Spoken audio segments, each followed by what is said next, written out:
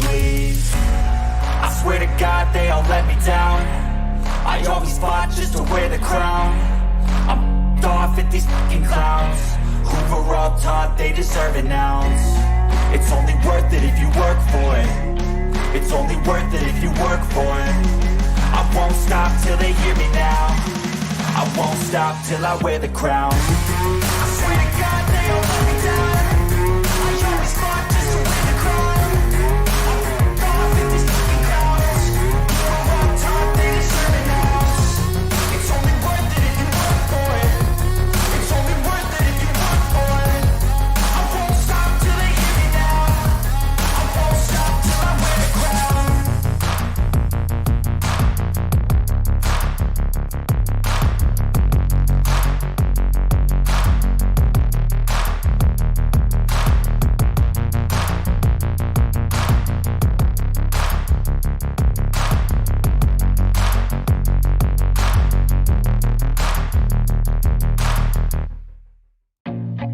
I feel nauseous, believe me. Never had a lot of shit come easy. Had to work hard, struggle just to be me. Had to rise up just so they could see me. Did what I had to do just to feed me. And what was left over I put towards my dreaming. But the only thing in life that has meaning are the things you gotta work for, believe me. Take into your hands a plan. Your own hands can land your own brand. And damn, I feel like no one takes accountability. They want the credibility, convincingly unwilling to put in the hours it takes to get some power. Don't be f***ing sour. Take a cold shower. Scream until you're louder. Work until you're prouder. And f*** all the doubters, they're just your downers. I swear to God they all let me down. I always fought just to wear the crown. I'm off at these fucking clowns who were all taught they deserve an ounce. It's only worth it if you work for it. It's only worth it if you work for it. I won't stop till they hear me now. I won't stop till I wear the crown.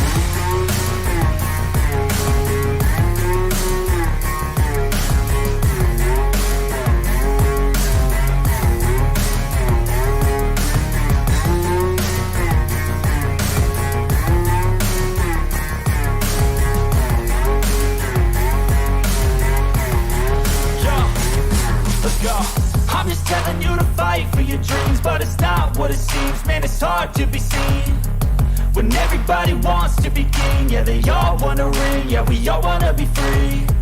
So show me what you got, what you bring. How you fight in the ring, how you take a fucking swing. Do you got heart? Are you mean? Got some scars, got some needs. Are you willing to go bleed? I swear to God they all let me down. I always fought just to wear the crown. I'm off at these fucking clowns who were all taught they deserve an ounce. It's only worth it if you work for it. It's only worth it if you work for it. I won't stop till they hear me now. I won't stop till I wear the crown. I swear to God they all let me down. I always fought just to wear the crown. I'm off at these fucking clowns who were all taught they deserve an ounce. It's only worth it if you work for it. It's only worth it if you work for it. I won't stop till they hear me now. I won't stop till I wear the crown.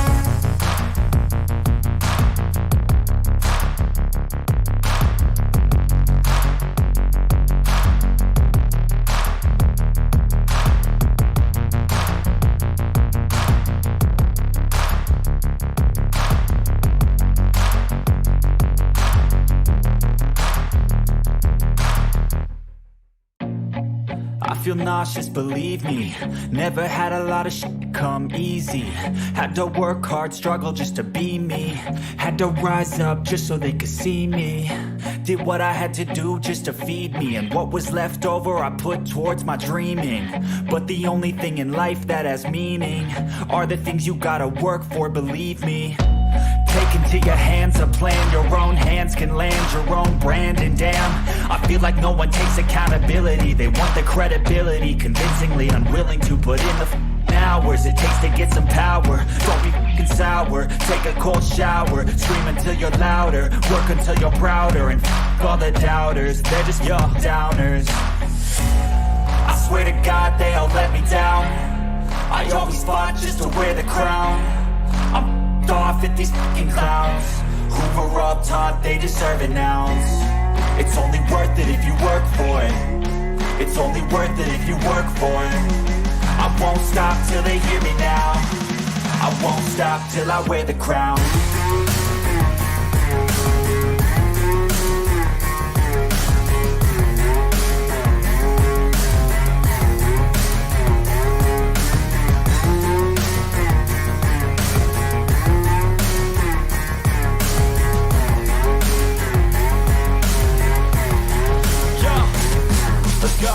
I'm just telling you to fight for your dreams, but it's not what it seems. Man, it's hard to be seen when everybody wants to be king. Yeah, they all wanna ring, yeah, we all wanna be free. So show me what you got, what you bring, how you fight in the ring, how you take a fucking swing. Do you got heart, are you mean? Got some scars, got some needs, are you willing to go bleed? I swear to God they all let me down. I always fought just to wear the crown. I'm off at these fucking clowns who were all taught they deserve an ounce. It's only worth it if you work for it. It's only worth it if you work for it. I won't stop till they hear me now. I won't stop till I wear the crown. I swear to God they all let me down. I always fought just to wear the crown. I'm off at these fucking clowns who were all taught they deserve an ounce. It's only worth it if you work for it. It's only worth it if you work for it. I won't stop till they hear me now. I won't stop till I wear the crown.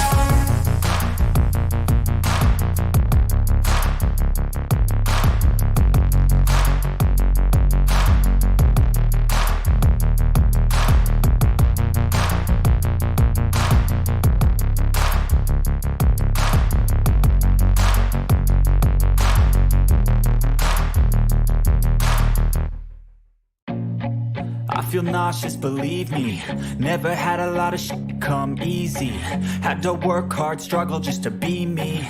Had to rise up just so they could see me. Did what I had to do just to feed me, and what was left over I put towards my dreaming. But the only thing in life that has meaning are the things you gotta work for, believe me. Take into your hands a plan, your own hands can land your own brand. And damn, I feel like no one takes accountability. They want the credibility, convincingly unwilling to put in the hours it takes to get some power. Don't be f***ing sour, take a cold shower. Scream until you're louder, work until you're prouder. And f*** all the doubters, they're just your downers. I swear to God they all let me down. I always fought just to wear the crown. I'm off at these fucking clowns who were all taught they deserve an ounce.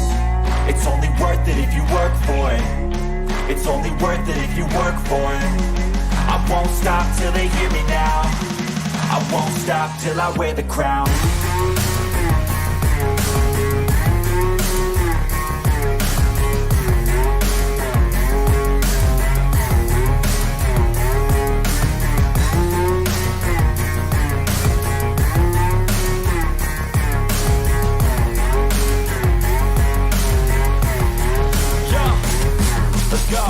I'm just telling you to fight for your dreams, but it's not what it seems. Man, it's hard to be seen when everybody wants to be king. Yeah, they all wanna ring, yeah, we all wanna be free. So show me what you got, what you bring, how you fight in the ring, how you take a fucking swing.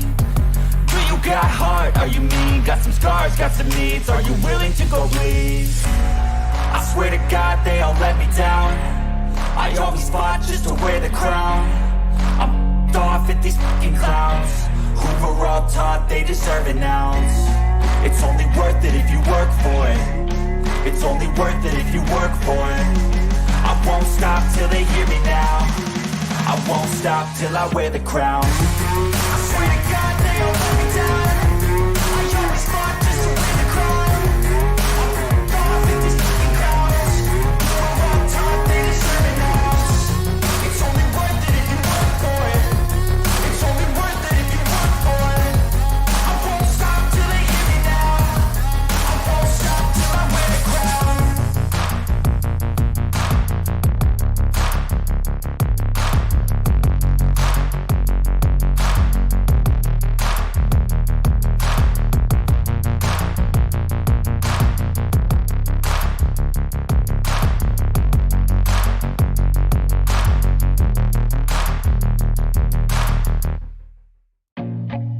feel nauseous, believe me.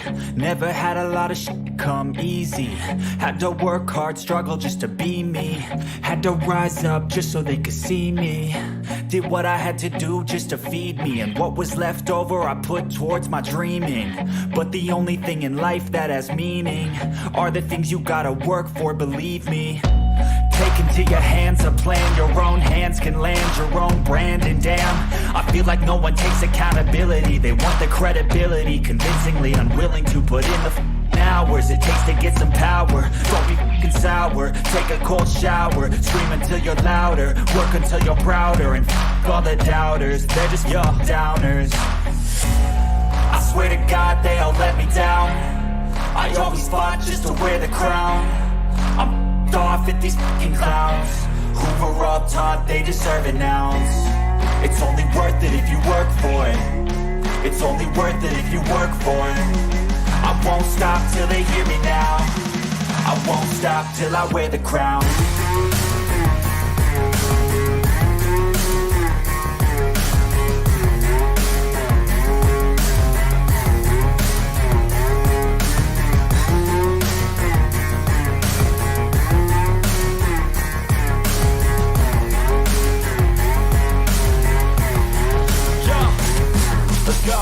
I'm just telling you to fight for your dreams, but it's not what it seems. Man, it's hard to be seen when everybody wants to be king. Yeah, they all wanna ring, yeah, we all wanna be free. So show me what you got, what you bring, how you fight in the ring, how you take a fucking swing. Do you got heart, are you mean? Got some scars, got some needs, are you willing to go bleed? I swear to God they all let me down. I always fought just to wear the crown. I'm off at these fucking clowns who were all taught they deserve an ounce. It's only worth it if you work for it. It's only worth it if you work for it. I won't stop till they hear me now. I won't stop till I wear the crown. I swear to God they all let me down.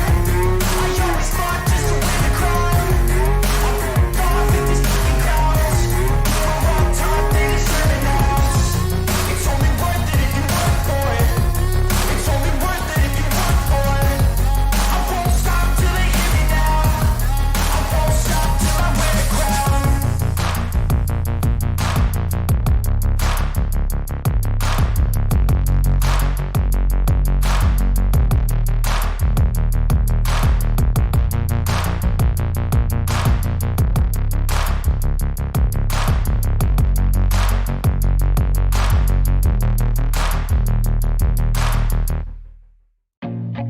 I feel nauseous, believe me. Never had a lot of shit come easy. Had to work hard, struggle just to be me. Had to rise up just so they could see me. Did what I had to do just to feed me. And what was left over I put towards my dreaming. But the only thing in life that has meaning are the things you gotta work for, believe me. Take into your hands a plan. Your own hands can land your own brand. And damn, I feel like no one takes accountability. They want the credibility, convincingly unwilling to put in the hours it takes to get some power. Don't be f***ing sour. Take a cold shower. Scream until you're louder. Work until you're prouder. And f*** all the doubters, they're just your downers. I swear to God they all let me down. I always fought just to wear the crown. I'm off at these fucking clowns who were all taught they deserve an ounce. It's only worth it if you work for it. It's only worth it if you work for it. I won't stop till they hear me now. I won't stop till I wear the crown.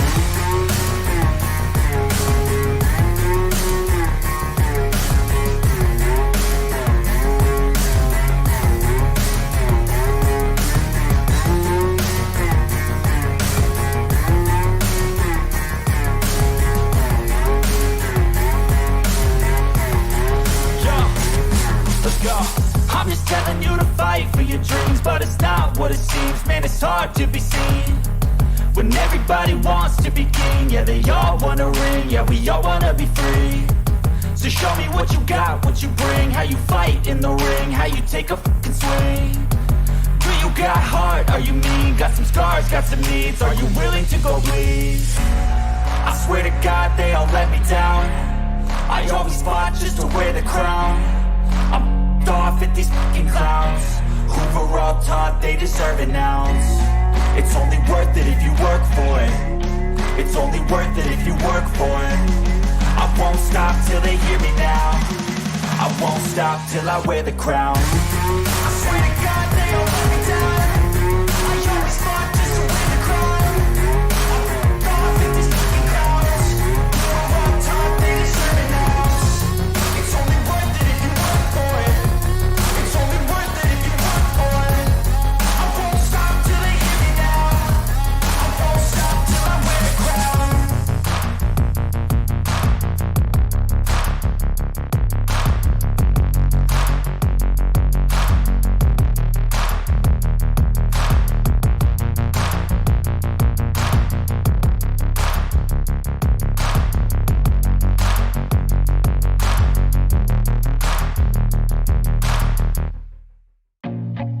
I feel nauseous, believe me.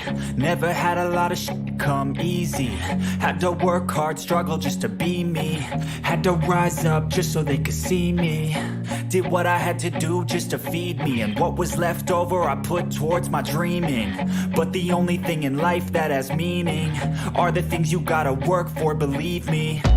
Take into your hands a plan. Your own hands can land your own brand. And damn, I feel like no one takes accountability. They want the credibility, convincingly unwilling to put in the hours it takes to get some power. Don't be f***ing sour. Take a cold shower. Scream until you're louder. Work until you're prouder. And f*** all the doubters, they're just your downers. I swear to God they all let me down. I always fought just to wear the crown.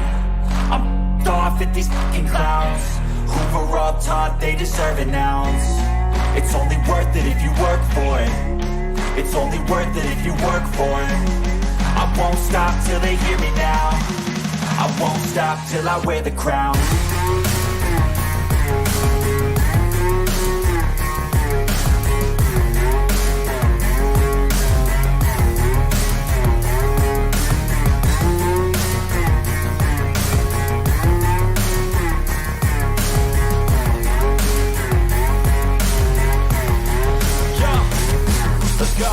I'm just telling you to fight for your dreams, but it's not what it seems. Man, it's hard to be seen when everybody wants to be king. Yeah, they all wanna ring, yeah, we all wanna be free. So show me what you got, what you bring, how you fight in the ring, how you take a fucking swing. Do you got heart, are you mean? Got some scars, got some needs, are you willing to go bleed? I swear to God they all let me down. I always fought just to wear the crown. I'm off at these fucking clowns who were all taught they deserve an ounce. It's only worth it if you work for it. It's only worth it if you work for it. I won't stop till they hear me now. I won't stop till I wear the crown. I swear to God they all let me down. I always fought just to wear the crown. I'm off at these fucking clowns who were all taught they deserve an ounce. It's only worth it if you work for it. It's only worth it if you work for it. I won't stop till they hear me now. I won't stop till I wear the crown.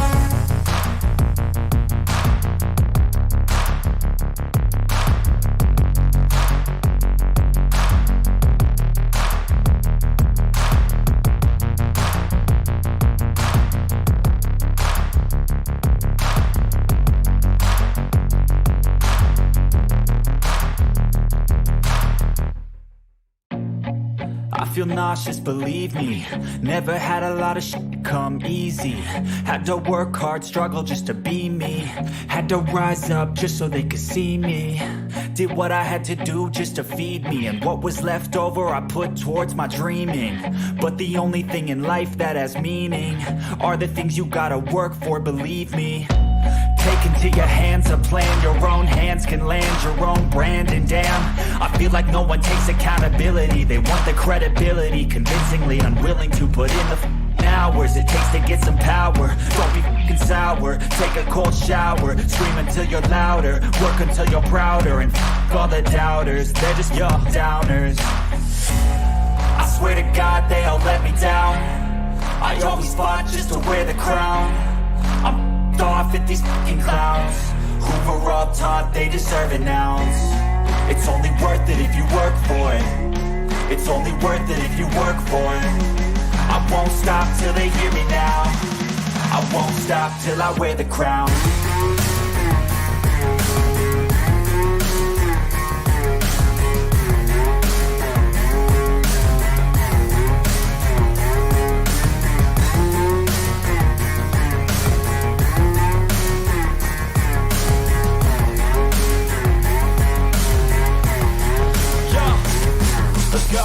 I'm just telling you to fight for your dreams, but it's not what it seems. Man, it's hard to be seen when everybody wants to be king. Yeah, they all wanna ring, yeah, we all wanna be free. So show me what you got, what you bring, how you fight in the ring, how you take a fucking swing. Do you got heart, are you mean? Got some scars, got some needs, are you willing to go bleed? I swear to God they all let me down. I always fought just to wear the crown. I'm off at these fucking clowns who were all taught they deserve an ounce. It's only worth it if you work for it. It's only worth it if you work for it. I won't stop till they hear me now. I won't stop till I wear the crown. I swear to God they all let me down. I always fought just to wear the crown. I'm off at these fucking clowns who were all taught they deserve an ounce. It's only worth it if you work for it. It's only worth it if you work for it. I won't stop till they hear me now. I won't stop till I wear the crown.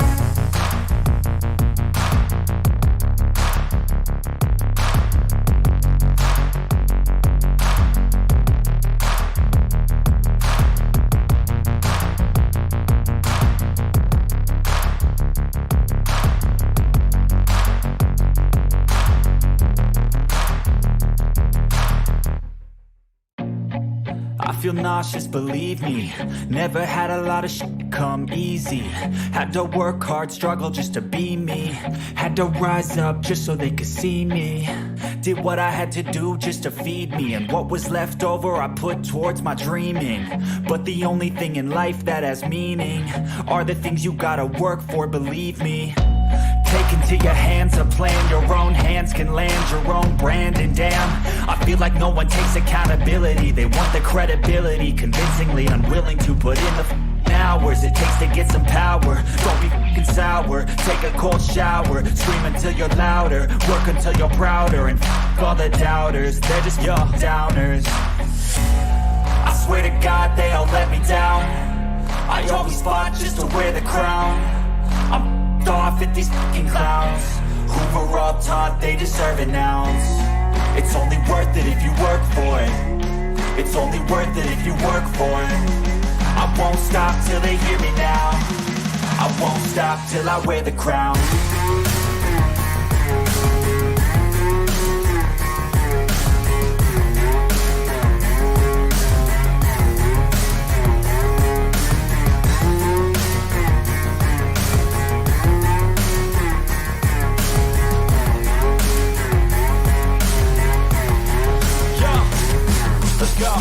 I'm just telling you to fight for your dreams, but it's not what it seems. Man, it's hard to be seen when everybody wants to be king. Yeah, they all wanna ring, yeah, we all wanna be free. So show me what you got, what you bring, how you fight in the ring, how you take a fucking swing. Do you got heart, are you mean? Got some scars, got some needs, are you willing to go bleed? I swear to God they all let me down.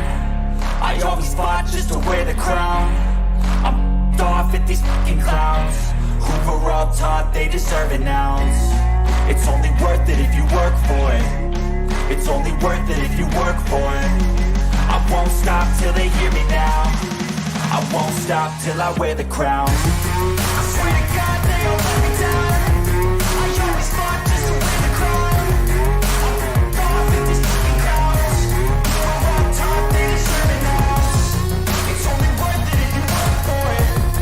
It's only worth it if you work for it. I won't stop till they hear me now. I won't stop till I wear the crown.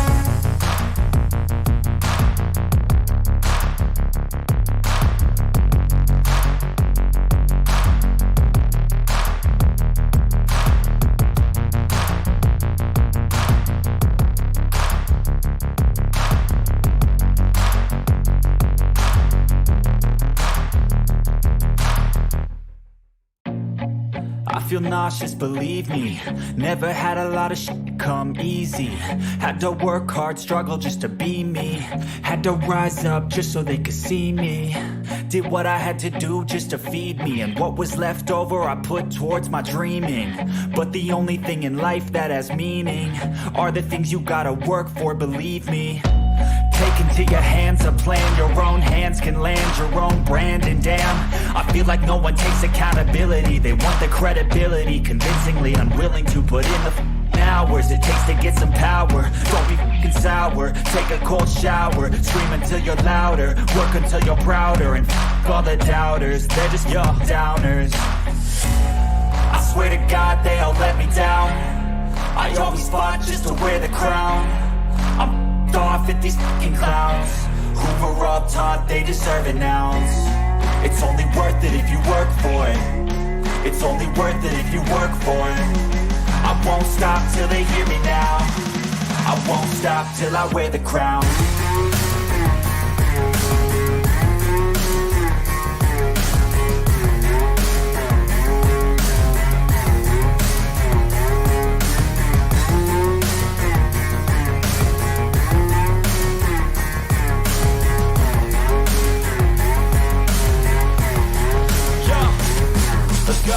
I'm just telling you to fight for your dreams, but it's not what it seems. Man, it's hard to be seen when everybody wants to be king. Yeah, they all wanna ring, yeah, we all wanna be free.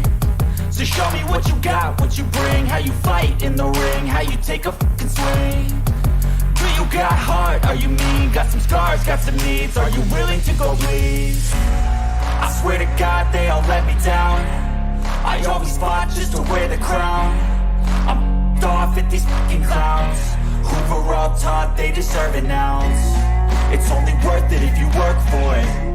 It's only worth it if you work for it. I won't stop till they hear me now.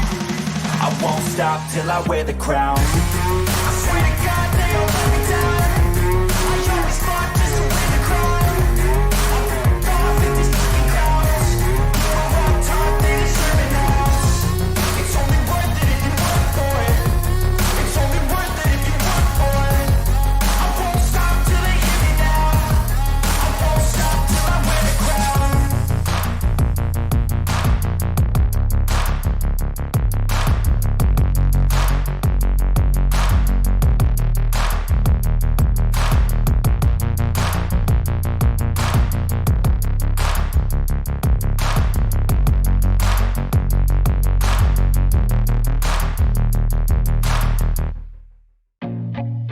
Feel nauseous, believe me. Never had a lot of shit come easy. Had to work hard, struggle just to be me. Had to rise up just so they could see me. Did what I had to do just to feed me. And what was left over I put towards my dreaming. But the only thing in life that has meaning are the things you gotta work for, believe me. Take into your hands a plan, your own hands can land your own brand. And damn, I feel like no one takes accountability. They want the credibility, convincingly unwilling to put in the hours it takes to get some power. Don't be f***ing sour, take a cold shower. Scream until you're louder, work until you're prouder. And f*** all the doubters, they're just your downers. I swear to God they all let me down. I always fought just to wear the crown. I'm off at these fucking clowns who were all taught they deserve an ounce. It's only worth it if you work for it. It's only worth it if you work for it. I won't stop till they hear me now. I won't stop till I wear the crown.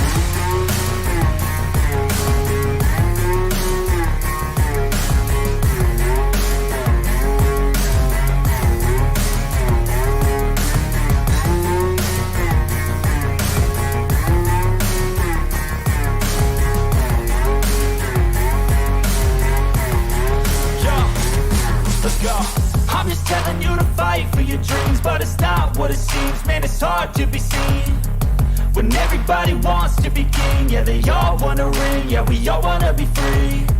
So show me what you got, what you bring, how you fight in the ring, how you take a fucking swing. Do you got heart, are you mean? Got some scars, got some needs, are you willing to go bleed? I swear to God they all let me down. I always fought just to wear the crown. I'm off at these fucking clowns who were all taught they deserve an ounce. It's only worth it if you work for it. It's only worth it if you work for it. I won't stop till they hear me now. I won't stop till I wear the crown. I swear to God they all let me down. I always fought just to win the crown. I'm off at these fucking clowns who were all taught they deserve an ounce. It's only worth it if you work for it. It's only worth it if you work for it. I won't stop till they hear me now. I won't stop till I wear the crown.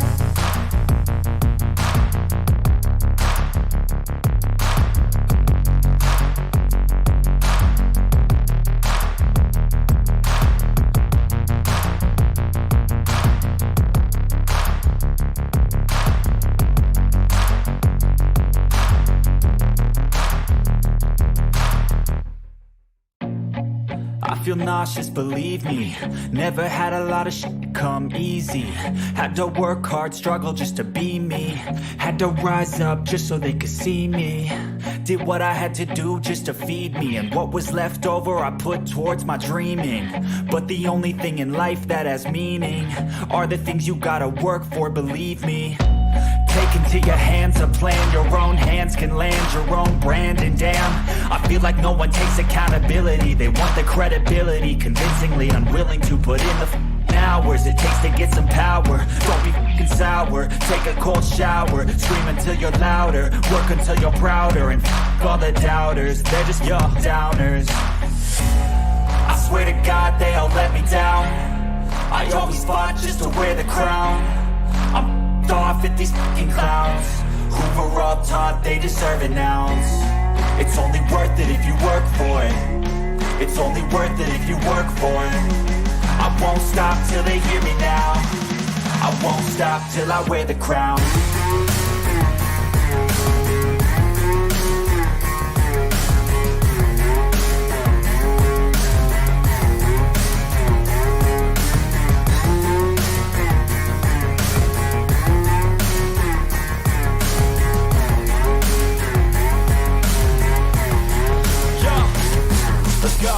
I'm just telling you to fight for your dreams, but it's not what it seems. Man, it's hard to be seen when everybody wants to be king. Yeah, they all wanna ring, yeah, we all wanna be free. So show me what you got, what you bring, how you fight in the ring, how you take a fucking swing. Do you got heart, are you mean? Got some scars, got some needs, are you willing to go bleed? I swear to God they all let me down. I always fought just to wear the crown. I'm off at these fucking clowns who were all taught they deserve an ounce. It's only worth it if you work for it. It's only worth it if you work for it. I won't stop till they hear me now. I won't stop till I wear the crown. I swear to God they all let me down. I always fought just to wear the crown. I'm off at these fucking clowns who were all taught they deserve an ounce. It's only worth it if you work for it. It's only worth it if you work for it. I won't stop till they hear me now. I won't stop till I wear the crown.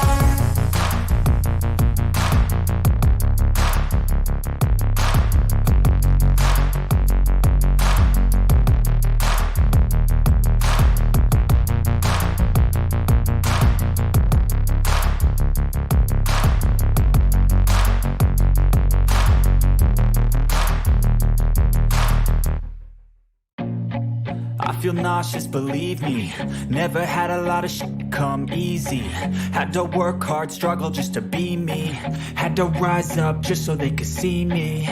Did what I had to do just to feed me. And what was left over I put towards my dreaming.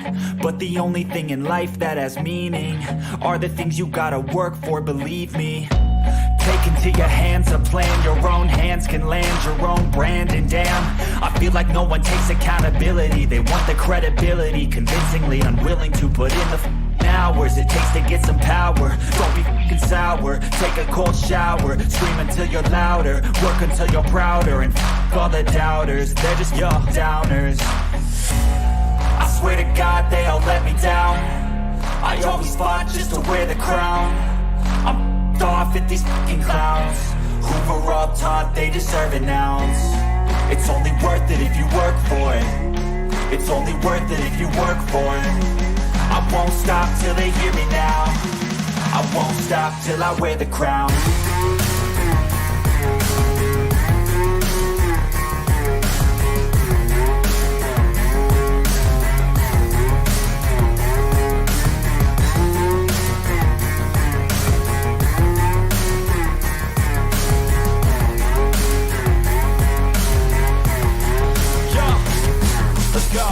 I'm just telling you to fight for your dreams, but it's not what it seems. Man, it's hard to be seen when everybody wants to be king. Yeah, they all want a ring. Yeah, we all want to be free.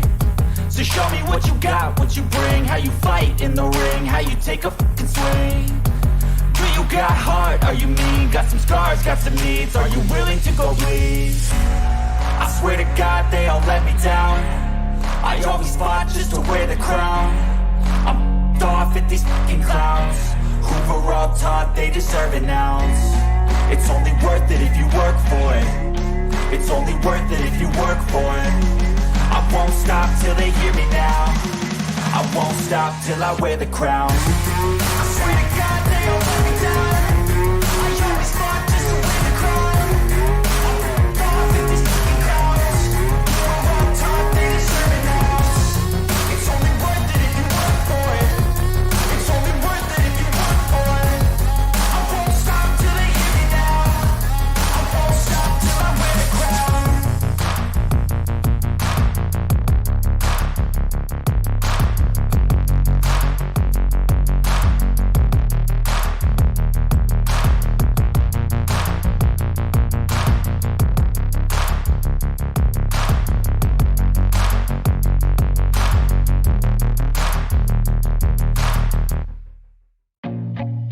Feel nauseous, believe me.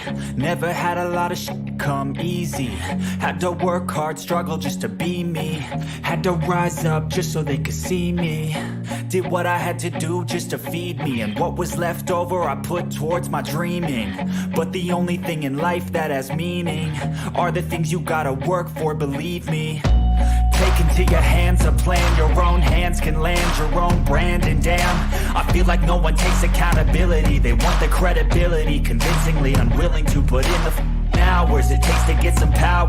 Don't be f***ing sour, take a cold shower. Scream until you're louder, work until you're prouder. And f*** all the doubters, they're just your downers. I swear to God they all let me down. I always fought just to wear the crown. I'm off at these fucking clowns who were all taught they deserve an ounce. It's only worth it if you work for it. It's only worth it if you work for it.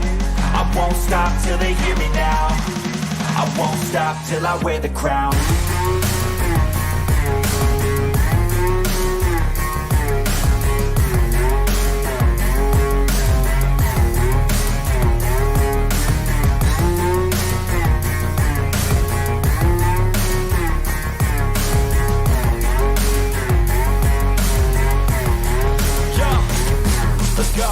I'm just telling you to fight for your dreams, but it's not what it seems. Man, it's hard to be seen when everybody wants to be king. Yeah, they all want a ring. Yeah, we all want to be free. So show me what you got, what you bring, how you fight in the ring, how you take a fucking swing. Do you got heart? Are you mean? Got some scars, got some needs. Are you willing to go bleed? I swear to God they all let me down. I always fought just to wear the crown. I'm off at these fucking clowns who were all taught they deserve an ounce. It's only worth it if you work for it. It's only worth it if you work for it. I won't stop till they hear me now. I won't stop till I wear the crown. I swear to God they all let me down. I always fought just to wear the crown. I'm off at these fucking clowns who were all taught they deserve an ounce. It's only worth it if you work for it. It's only worth it if you work for it. I won't stop till they hear me now. I won't stop till I wear the crown.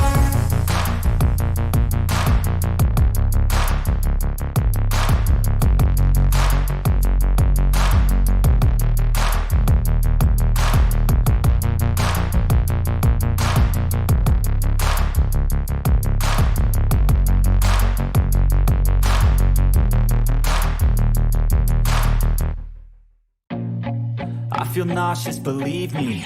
Never had a lot of shit come easy. Had to work hard, struggle just to be me. Had to rise up just so they could see me. Did what I had to do just to feed me. And what was left over I put towards my dreaming. But the only thing in life that has meaning are the things you gotta work for, believe me. Take into your hands a plan. Your own hands can land your own brand. And damn, I feel like no one takes accountability. They want the credibility, convincingly unwilling to put in the hours it takes to get some power. Don't be f***ing sour. Take a cold shower. Scream until you're louder. Work until you're prouder. And f*** all the doubters, they're just your downers. I swear to God they all let me down. I always fought just to wear the crown. I'm off at these fucking clowns who were all taught they deserve an ounce. It's only worth it if you work for it. It's only worth it if you work for it. I won't stop till they hear me now. I won't stop till I wear the crown.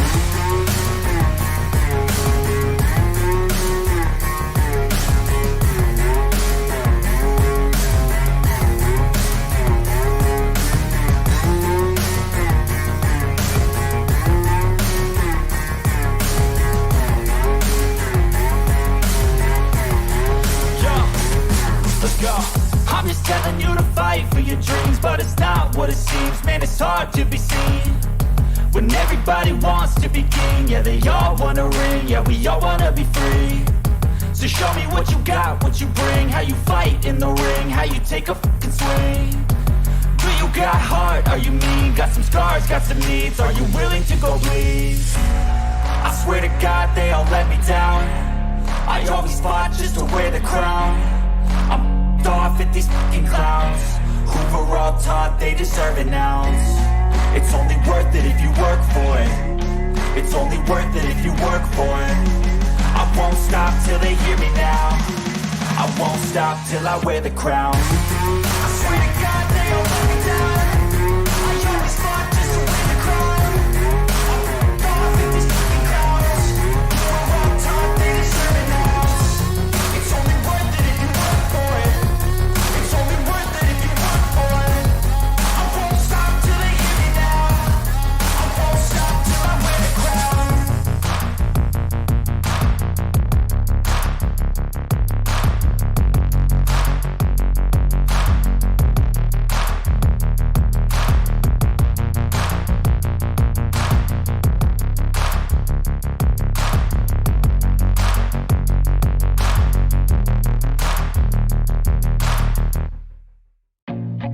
I feel nauseous, believe me.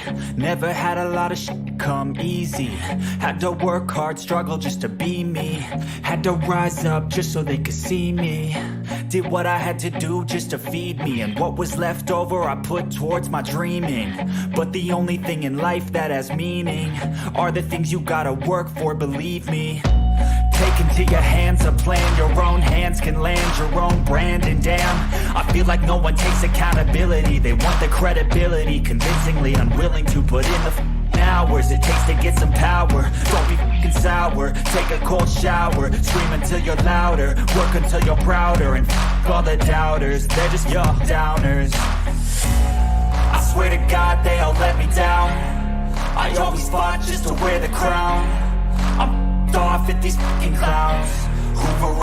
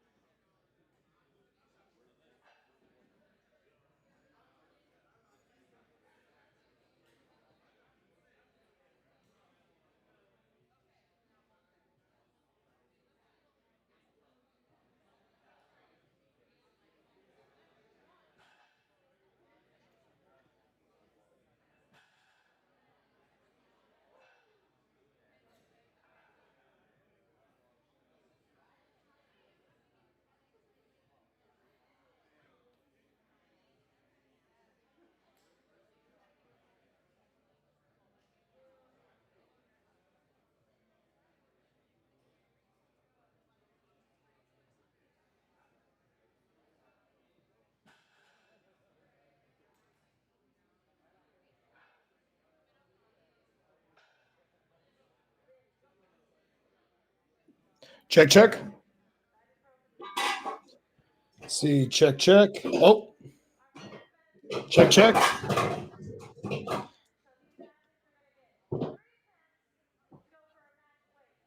Let's see. Check, check.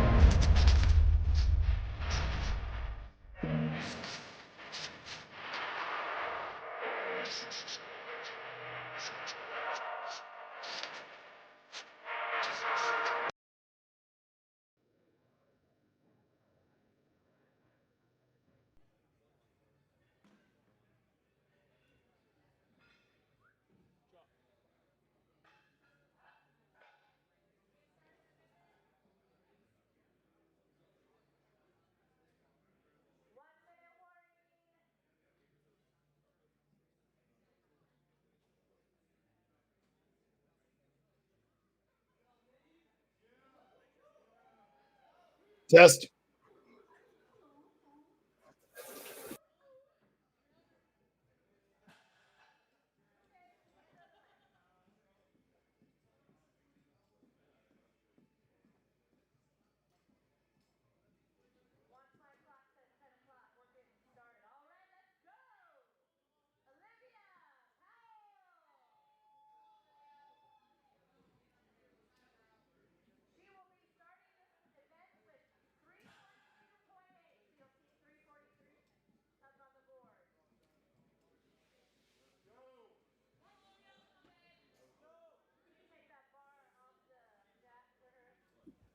Good morning, guys. Welcome to the EFI Limit Breaker 2024 Invitational. We have 23 athletes and rebattling across three different divisions: pro women's, a single class, open men heavyweight 231 plus, and open men lightweight 231 and under. Should be a competitive day overall. They're going to go into an athlete intro here in a few minutes, and then we're going to start event one.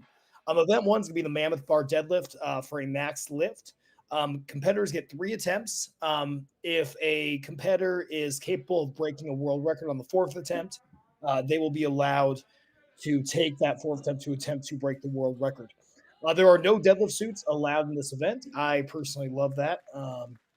I think that's a unique twist on an event that typically allows a deadlift suit. We'll be able to see who the best puller is. If a competitor fails a attempt, they may use the remaining attempts to retry. I'm going to imagine that competitors will be allowed to up their weight as well, even if they fail an attempt. It will be interesting to see who does use this technique. Usually, when you fail a deadlift, it's kind of done, but we'll see what happens. In addition, there's only 30 seconds per attempt, so should be a great first event.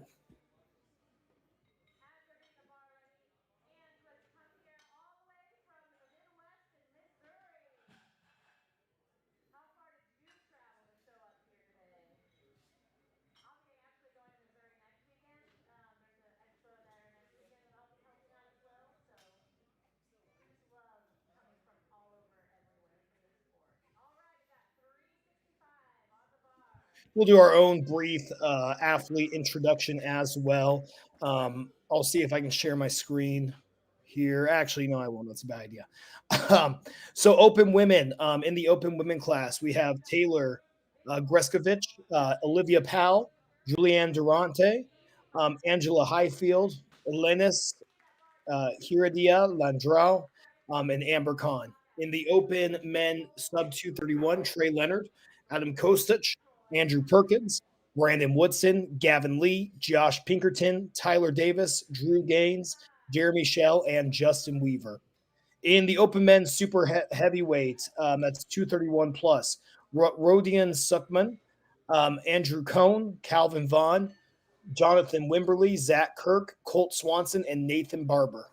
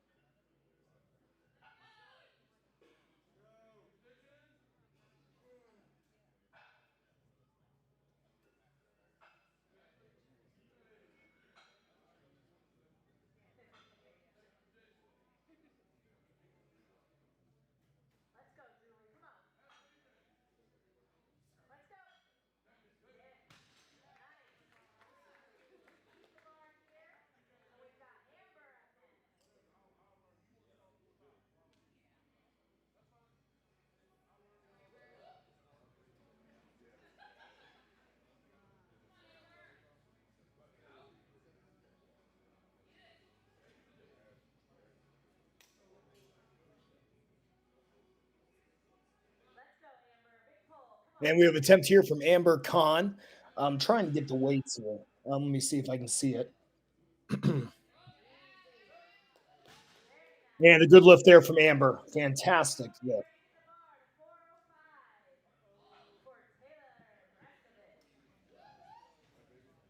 Gonna be raising the bar. It sounds like the 405. Next athlete coming up. One of the interesting elements of the event, this event too, is you really have to choose your attempts wisely.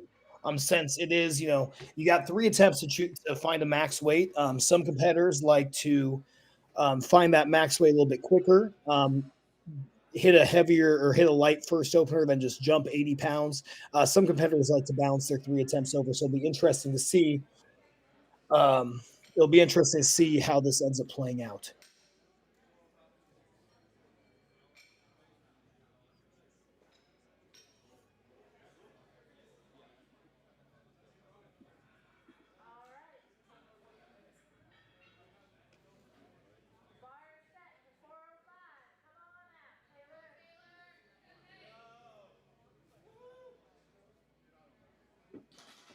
All right, here we go. Let's see it.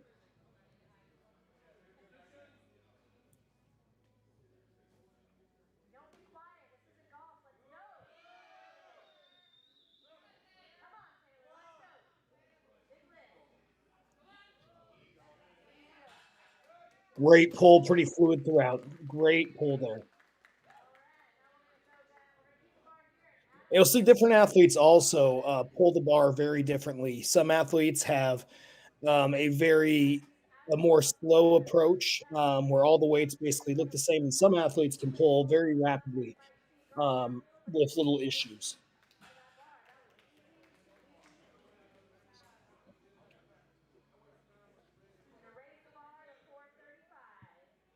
We got 435 coming up. The weight is going up very quick.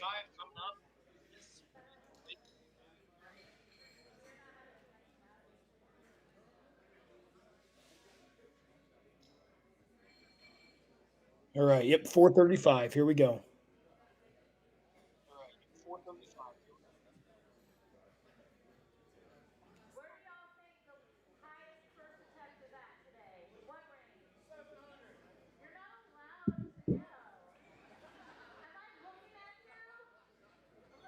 You can see the spars and lowers doing some very careful plate math.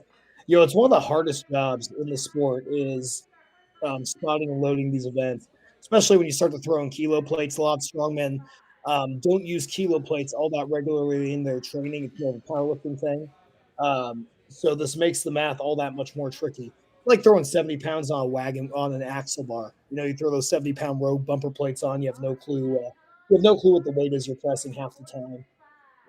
So here we go. 435.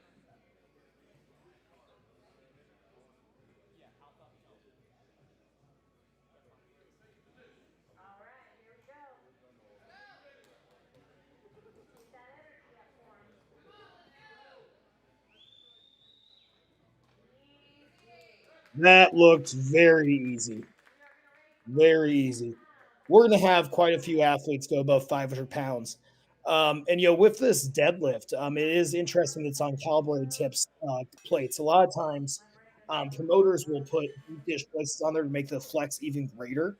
These calibrated plates, they don't extend quite as far out on the mammoth bar, so it does limit the flex ever so slightly.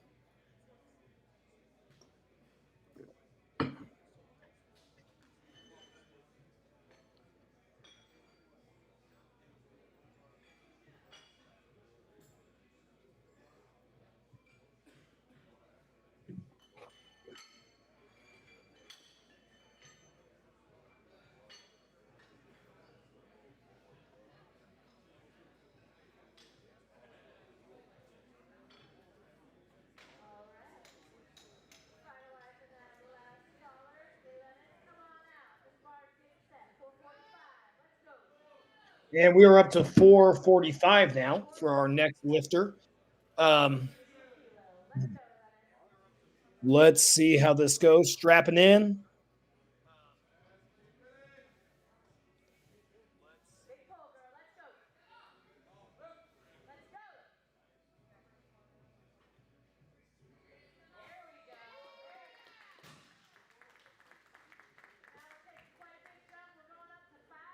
Good pull there. All right, here we go.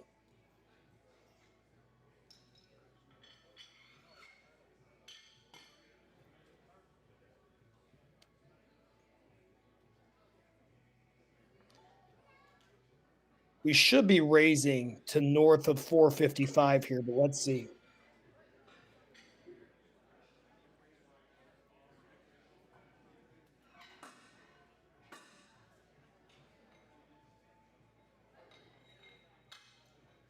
And this is moving quick so far.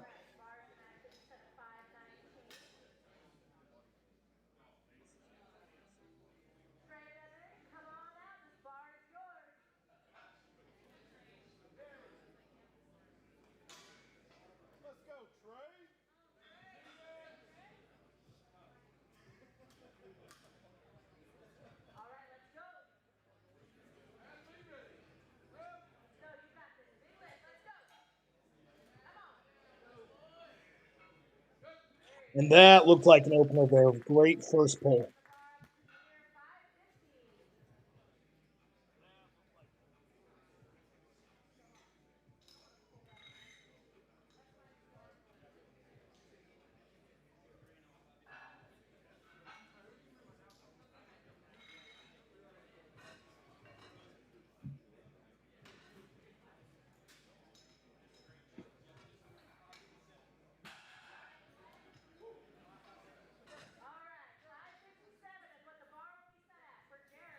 And we are up to 557 on that bar.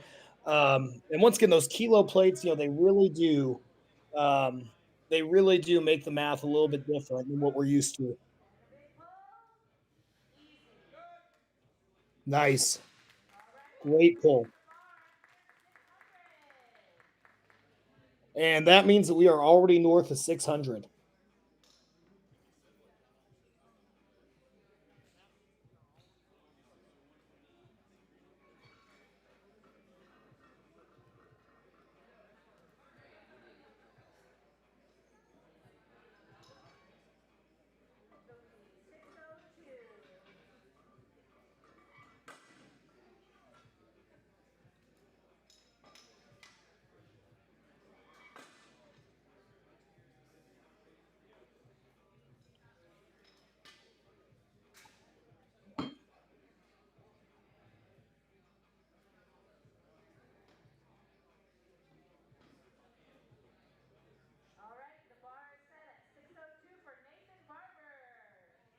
All right, 602. I would bet that we see a few pulls above 800 today.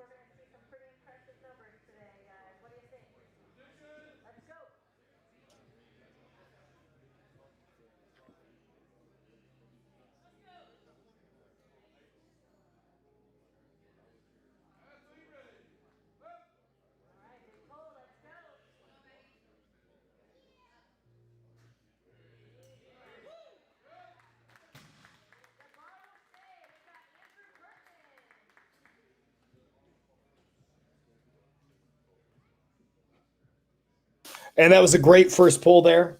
Excellent first pull.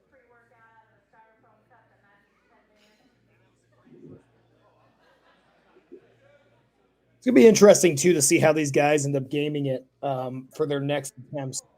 Um, because really they're going to need their back strength for these next couple events. It's a very intense day for these guys.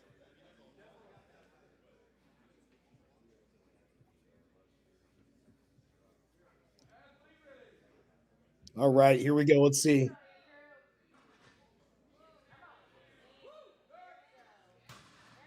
That whip is something that athletes have to adjust to as well. There's a slight delay as that bar comes off the floor. If you pull too quickly, that since the mammoth bar is an extra, couple feet either way, that bar's further away from you. You pull up a little too aggressively, that bar whips you back down. Um, so it is very important that athletes are a little bit more patient on this bar, and you'll see a lot of times guys who are extremely effective at pulling the slack, being patient, are very good at this lift. Wonderful first attempt. No wasted time there. Just walked up to the bar, strapped in quick. Wonderful.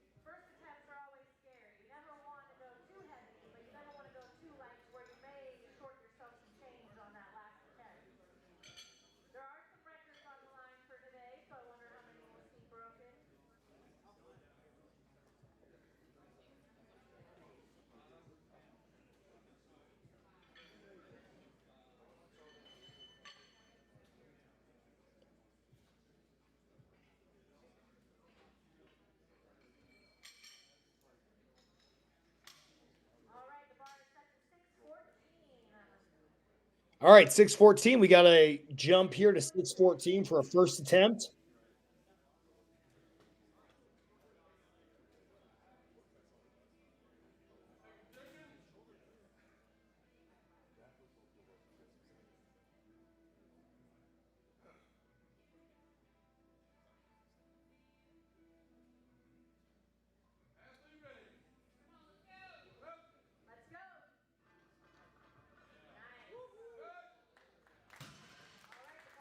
Another good first pull there. It's the 231s probably have the most diverse set of builds of all the weight class athletes. The U90s are all just kind of 5'8" to 5'10", pretty jacked.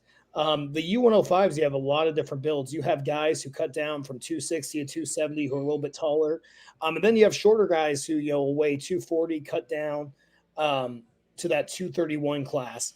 It's a very diverse class. It's going to make today's competition interesting just because there's so many different disciplines that athletes are tested on. And back to the point earlier with this deadlift for a MAC, you do have to be really, really careful because you have a long day ahead of you. And if you end up, I guess if you end up missing an attempt and then reattempting, you might end up being in trouble just because you're going to end up burning so much energy for these other very intense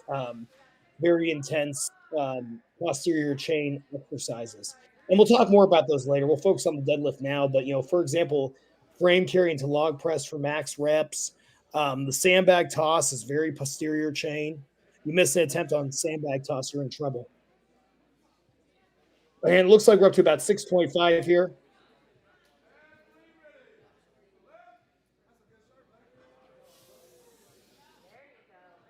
And another good first pull. Man, guys are picking these attempts. Of course, this is invitational. You'll see it a lot of local strongman shows. Guys have a tough time picking openers, and sometimes they'll open too heavy, where they end up blowing a ton of energy out before they even get to their second attempt. You can see the experience here of these athletes picking a solid opener, making sure they're not burning too much energy before they get to their later attempts.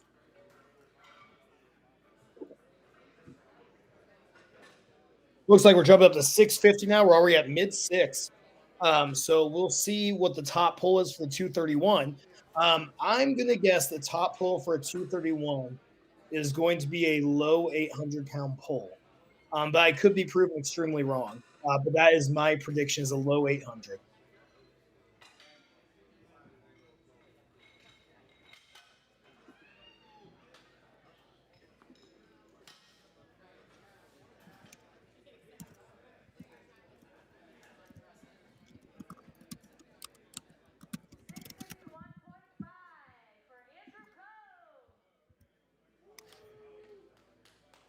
All right, let's see. Here we go. And this does not appear to be a 231 athlete. This looks like one of our super heavyweight men. Opening at 650, though, this will be a pretty exciting pull. Yeah, he's strapped in. Let's go. A little bit of a delay as it passed his knees. Could have been getting used to the bar whip there, so we'll see how his second attempt goes.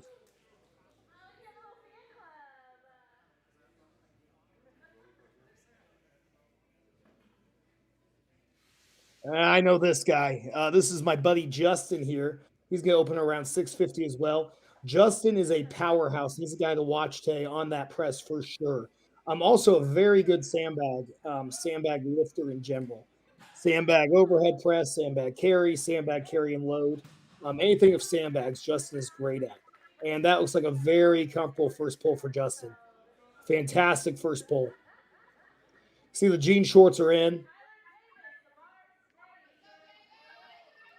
And then we got Tyler Davis, U90 world champion from 2022. Phenomenal athlete, very nice gentleman.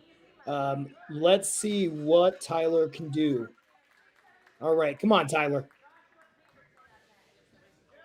And that looks like a very comfortable pull. You can see he really wedged that bar out. The slack looked great. He really wedged himself into the bar and pulled that slack out. Fantastic.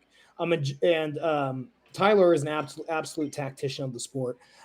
He is very balanced. He and I have talked about both of us are kind of boring athletes in a sense. where we're just very well rounded and nothing's going to really stand out. But always, Tyler, of course, he's a world champion for a reason. He's always competitive. He always balances out very well. Um, and, even though he says he's not super flashy, trust me, he will be flashy today. And we were up to 673 already for our deadlift attempts. This is moving quick.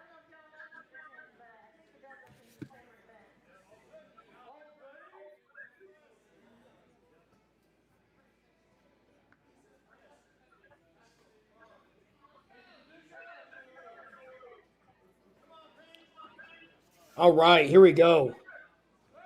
And this, if I'm not mistaken, judging by the socks, I believe that this is Mr. Pinkerton.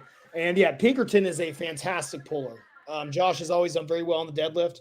He is coming off these chaos qualifiers, so it'll be interesting to see how he does coming off of those qualifiers. They're pretty brutal. But congratulations to Josh. I saw he qualified. That is fantastic.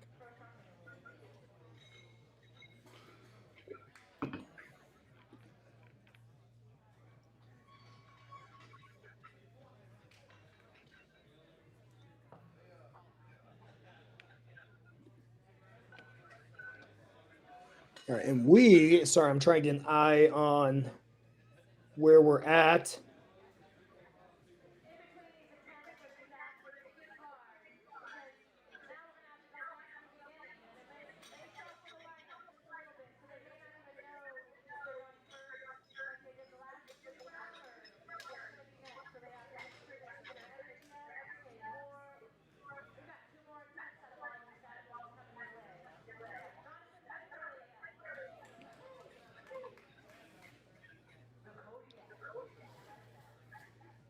Oof. All right, here we go.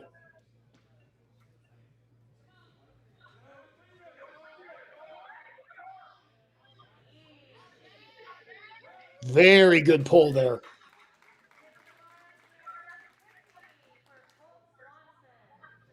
So we are moving up to 750 for our next lifter, Colt, and we will see how this goes.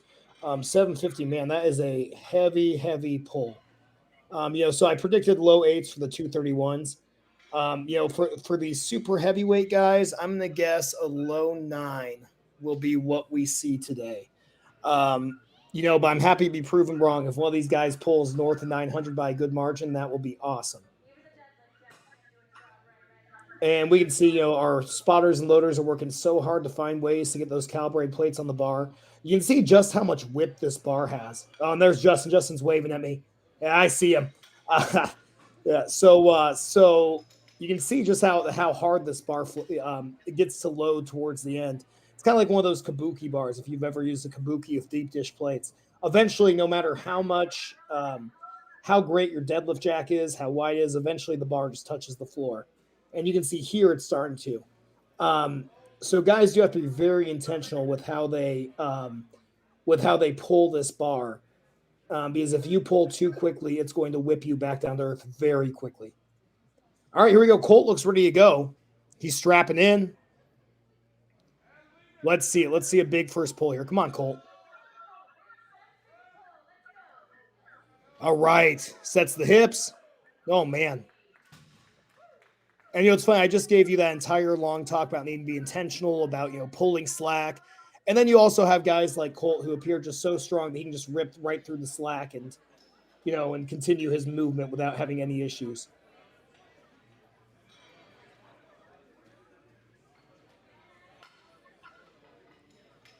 All right, looks like we're adding some chip plates there, some change plates.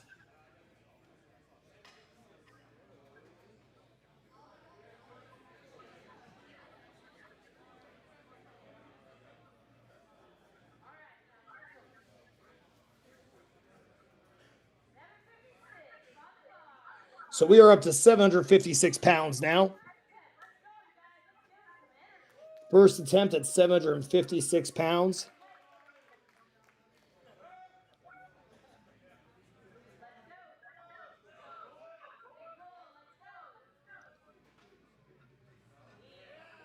Oh man, that looked great.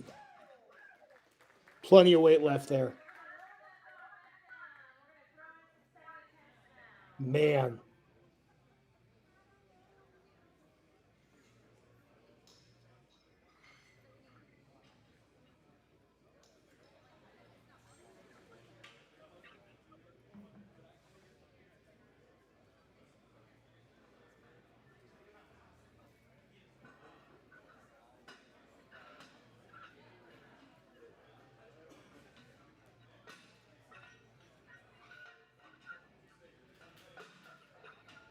It looks like we're coming back down.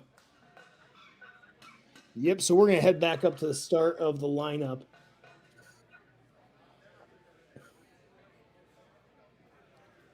And I believe we're doing this powerlifting style, where your order is completely determined based on how much weight you're lifting through each flight. Sometimes they don't change order in these shows. It's just easier for the spotters and loaders if you do change the order after each flight. So here we go. I'm excited. I'm hoping that we're going to see some of these ladies clear 5 here this flight. I think we will.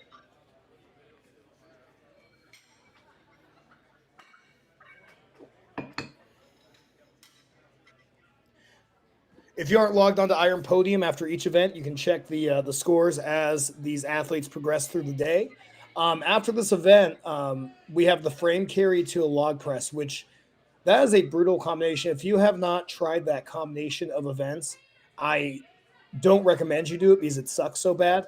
But it's a fun combination. It takes two very different disciplines, that grip and that pressing ability. And by the time you finish the frame carry, your hands are just so raw from the frame carry that the log press becomes much more difficult.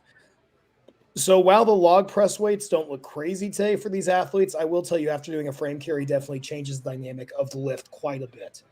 Um, I would predict that you'll see some guys um, who maybe aren't the most dynamic pressers. I think that they'll do quite well at this event. And the other twist is that it is a clean and press away, so you don't have to clean the log multiple times. So because that, you also see guys who can use that reactive technique do quite well on that event. So it'll be fascinating to see how this first event, this deadlift for max, carries over into the frame carry to a log press.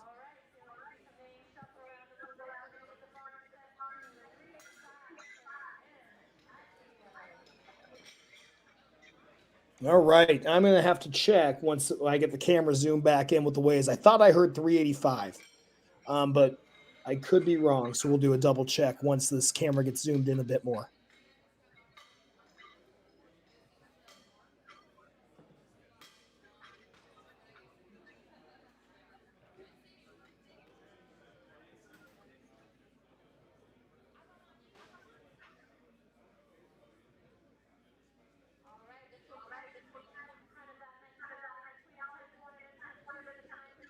All right, here we go. 385. All right.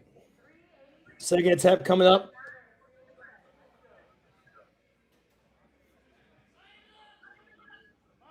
Come on now.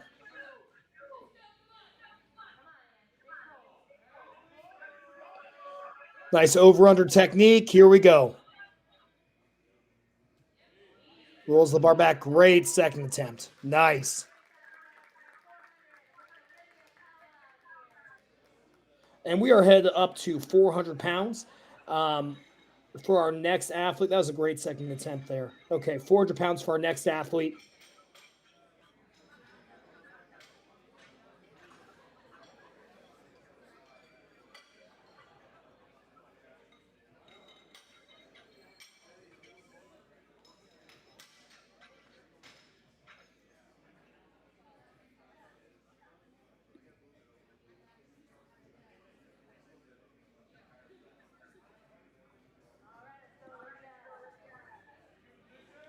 All right, we got Olivia coming up here, 400 pounds.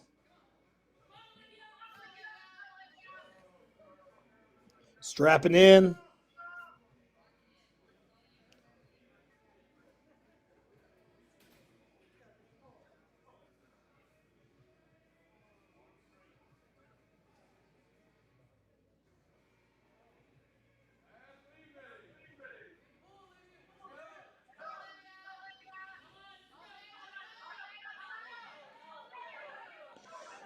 Another nice consistent pull there from Olivia. I think her final jump will be 420. That's my prediction. 420 pounds is going to be her final jump. That was fantastic. Great pull.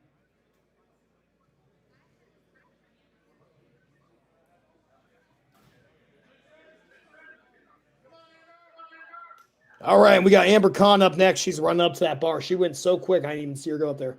Come on, Amber.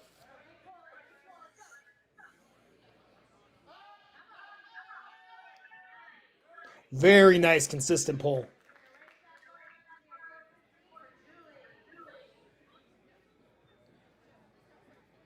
And now there's going to be some gamesmanship here because you just saw two very similar pulls from Olivia and Amber. It's going to come down to who can make that last jump. Oh, and I see Justin going over there calling that final attempt. I'm going to put Amber at 425 as her final attempt. And there's Justin again. He's waving. I think he's waving. Yeah, there he is. Yep, there's the wave again. So I think it's gonna be interesting to see here what they end up jumping to, what Justin calls her for here. Um, and strongman is all about gamesmanship. 5 pounds makes all the difference. You have to call those attempts intelligently, and when you're competing in a show like this, you have to make sure that your jumps are realistic. It really is about being balanced through all the events versus being dominant at one event. Um, so you have to be very careful with the way that you call your attempts here. Um, if you take too big of a jump and you fail a lift, it definitely hurts your overall score. And then not to mention if you're too conservative though, like in the case between Olivia and Amber, you know if one of them decides to go 420, the other goes 425, man, it would suck to lose points on 5 pounds. All right, here we go. Next lifter, trying to see the weights. There we go. Okay, looks like 420.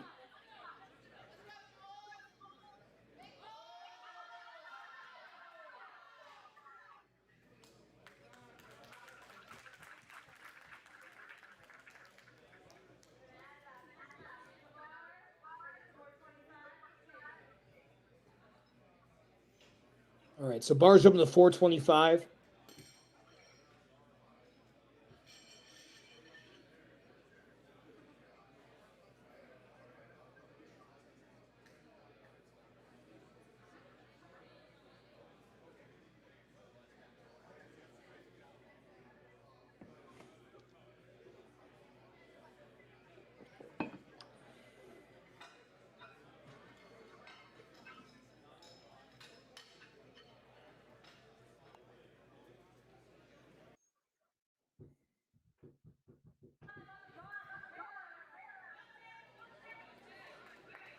All right, Taylor's up to 425. I would anticipate that if she pulls this successfully, this will be great points for her. So this is big for her. Come on, Taylor.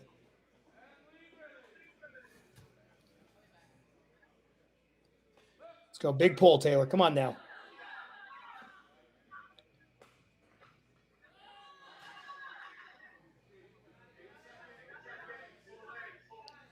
So 10 seconds left. And once again, once that weight's stapled to the floor, the more you try, it's almost not worth the risk. It's especially with only a 30-second time limit, you almost just want to call it and just move on to the next event.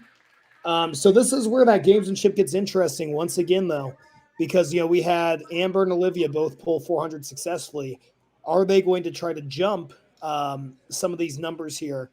Um, we will see. And once again, it's important to keep in mind these lifters do have a third attempt, and they can attempt the weight once more, even if they fail a second attempt. So let's hope that those athletes come back for a third attempt, come back strong and able to pull it.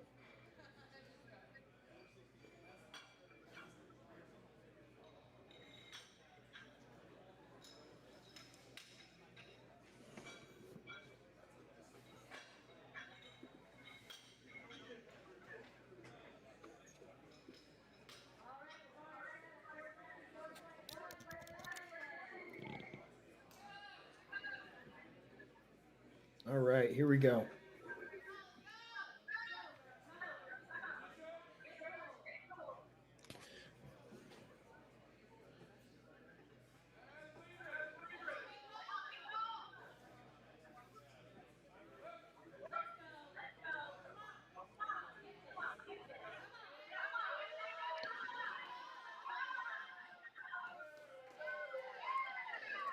Great second attempt there.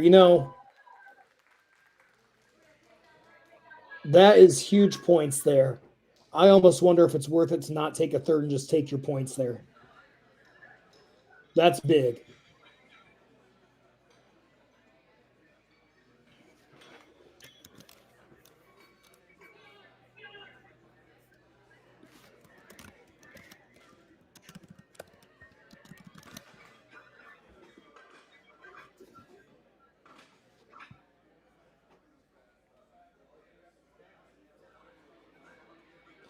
Looks like I might be reading this wrong. I believe I see 460 as our next jump here.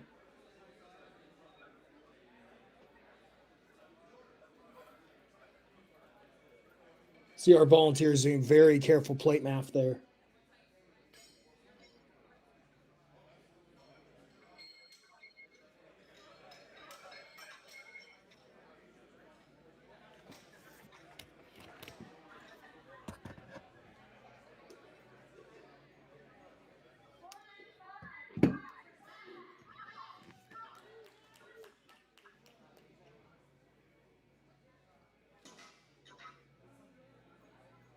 Okay, 495. There we go. All right, come on, big pull.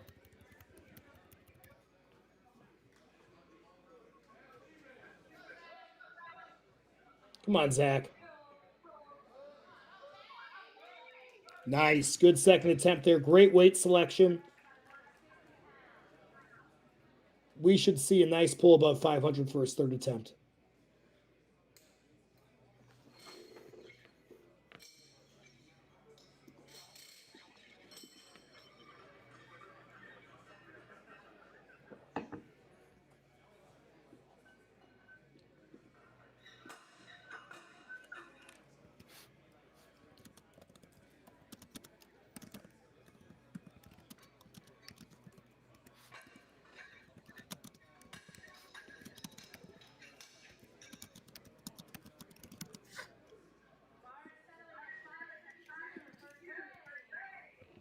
All right, 552 for Trey. Come on, Trey.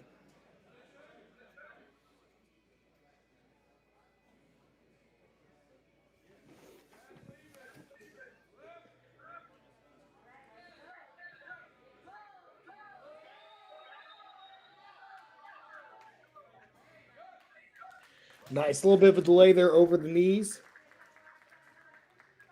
Nice, consistent pull, though, able to finish the lift.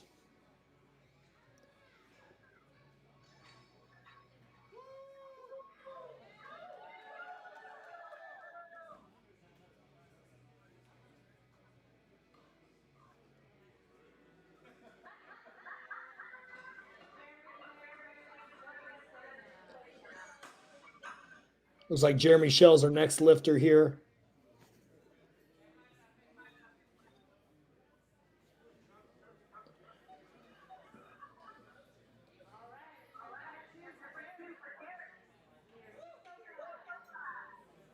$605. Let's go.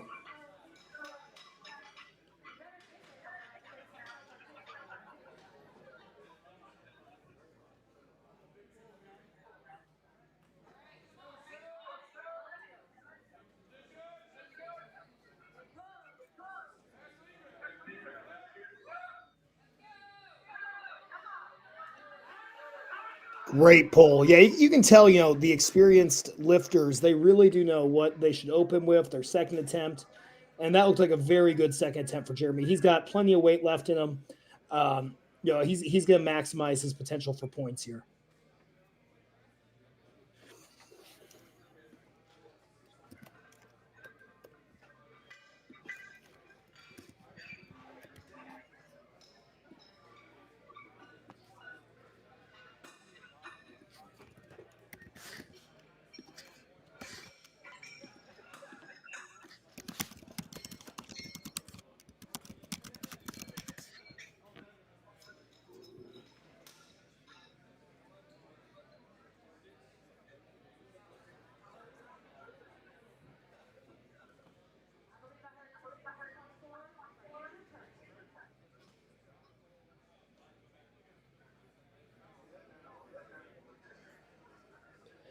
Levi's hurt 624 pounds here.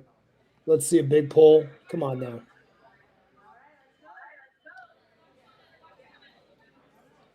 Using those smelling salts, getting the position.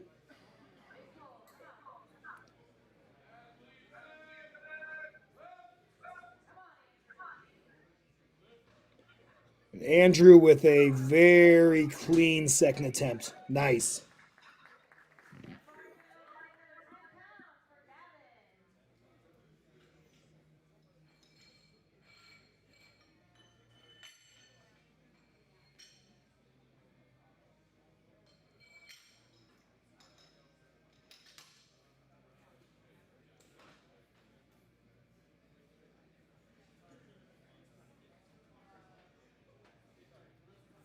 All right, here we go.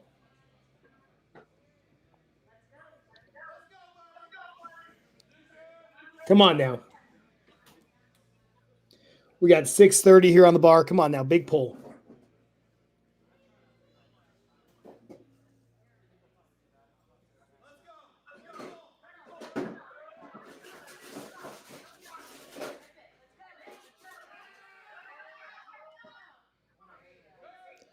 Another nice second attempt there.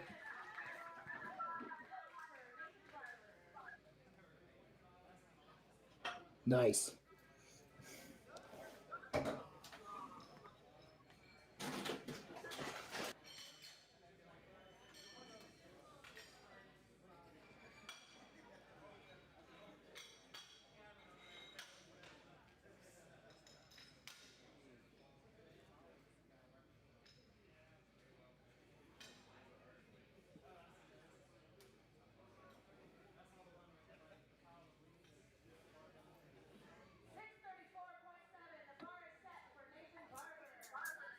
All right. Looks like we got that bar set for the next lifter.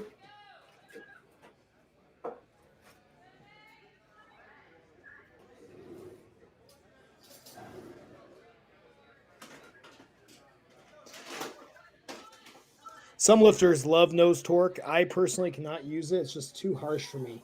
Some guys are a lot tougher than I am. But for some guys, it's very effective. We'll see here. You also see different straps on each of these lifters. Some guys prefer traditional straps. Some guys like the figure eights. It just all comes down to preference. With the figure eights, you get a little bit more connection to the bar. With the traditional straps, you can hang them a little bit lower. So this all depends on what you're interested in, what you really want. And that is another very consistent, very nice pull there.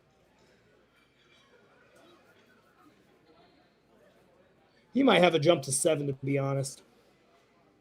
We'll see if he takes it.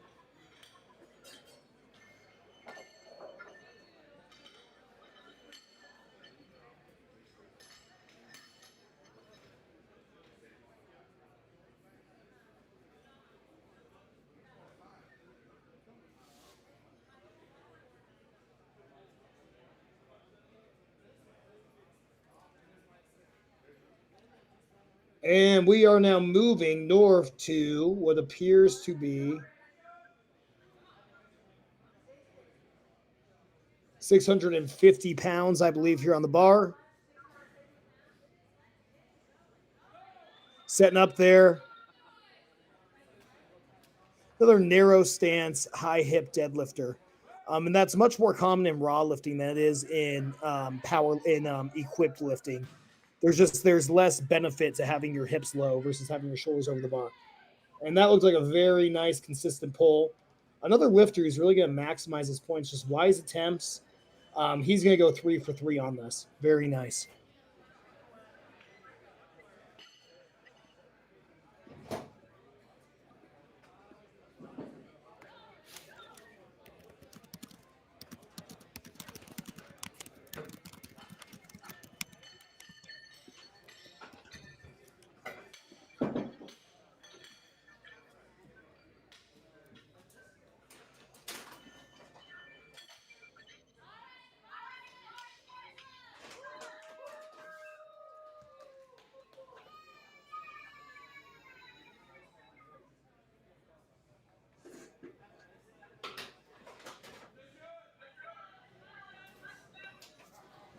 All right, come on now.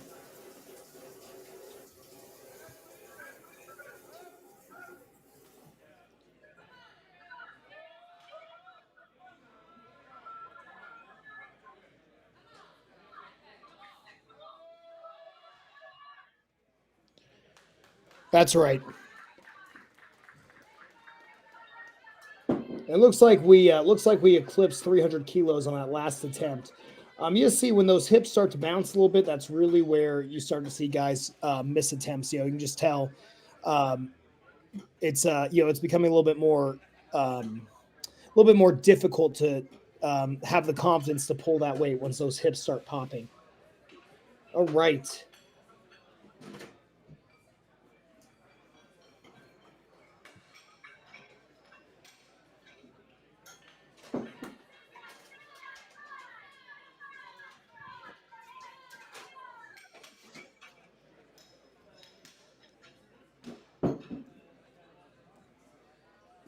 Looks like we are at 675 pounds here. In traditional American plates, this is a 7-plate pull, so we have now eclipsed 7 traditional plates.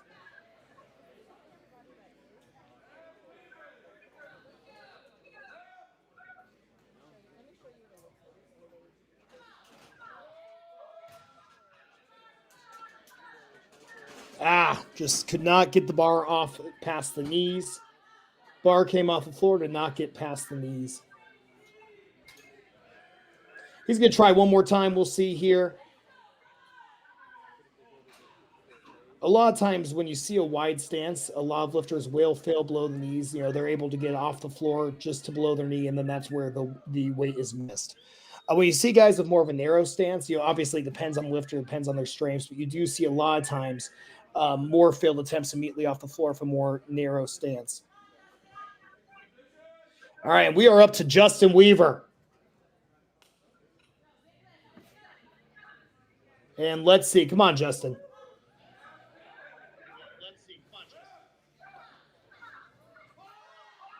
Come on, pull through, Justin. Finish the lift. The boy. Nice.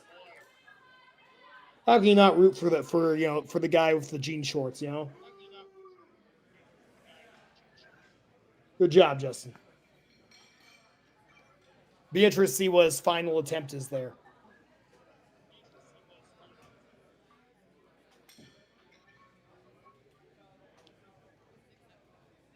And we should now bump above 700 here.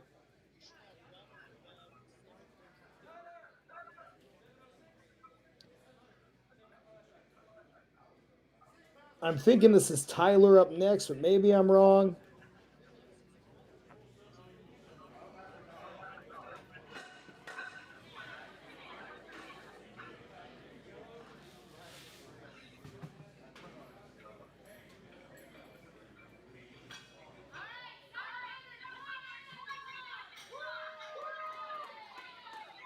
All right, and now we got Tyler Davis up next. He's got 700 pounds on the bar.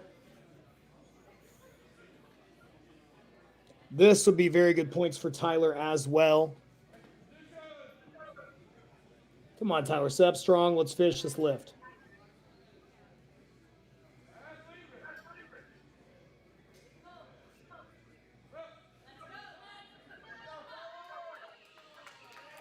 Really nice pull there at 700.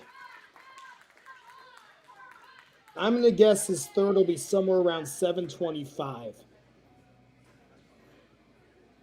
725, 730 potentially. And now we got Josh Pinkerton up back to back with 2 really good pullers here.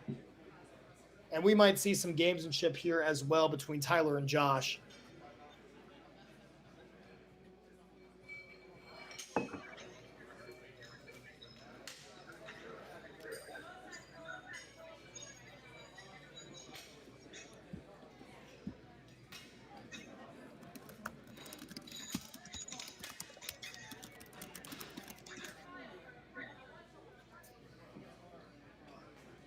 All right, Josh. Looks like Josh is going to jump Tyler ever so slightly. See how this plays out for those third attempts. I think Josh is actually coached by Tyler. So I imagine we see Josh's best here. Come on, Josh.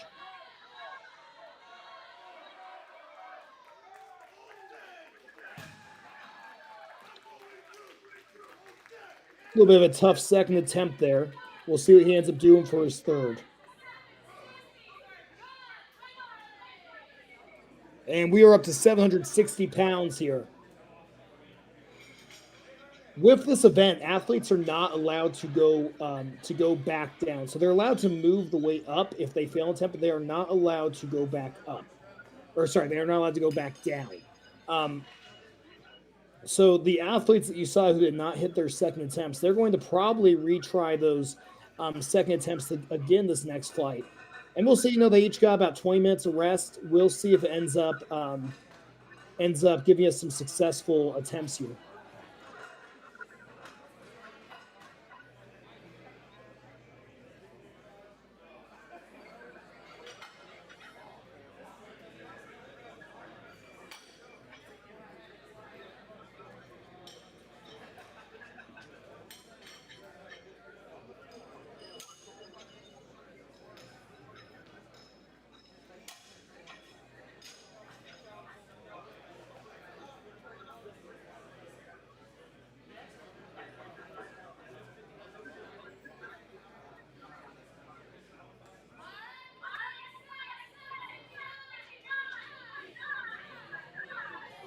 All right, we got 7:59 here on the bar.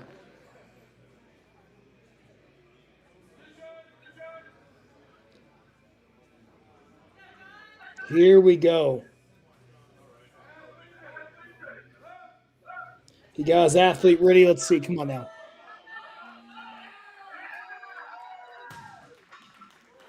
Great pull. Maybe a 780 for the third here. And now we're moving up to 805. We're starting to see those really, really big pulls here. If I'm paying attention to the standings so far for that 231 class, I'm pretty sure Tyler Davis will probably get max points here, depending on how his third pull goes. Just looking at the speed of his second pull, trying to make some predictions here. If like I said, if I'm paying attention to this correctly, I would think we'll probably get Tyler, Josh, and then Justin in that order for the top three, rounding out the 231s. I think we got Colt up here, and he is attempting. Don't think they changed that just yet. Let's see.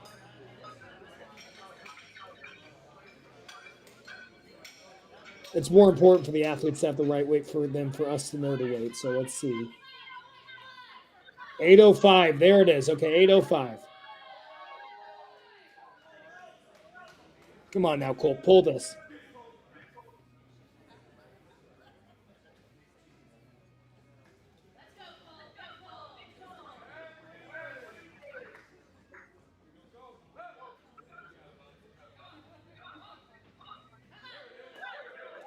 Really nice pull there from Colt. Yep.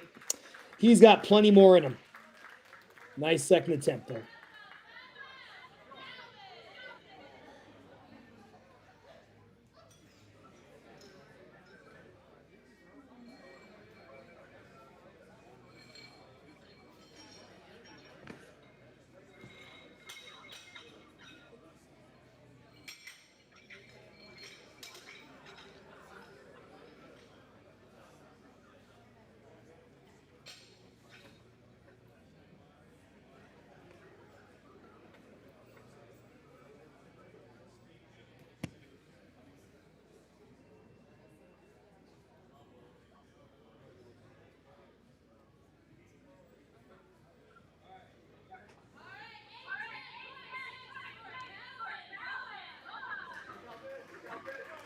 We got 810 here and 810.6. All right, let's see.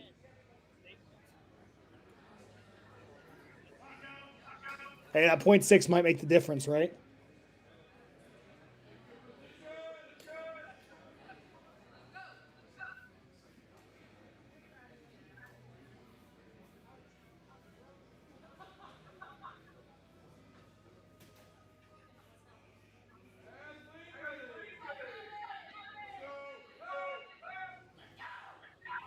Got his feet set.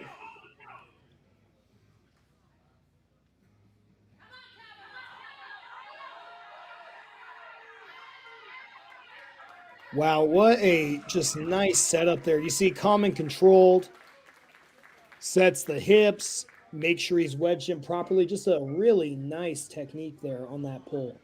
810.6. And it sounds like I think I just heard we're stripping back down, so we should be starting our third attempts here.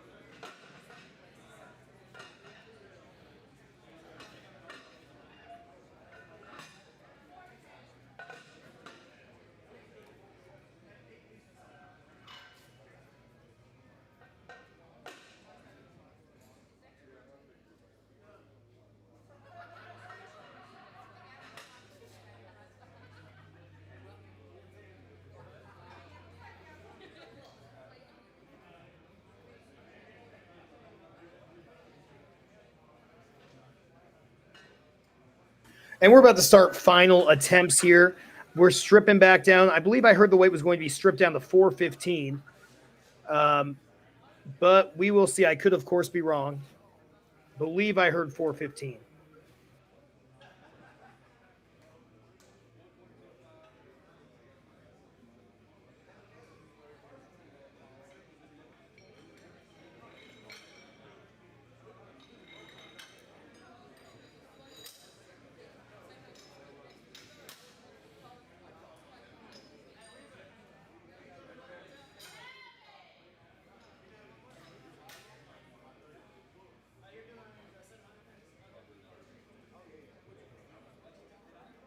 All right, getting those weights set for these final attempts here.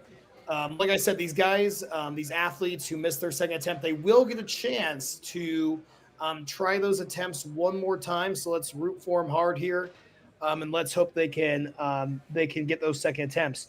We are back down to 415. We're starting those third flights right now. It looks like the bar set. Spars and lowers are doing a fantastic job. 23 lifters of calibrated plates in about an hour. That's pretty solid. Good work, gentlemen.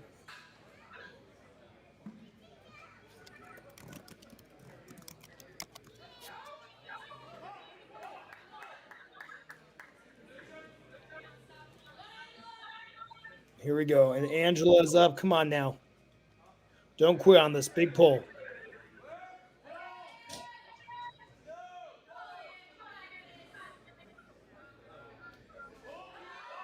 Nice fish. Oh, just looks like it just came off the floor.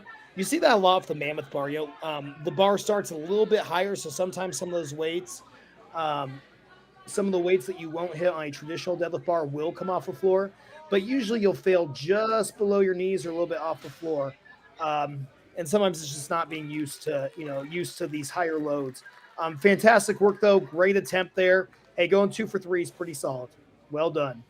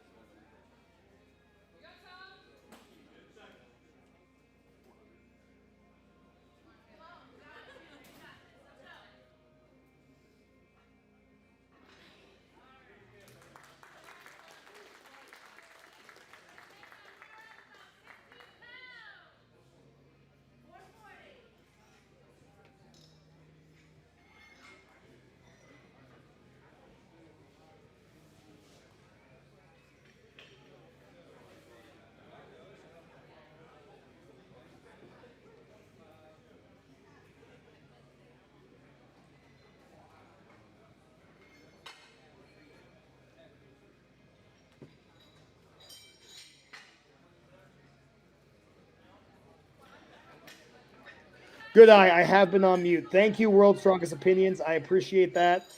Um, I am not the most tech savvy, so I apologize. No one has heard my commentary. I apologize for that.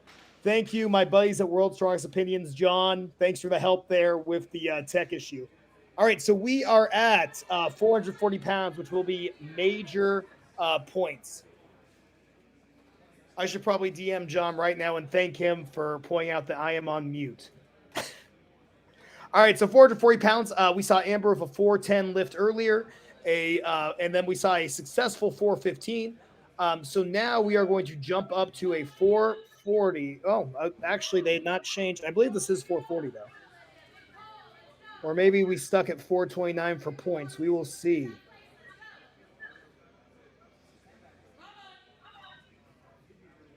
Here we go.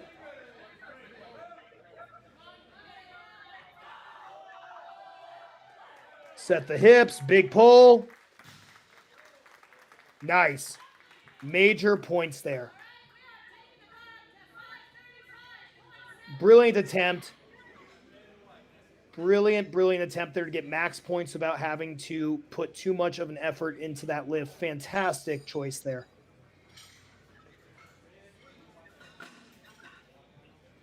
So those guys watching the live stream, thank you. It is appreciated. This is a show that I would love to see build over time. We see more of these independent circuits making their way into strongman. I think it's great for the sport. The sanctioning bodies have done a lot for promoting the popularity of strongman, but I do think that these independent circuits really do bring unique ideas and unique opportunities for the show.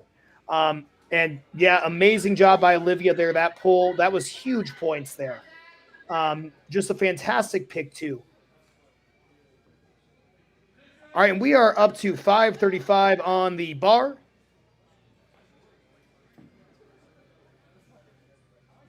And once again, I apologize for being on mute earlier.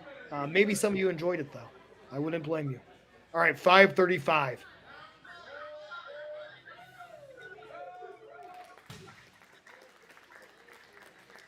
And another excellent pull there. 3 for 3 on the day. Fantastic work. And I'm going to gander. That is a PR there. That is awesome. Really, what you do in training doesn't matter if you don't hit PRs at the show. I've always said that. So to be able to come to a big show like this, hit a PR, that's great. That's what you want to root for these athletes. Looks like we got Jeremy coming up next. He is checking the weights. Jeremy is a very high-level competitor. He's transitioning from an 80 to a 90 athlete. I saw him in Huntington Beach this past September. He did great at the Pro U80 circuit. I think he's just ready for a new challenge here. So Jeremy's playing up a few weight classes for this one. I'm going to guess he's probably not much more than 200 pounds. We should be seeing a 300 or a 3 times body weight pull here. We are, 635. So let's hear it for Jeremy. Big pull here for Jeremy. Come on now.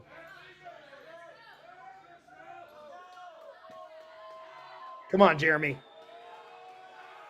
Yes, sir. Get to your knees. Lock that out, Jeremy. Nice. That's awesome. That's awesome.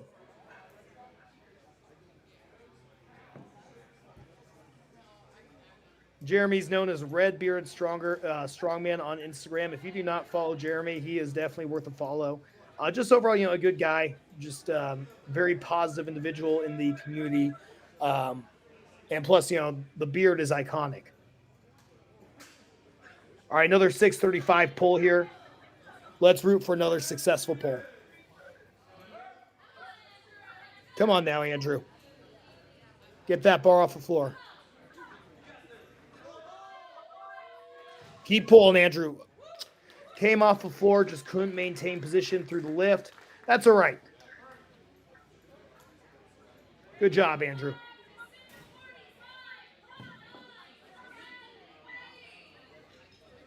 And we are up to 645 for this next attempt. And to those of you guys commenting on the live stream, thank you for interacting. If you are not following World's Strongest Opinions, definitely give them a follow. They run a great podcast. They bring people on, talk to them. And it's a really good listen. So if you're not following World's Strongest Opinions, definitely give them a follow. Um, my buddy John runs that podcast, and it is sensational. All right, here we go.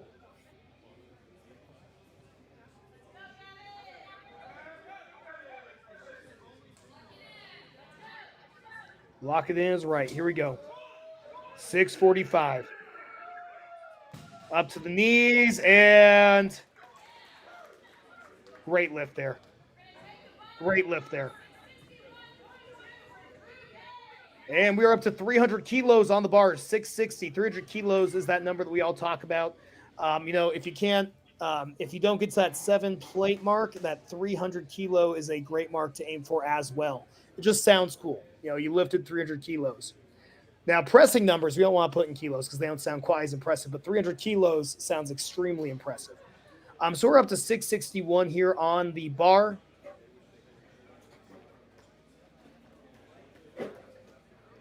Trying to find the deadlift jack. Did the deadlift jack go missing?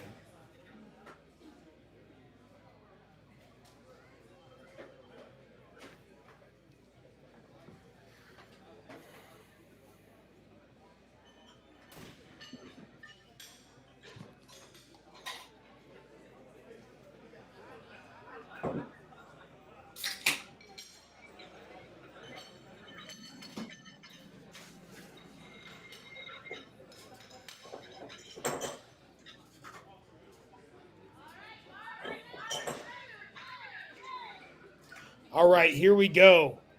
Next lifter here, and we are up to 661 pounds on the bar. 661.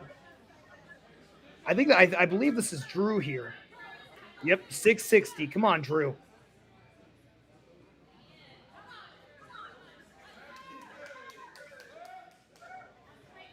And let's see a successful lift here for Drew. Yep, big pull. Just not saying Drew knows. Drew is a smart lifter here. He knows that's probably not coming up. Not worth blowing the back out for. He's going to move on to the next event. And let's see. I'm hoping our next lifter might be Justin. He might be going for a 700-pound pull here. We will see.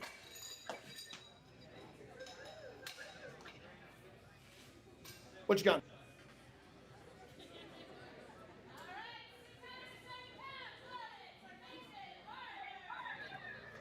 All right, here we go. 670 pounds. Let's see it. I apologize. Camera went out there for a second. I definitely agree with the smart Drew comment. Definitely don't need to attempt that again and burn energy for the next event. 660 was a very competitive lift. And if it's not there, it's not there. I definitely agree with the smart Drew comment in the chat there. All right, here we go. 670 pounds.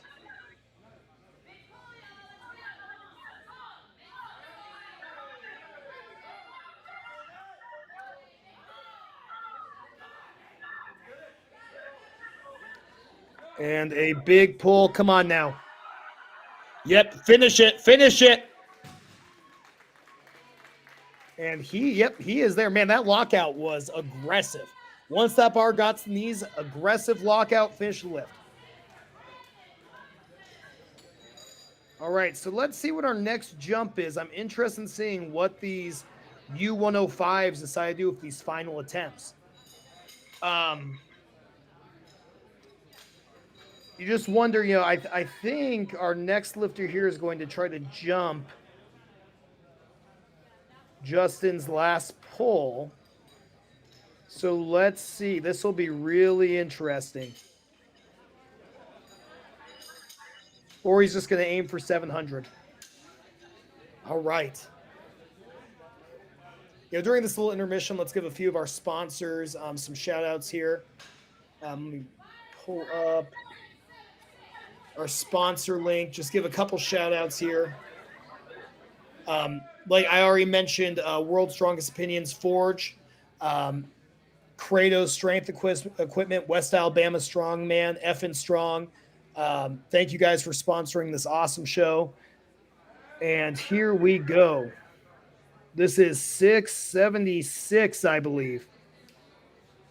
Here we go. Hip set. And he's going to finish this lift. Man, that was a brilliant call there. Maybe 700 wasn't going to be there, but 676 is going to jump him some points. And here we go, 701 for Justin. And Justin is one of those guys where all of his pulls do tend to look the same. So it would not surprise me to see Justin hit this lift here. Even though his last lift was not the quickest, Justin, all of his deadlifts essentially look the same coming off the floor. So let's see if Justin can pull this. And this will be big because I believe his second attempt was 675. So a 676 here, that's last 676 would be major points within the weight class. So now we got 700 for Justin. And let's see a good attempt. Come on, Justin. Yeah, he wanted a little bit of a slap there. Nothing too aggressive. Thanks, Scott. Yeah, I was thinking it was 675 or 676. My eyes are terrible, though. Come on, Justin. Come on, Justin. Finish it. He got to his knees. Yes. Nice, Justin. 700-pound pull. You love to see it.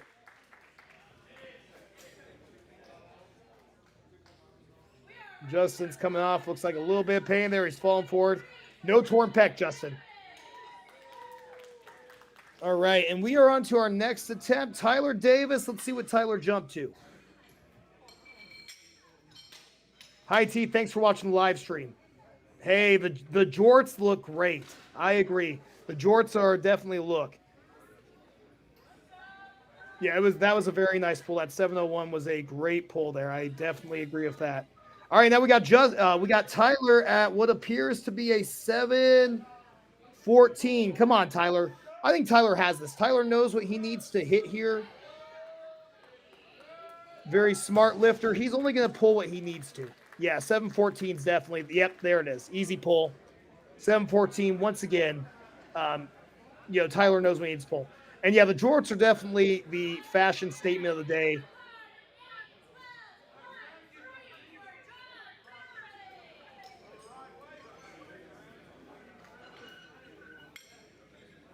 All right, so let's see. I'm interested in seeing what Pinkerton's going to go to. I can't remember what Pinkerton's second attempt was. I think it was 711, though. Maybe I'm wrong. So Tyler may have maxed his points there, unless Josh is going to go for a third attempt.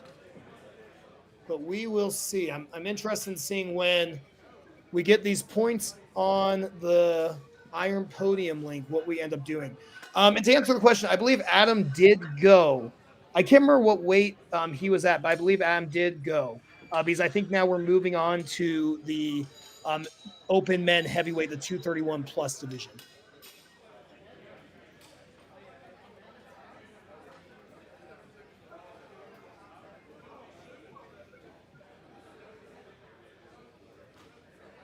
And don't worry, if you missed this first event, we do have 4 more events today. The frame carry, the log press, Bubba's gauntlet, sandbag throw over bar, and power stairs.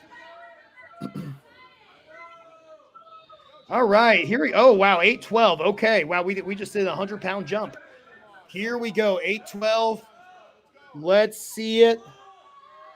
Come on now. Here we go. Nice. Great pull at 812. That was amazing. You guys are going to see my wife going in and out of the house. It's all good. She's a little embarrassed. All right, 800 pull. Fantastic. Easy work is right. T, who are you? I appreciate T commenting on this live stream. It gives me somebody to keep going back and forth with. Thank you, T.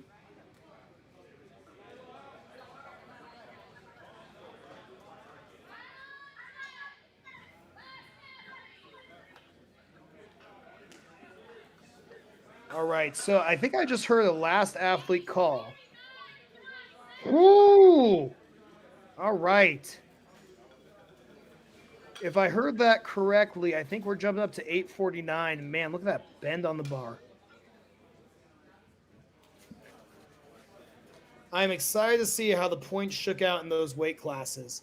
We had a couple really tight battles in the open women class. The 231 under. There are a couple really tight pulls there. I am super interested in seeing how these points shook out across the weight classes.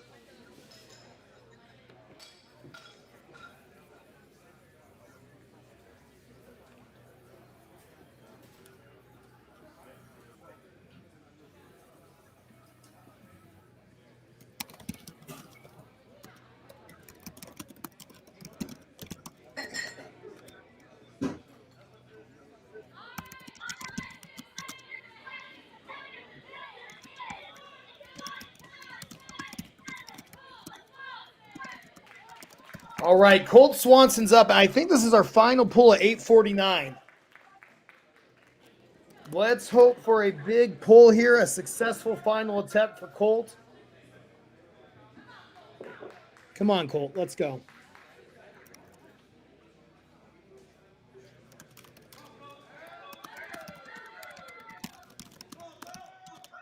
Come on, Colt.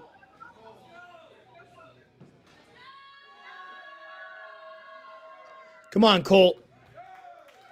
Nice. Great pull, Colt.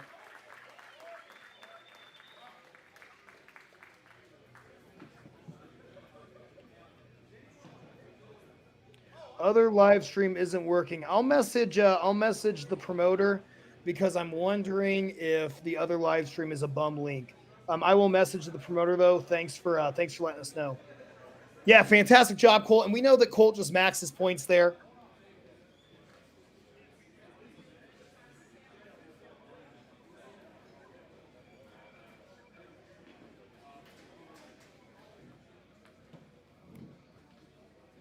All right, I think that was our final lifter.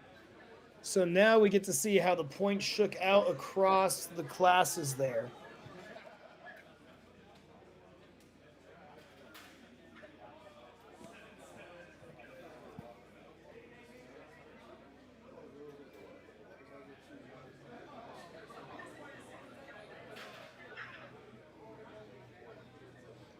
All right, well, guys, we're going to take a short intermission here, and I'm going to take a short intermission as well.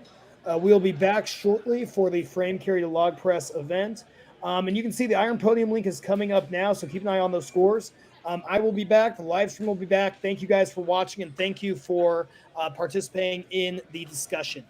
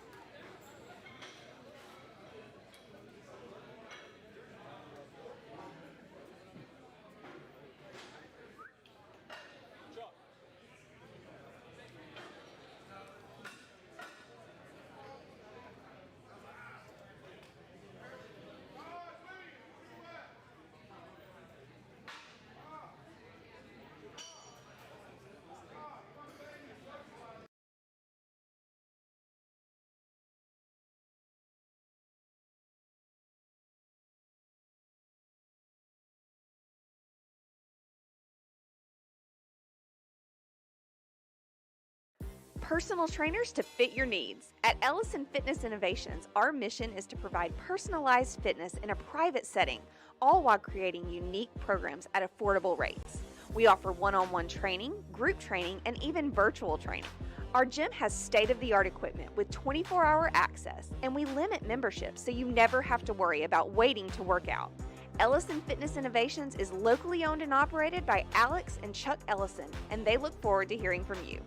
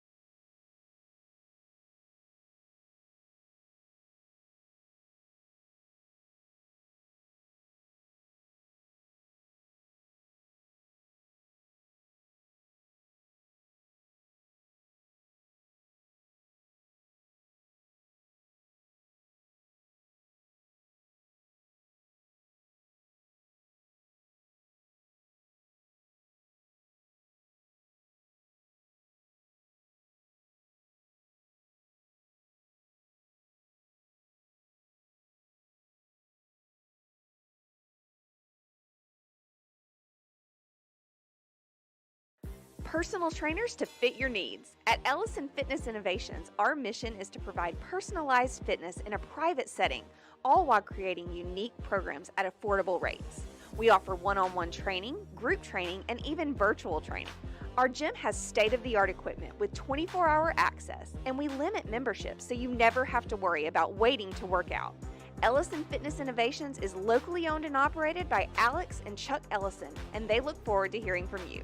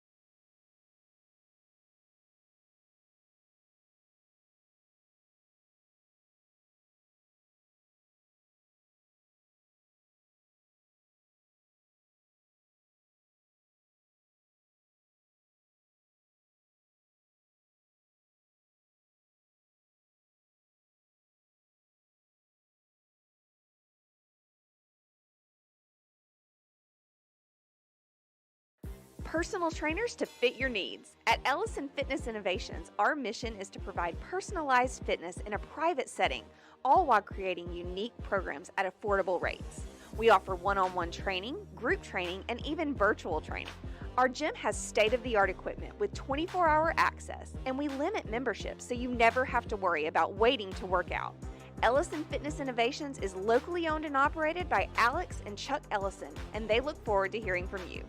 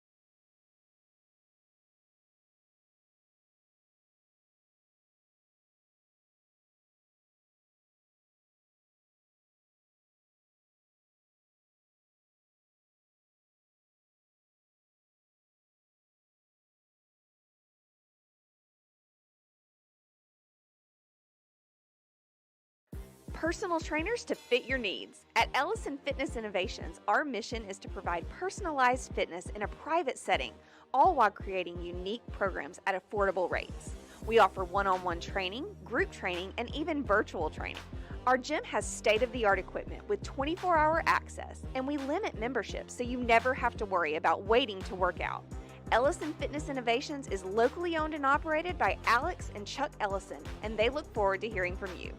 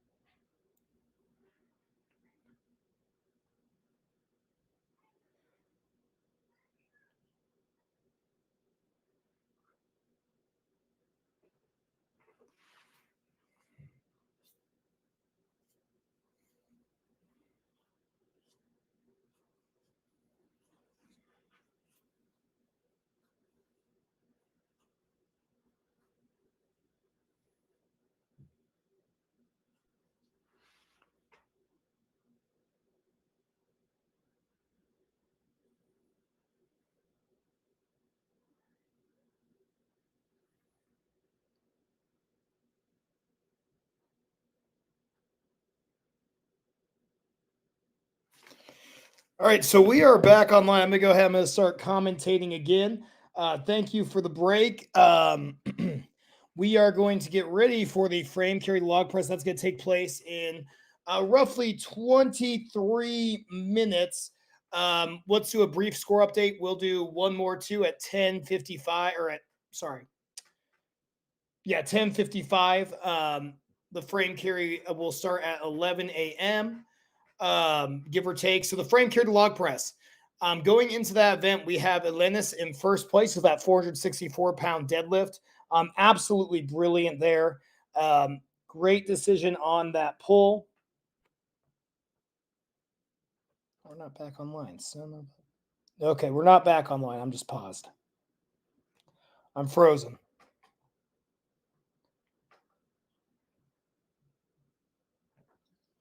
All right, so we are back online. I'm going to go ahead and start commentating again. Oh, never mind. We are back online. We are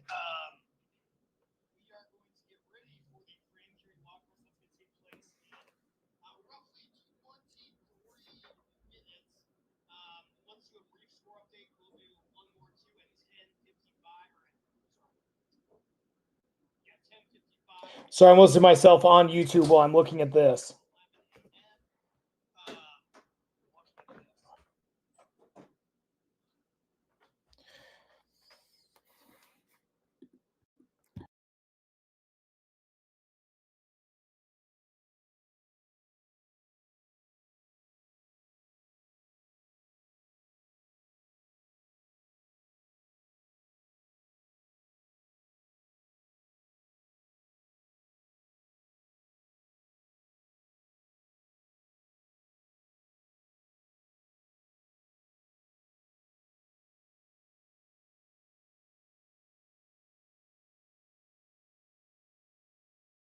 All right, so we're gonna do the score update. We're gonna go ahead. We're gonna do the score update at 10:55, just so that everybody is aware. Right now, we only have a handful of viewers, 30 watching. We'll wait. We'll wait until 10:55, then we'll do our score update.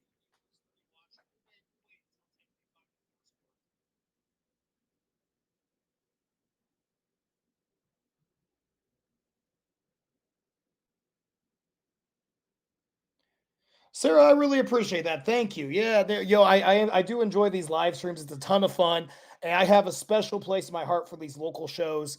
Um, just, especially these local athletes, they really are the ones who carry the sport. Um, for all of us, they progress the sport. I'd love to see these weight class athlete guys get more attention.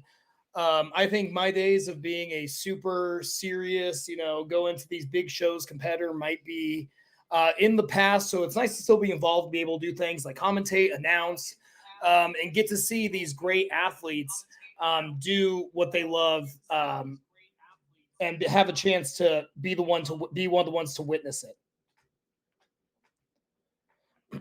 There we go. Okay, I think I'm back online.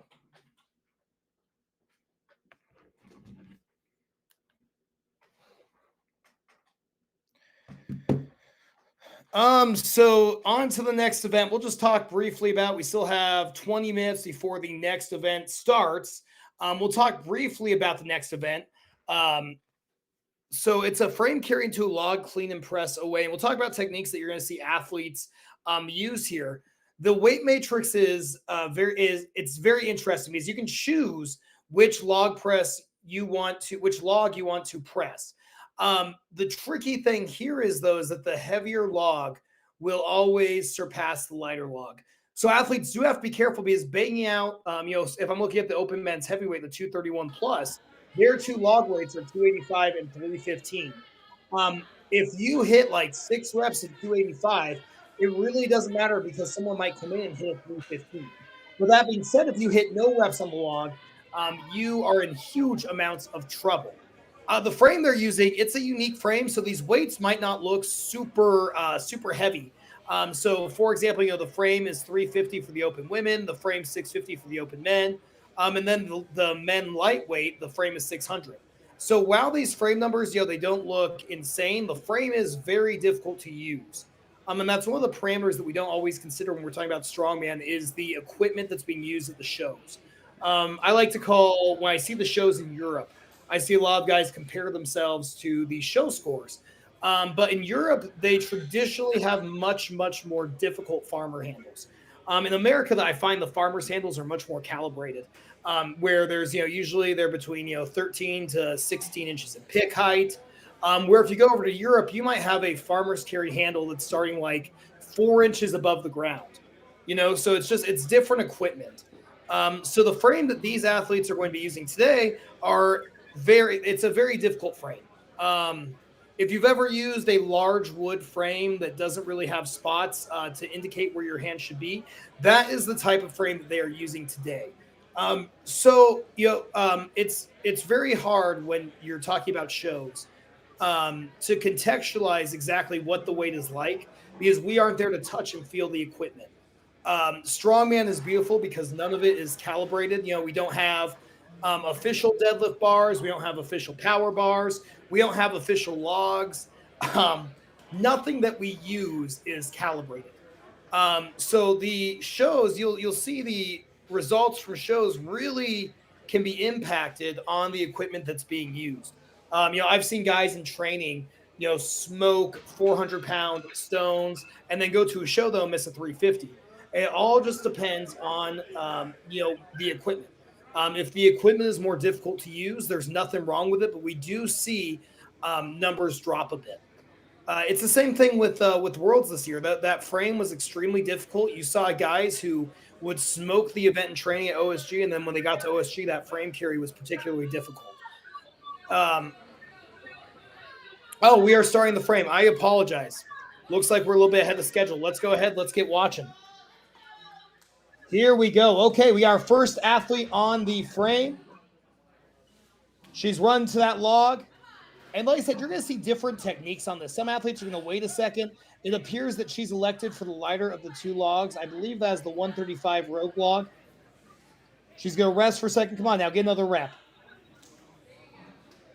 So with a press away event, you have to be really cognizant of saving energy for the press away. If it's clean and press each rep, you take a different strategy. You do move a little bit more rapidly into that log. But with an event like this, you have to be really smart about the rest you take because if you can press away without having to drop the log, you're going to hit more weight. And then, of course, we get into reactive pressing. And reactive pressing, that's where, the athlete just touches their chest and flies back into the next rep. You will see some athletes be very skilled for reactive pressing today. Come on, let's hit another rep. Let's see it. And she's going to call it there. I believe we had a successful frame carry. She was flying with that frame. And then we had 2 complete reps at 135. Fantastic work. I apologize for the late start. I thought we were starting at 11. I apologize. That is my fault. I am on it now. All right. So our next athlete, let's see. We should be watching Angela next. She finished the last event at a 386 deadlift. Fantastic work on that 386. All right, so they are setting up those weights. I mean, Chris did a brilliant job setting this event up. Does it have to carry the frame back? Man, this is brilliant.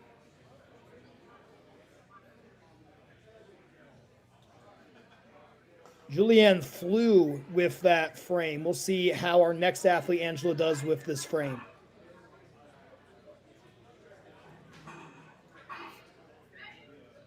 Oh, here we go.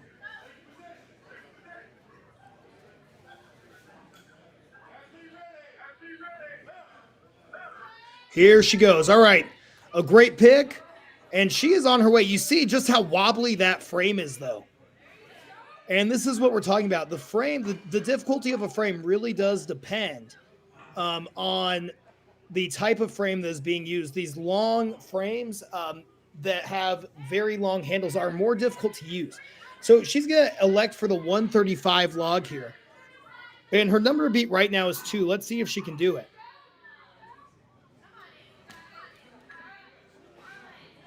She's going to recalibrate. This is really a difficult event to truly comprehend, just because it's not an event we typically see. We've seen at the Rogue Invitational, we've seen a yoke into a log press, but a frame into a log press, in my opinion, is even more brutal just because you've already taxed the hands. Come on, Angela, you got this. The larger log, to answer your question, is 175. We have a 135 and a 175 log. For the other weight classes, so that was just Angela just went. She was successful with the frame. Great frame carry. The other weight classes for the open men's middleweight, which is a 231 and under, we're going to be looking at a 600 frame, a 245, or a 265 log. Remember, though, one rep at the heavier log does surpass any amount of reps completed at the lighter log. All right, we have our next athlete up here. And this is going to be Taylor. Taylor was successful at 405 pounds. Come on, Taylor. We're going to see which log she looks for. That was a great pick on the frame. She's nice and balanced. Oh, man, she's moving. And we're going to see different athletes of different strengths really excel at different portions of this event. I do like the mixed discipline. I think it really does show us the different strengths of these athletes. And she's electing for the 135 log. She's successful on one attempt there. Come on. And she's going to clean and press each rep. And this can be more effective if you are someone who traditionally, struggles a bit with the stability of doing a clean and press away. This can be a very effective strategy. So she is now good for 2 reps, and she has plenty of time to hit a third and maintain current positioning. Julianne was good for 2 reps, and there's a successful 3rd rep for Taylor. So Taylor's going to be taking some points here, and she's at 3 reps. This is quite impressive. Come on, Taylor. Let him cook. All right. Come on now, Taylor. Just got to her forehead. And you're going to see people are going to gas out at a certain point, which is one of the benefits of the clean and press away. The clean on the log is very taxing. With the clean and press away, it's almost beneficial to rest about 10, 15 seconds before you go into a true press away. Just to allow your hands to rest after the event from that frame carry. So Taylor should have just taken the lead there of 3 successful reps. We're going to see Amber up next. She's currently sitting in third place after a successful attempt at 410 pounds. Come on, Amber. She's looking good so far. Come on, Amber. And she is good. Yep. And she's going to elect to lift the 175. Remember, one rep at this 175 log is going to overtake any amount of reps of that 135 log. We call this a Trump weight for those unfamiliar. If you're watching this live stream, you're probably familiar, so I apologize. Come on, Amber. And she's got it. And you see, she's going to use a true press away technique here. She's not going to bring the log back down. Come on, Amber, lock it out.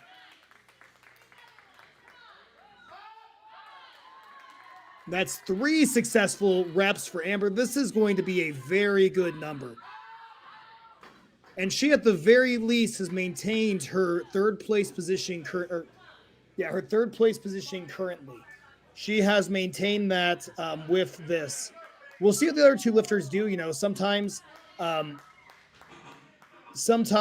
see really good deadlifters who struggle with the press, and we see the opposite where really good press athletes struggle a bit with the deadlift.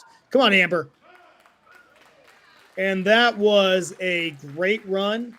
She was successful there with, I believe, 3 attempts.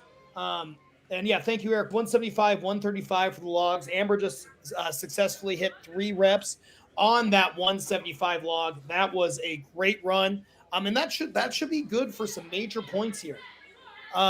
They're going to reset the platform here. Our next athlete is Olivia. And Olivia smoked that 429-pound deadlift. And she made a great gamesmanship decision in that event because I think she recognized she wasn't going to catch the 464 from our leader. So she decided just pull 429 and hopefully save energy for this frame to log press. I agree. Amber Khan had some great presses there. All right, here we go. Our next lifter is Olivia. Come on, Olivia. And not surprising, someone who can deadlift 429 pounds is going to smoke this frame carry. She's there on the frame carry. Let's keep going. And she's going to take her time. She's going to go to the 135 log. So she is going to, I believe she's going to try to surpass the other lifters. And she looks like she's going to be good in this attempt to do so. Yep, she is going very smoothly on these reps. I think she's going to take that. Yep, she's going to take that, and she's going to call that good. Fantastic work there. She's playing this event for points. I think she recognized she wasn't going to catch Amber with the 175 log, so she decided just to hit what she needed to maintain her, to get max points. So Amber is currently in first place of 3 successful attempts at that 175 log. We're going to move on to our current leader, Linus, who pulled 464 pounds, and she is flying. And she's going to take her time, and I have a feeling, is going to walk to that 175. And once again, with a press away event like this, you don't really have to be super quick in picking up that log, because if you don't have to drop the log, you're going to maximize the amount of reps you can hit anyways. All right, come on, Linus. Let's hit some reps. Oh, easy.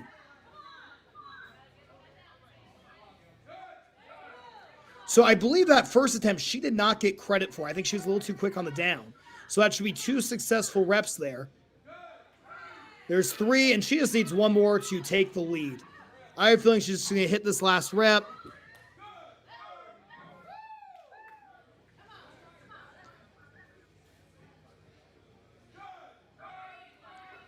And she has taken the lead there. So she's going to now have a pretty nice lead. If I'm doing these points correctly, Olivia should have picked up 4 points there. She'll have 9 points. Amber and Olivia will be tied after this event. Linus will have a 3-point lead going into this next event.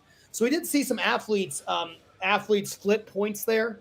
Once again, if you are not following on Iron Podium, give it a watch. There is a huge benefit to winning that first event for these athletes. They will go in reverse order in terms of points.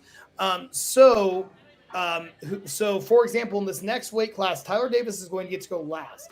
So he's going to get to see what these other athletes end up hitting, and he's going to be able to decide what he's going to need to hit. And now we have a weight change going on. We're going to be moving to the open men's lightweights, 231 and under. So for the 231 unders, when we look at the weights, we are going to have a 600 frame, not a 600 log, that would be insane. A 600 frame, a 245 log, or a 265 log, depending on what the athlete chooses to do. I think that we're going to see someone get close to 10 reps here on the 265 log. Um, I know some of these athletes. We have some fantastic pressers in this weight class. Justin Weaver has insanely strong shoulders. He strict presses 350 with the barbell. Tyler Davis is going to be very, very strong here. He is a fantastic presser. Once again, just a tactician. He utilizes a push press technique, whereas I think we'll probably see Justin Weaver use more of a strict press. We'll see how this goes. And they're getting those weights changed, checking for accuracy.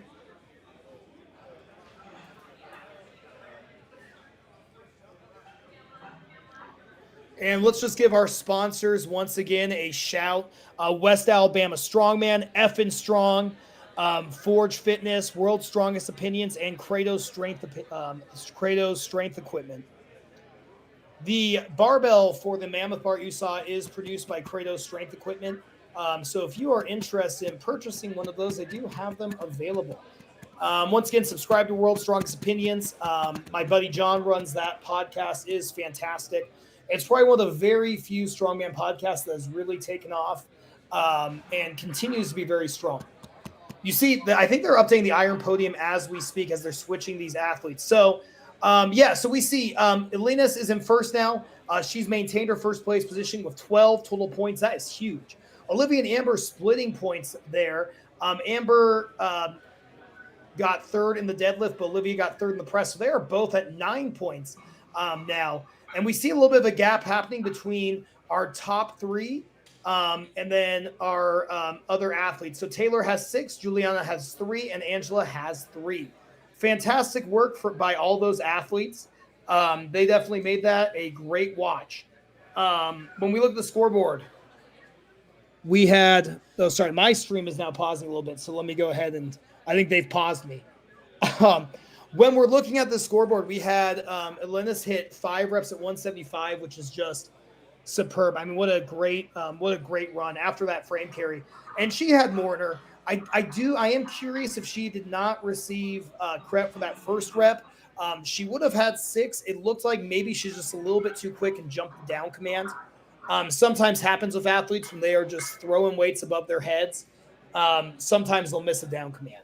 But regardless, she finished in first there with a fantastic frame carry, 175 for 5 on the press. Olivia finished the frame very quickly, hit 135 log for 4 reps. Amber hit the 175 log for 3 reps. And Amber is typically a lightweight and middleweight woman competitor. She's competing in the open stay. And just a fantastic presser. It must run in that family. Amber is married to Justin, who's competing in the 231 lightweights. Taylor hit the 135 log for 3 reps, Juliana for 2 reps, and Angela hit the frame. So, like I said, we're going to move on to the open men's lightweights, and we are going to be starting with Adam, who is going to attempt this first. And then we have Trey, Andrew, Drew, Jeremy, Gavin, Brandon, Justin, Josh, and then Tyler is going to get to go last in this.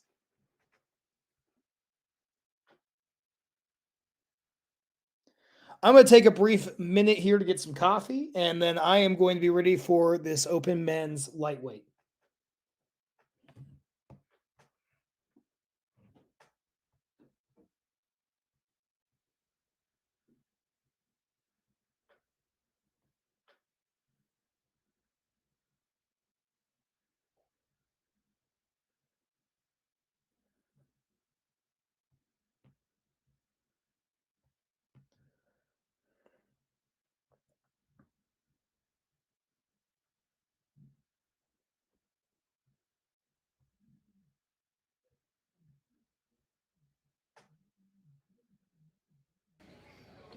All right, looks like we are just about set up here, so maybe I'm not going to get my coffee. I spent too long on Instagram. All right, so let's see. It looks like we are ready, and they've switched the two logs out. So I believe that front log is now our 245, and the rogue log in the back should be our 265. And if I am incorrect, I apologize. I believe that is where we are currently at. So let's go ahead and let's take a look at where we are at. They are changing those weights. They're getting ready for our first athlete. Trying to turn back on my chats. Let me see. Okay, I figured it out. I'm getting a reminder to guard my privacy and abide by community guidelines. I hope that I have done so far. If I broke community guidelines, I apologize. I don't quite know what that means, but hopefully I've not done that.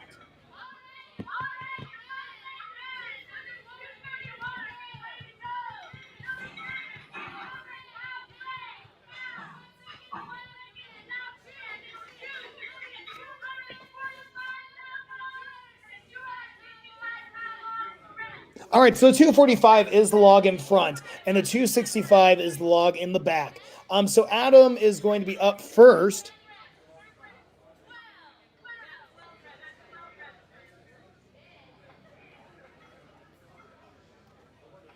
We're still changing those weights. I might be off.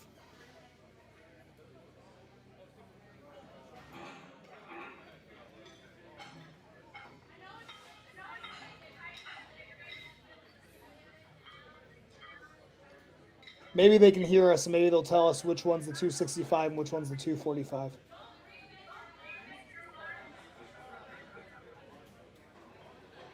Let's see. All right. Looks like they got those weights changed.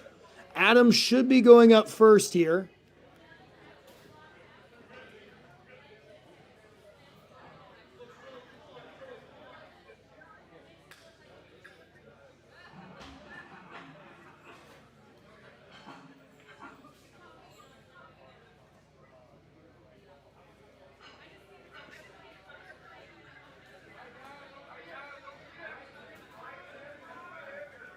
We're going to hear the athletes being given their instructions.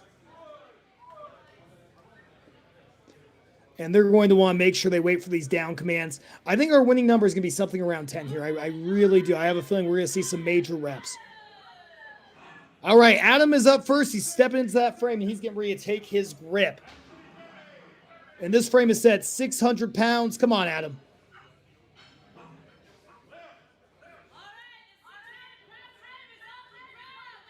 And he's moving. He's got, he may have gripped a little bit too far back. You see the awkwardness with this frame. If you grip any which way a little bit too far back, you may end up getting stuck there. Adam did a great job, though, being able to recalibrate and find it.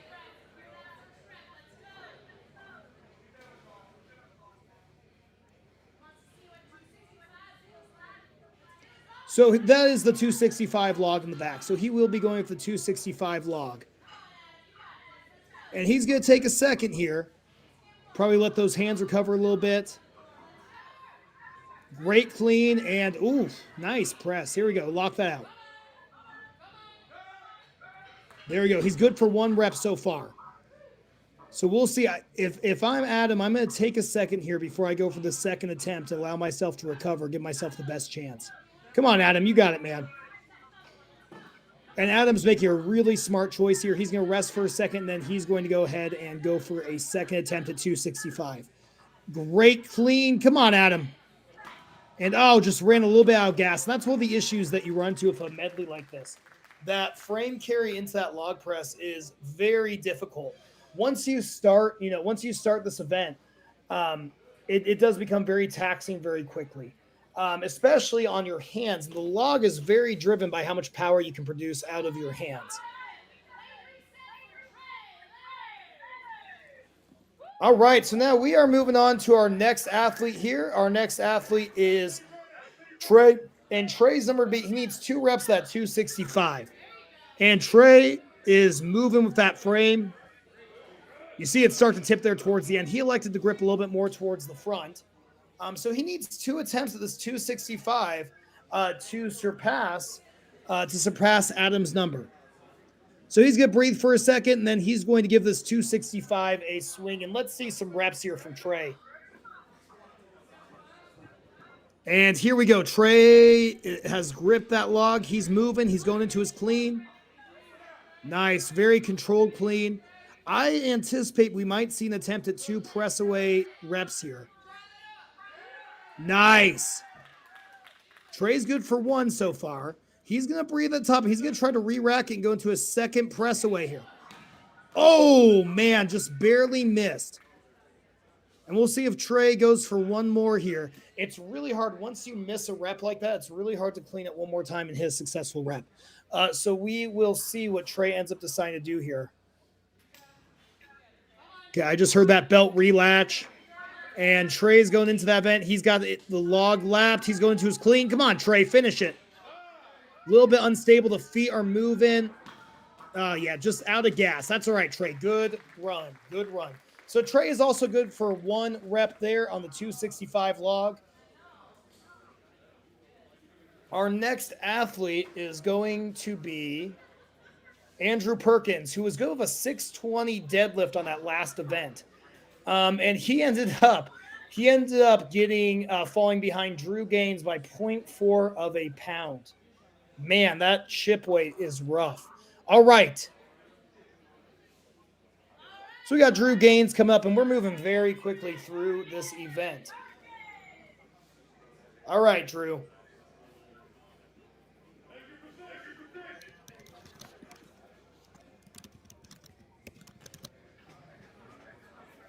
Here we go, Drew. Drew's trying to find the starting position. He's a little bit, he might be a little far forward on those handles, but it looks like he's going to be okay. Nice. Good finish there, Drew. Trey, I'm sorry. Good finish there, Trey. He didn't get 2 tacks there. He's going to go to that 265. I'm going to guess that he's going to take a second, try to hit a few press away reps here. Great clean. And he's, not quite. He's going to need to rest for a second before he goes into a second attempt. And sometimes competitors will panic here. Let's hope Trey recognizes he needs to take a second, play for points, and try to hit a rep here to match what the other athletes have done. You got it, Trey. And now he's got that log in position. And come on. And he's good for 1 rep there. So he is also going to tie with 1 rep. So we have lots of guys splitting points on this event so far. Great run, Trey. Way to not give up. He was tenacious there and did not quit after that first attempt. All right, we got our next athlete, which is Drew. Drew was good at a 620.8 deadlift.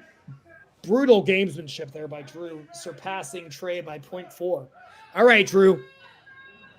Yeah, so just a little bit too far back. Like I said, these frames are awkward.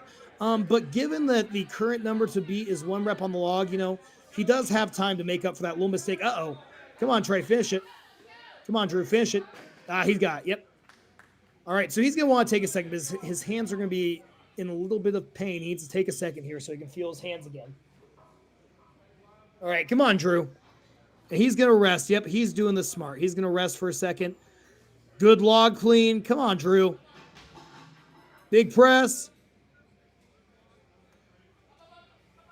And just a little bit of the energy on that press. The longer that you're in that rack position, the harder it gets to complete a rep.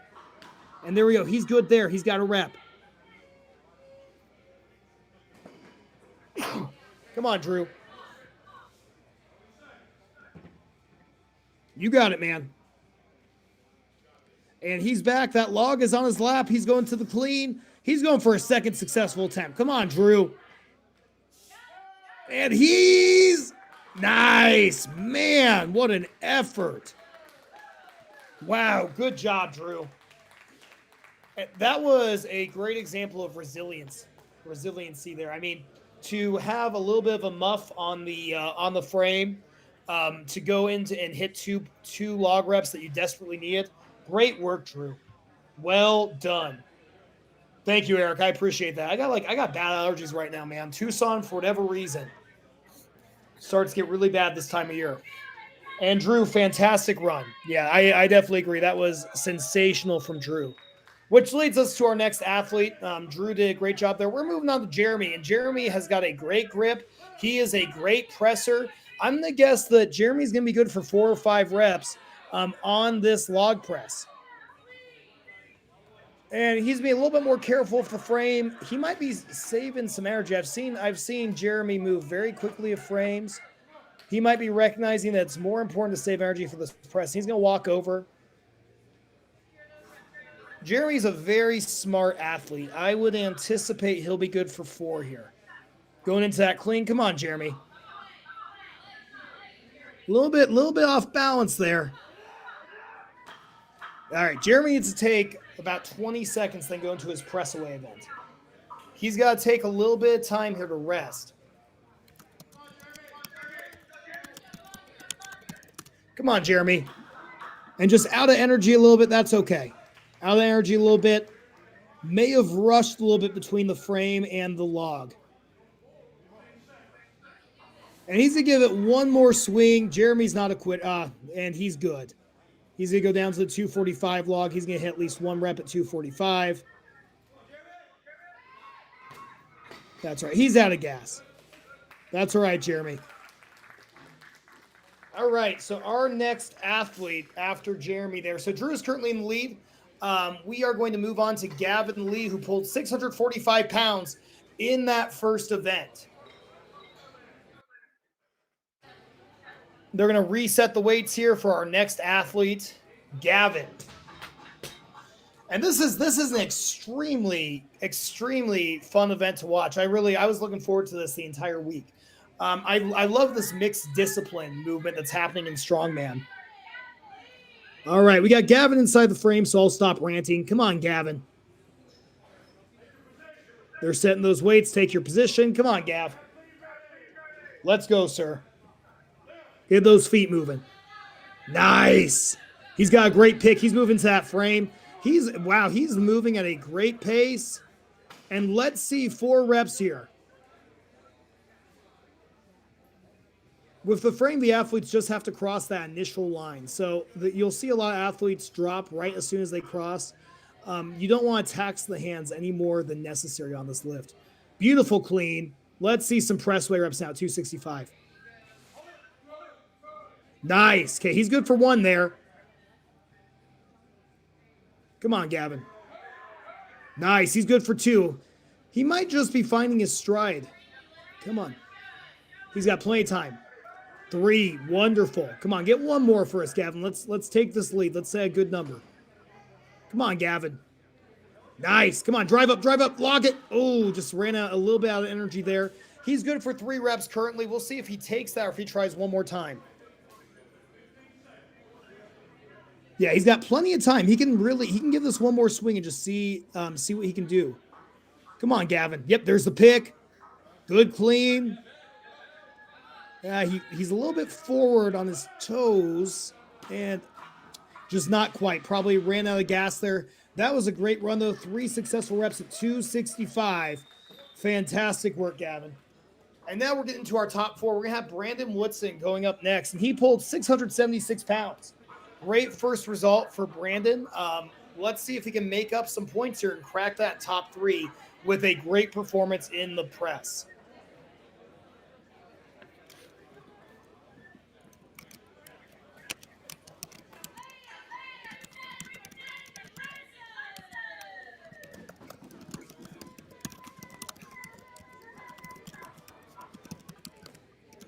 All right, so we have our next athlete here. Brandon is already, here we go. He's taking his position. Let's get moving, Brandon. Yep, there we go. He is off to the races here. A little bit of a forward tilt. He has since corrected that forward tilt. These frames are so awkwardly heavy, just in terms of where the weight distributes. Obviously, wood does have some deviance in it, so these frames can be a little bit lack equal weight distribution. Which is where you can see that forward or backward tilt. All right, come on, Brandon. And he's on that 265 log. He needs 4 reps here to take the lead. Let's hit 4. Wow. Very strong first press. 2. Nice. He looks smooth through 2. I would anticipate he's good for 4. Ooh, and just like that, I jinxed him. Oh, my bad, Brandon. I shouldn't have said anything. Here we go. He's got time to hit 3 and 4. They call in football the commentator's curse. I shouldn't have said anything. Come on, Brandon. 2 more reps. Yep, let's go. Yep, clean. Nice. Lock that out. Oh, man. Oh, okay. All right. That's right. Two reps at 265 is a very good result. All right, now get ready. Our next lifter is Justin, Mr. Jorts himself. And Mr. Jorts is a fantastic presser. He has a great grip. Him pulling 701 is huge in this competition because deadlift is typically his worst event. And I can say that out of love. I've known Justin for a couple years. Justin is a very dominant athlete. So this should be a great, wow, and he's off. Yeah, this should be a great run for Justin. Fantastic grip. Yeah, he's not going to waste any energy there. And he's going to that log. And, selfishly, I'm kind of happy that he got third on that first event because now we're going to see Justin really give his all in this press away. So, wow. 1, 2, 3. And he's going to rest after 3. He's going to take a second. And he just needs 1 more to take the lead. Yeah, selfishly, I was a little excited to see Justin not getting to go last on this, just because I know he's going to have to go all out on this press then. Come on, Justin. And Justin is also an extremely light athlete. He's hit 4. Come on, Justin. Keep going, man. Set that good number. Lock it. 5. Come on. And he's got 1 more in him. Oh, he might be out of energy. 5, though, is a great result for Justin. He might give it 1 more swing, though. I can hear a really excited let's go. Oh, and he's hit 6. Man, what a great run. Okay, 6 reps at 265 is our new Mark II beat for these lightweight men. We have Josh Pinkerton up next, who pulled 705 on that last event. And for Josh, this might be a case of managing points here. Josh is a fantastic puller. Self-admittedly, he's still working on trying to develop that elite press, but he has made a ton of progress the past few years. And I anticipate he's going to get there. And Josh is off. Come on, Josh. He's moving. And we'll see which log he elects for here. I would gander if he can hit a rep at the 265, that would be major points for him. He's not going to lose too many points of a 265 log. If he hits 2, that's icing on the cake. Come on, Josh.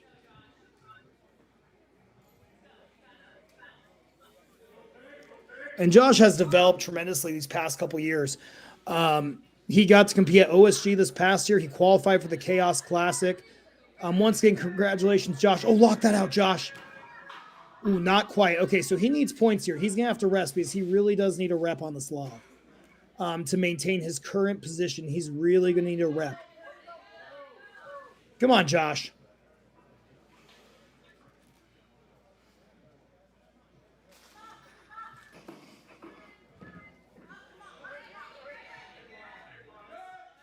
Nice. And he's hit a rep, which is really what he needed to stay in the running for a podium spot today. He really just needed a rep there. And his other events are quite strong. He really just had to hit a rep of that log. Nice work, Josh. And that leads us into our current leader and our final lifter for the open men's lightweight, the 231 under, which is Tyler Davis. And Tyler is a fantastic presser. He's an overall great athlete. 6 reps is going to be tough to beat, but if anyone's going to beat it, it's going to be Tyler, the former world champion U90. Come on, Tyler. Tyler is another extremely intelligent lifter. I don't anticipate him making very many mistakes here. And he is off to the races. Tyler has lots of experience with these frames. He's competed at OSG for many years. This is typically the frame that they use at OSG, is one of these big old wood frames. And he's going right into that log, and he needs to hit 6 to tie, 7 to take the lead. And he's got that first rep easy. 2, good. Tyler's moving pretty well still. He's good at 4. Ooh, a little bit of a struggle there, but he has really maximized his points. If he doesn't want to go for the win here, he has maximized his points, and he'll still be in a good position going into this next event. So it just depends on what he wants to do. Let's see if he goes for the tie here or if he tries to hit 1 or 2 more. Let's see. Oh, not quite. That's all right. So 4 reps there. I believe that's good for second place, though. So a very good result for Tyler on that event. Sometimes it's really just about maximizing your points through every event. And Tyler just maximized his. He's going to finish with 9 points there. Justin is going to get the max 10 points. We'll see how the other guys shake out. That was huge for Josh, who was sitting in second after the deadlift event. That was huge for him to get a rep there on the 265 log. Absolutely phenomenal job by Josh hitting that log press. Our other athletes had great runs as well, and we will see how the scores shake out after they are inserted. If you guys want to follow the scoring live, it is available on Iron Podium. If I was more tech savvy, I would send you guys the link, but I have no clue how to both manage to keep my live stream open and send you guys the link. So it is on Iron Podium. You should see it under current events. You will see the frame carried to log press.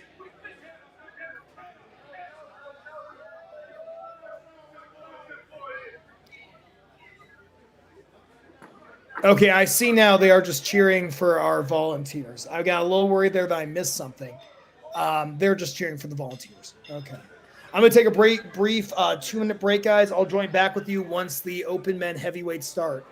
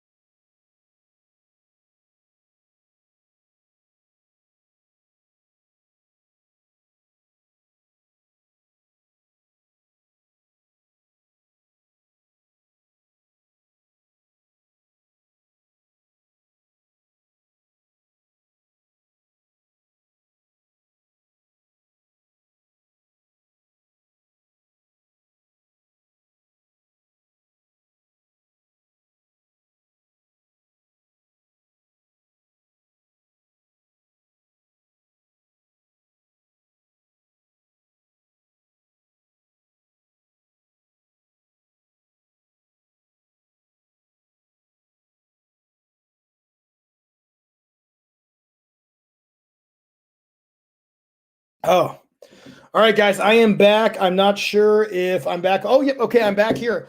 All right, so I am back live here with some score updates.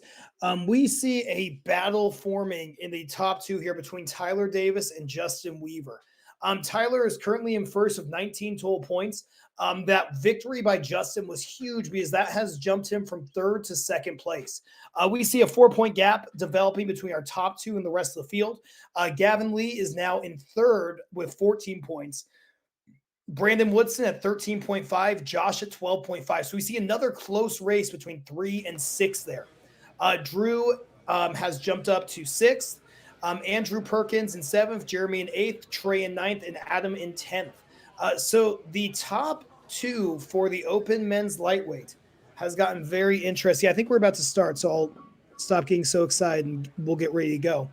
But that top two is going to be a tight battle now.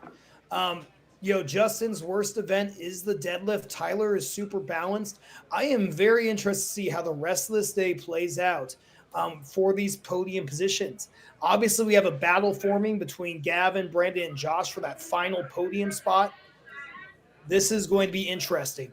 All right, we are on the 231 plus division. We have Rodion coming up first. It looks like that frame's just not going to budge for him today. And, sometimes that happens. You sign up for these very heavy competitive shows, and sometimes the weight is just a bit too much on some of these events, and that is okay. He will come back stronger. I remember when I first started, I would zero events pretty frequently. It happens. So next up, we have Zach Kirk, who pulled 535 pounds on that mammoth bar deadlift in that last event. So the weight we're now looking at a 650 frame, I want to say a 285 log. And sorry, I'm on the wrong page. Here we go. I believe we have a 650 frame, we have a 285 and a 315 log for the athletes to decide between. And he has now just gotten some points for moving that frame. Now, changing the frame is tough. The wood frame got destroyed. This pick height might be a little bit different for these guys. So this frame just got a little bit more challenging.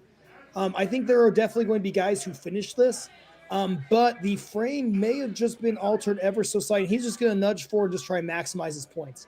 Smart there, get some points. He's going to score 2 regardless, and he will be okay. Yeah, you are good, my friend. I think that's, if you give it one more nudge, all right. He's going to call it there. He's good.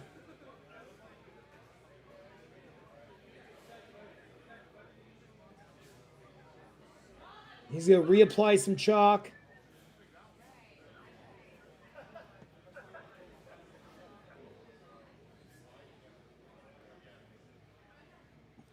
Looks like the volunteers are discussing something there. We'll see what.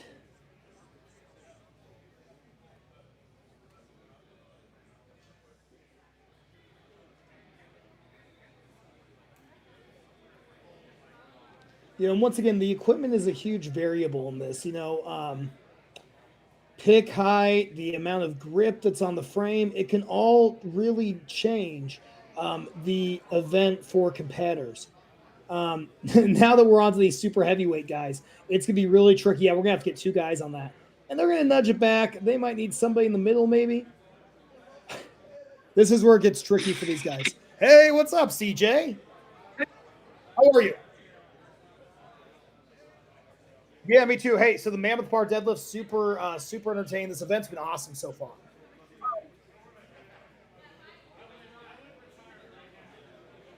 Yeah, you guys got some snow there in Colorado? You can see behind me, yeah. Yeah, that's pretty awesome. Yeah, Tucson, we got some serious rain here. We don't have any snow. Gotcha. Yeah, so we're trying to figure out what exactly is going on currently. I think that we're moving on to our next athlete. Perfect. Yeah, it's good to finally got jumped in. It's been quite a battle today so far. Yeah, I'm sure. Yeah, it has. It's been a good show so far, man. The open men lightweights is going to be extremely competitive throughout the rest of the day. And we had some big pulls from that 231 plus division, so I anticipate we'll have some more crazy feats here. I mean, that's what we're here for. So Absolutely. All right, we are on to Andrew Cohn, who pulled 651 that last event. And we'll see. So, CJ, what is your experience with with different frames? I talked about that wood log a little bit, how unwieldy it is. Now it looks like guys are having grip issues on this frame.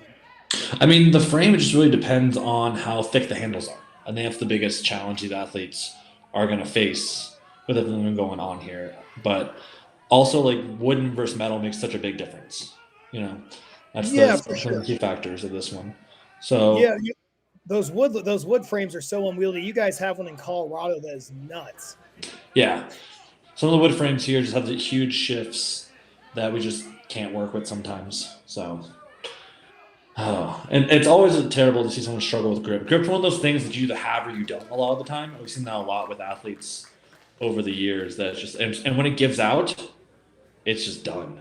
It never comes back. Yeah, I think that was some of the issues that we were seeing on log press. There were some guys who were, who I know are very good pressers who hit 1 or 2 reps there, and I anticipate it's just that their grip was shot. Yeah. This is a very unique event, very unique skill set necessary to be successful.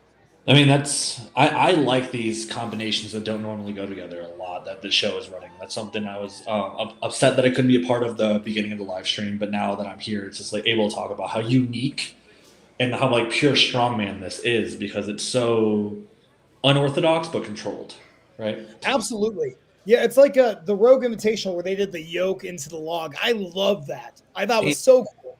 Yeah, anything like that. It's just something that just like makes things that much more epic, you know. Absolutely.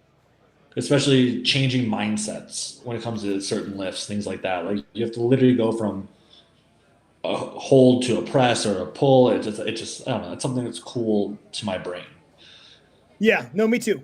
I think once again, it really does take who is the strongest. It maximizes our ability to answer that question because we're mixing so many disciplines. For sure. I'm excited too. Bubba's Gauntlet's going to be interesting. We'll talk about that a little bit later, I'm sure. But the mix of a press, a shoulder, a carry, a load, that's going to be really interesting. Yeah. I really hope more shows adopt this mindset as well. I mean, not consistently all the time. It's good to see some pure events, which is just like pull for pulling's sake, which we saw at the Mammoth Bar and things like that. But it's also just good to be a little bit different, you know? Mm-hmm.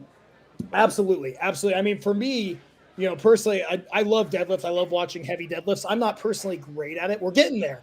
I'm not personally. You've come a long way with your deadlift. Don't say you're. I've come a long way, but I love seeing a huge deadlift.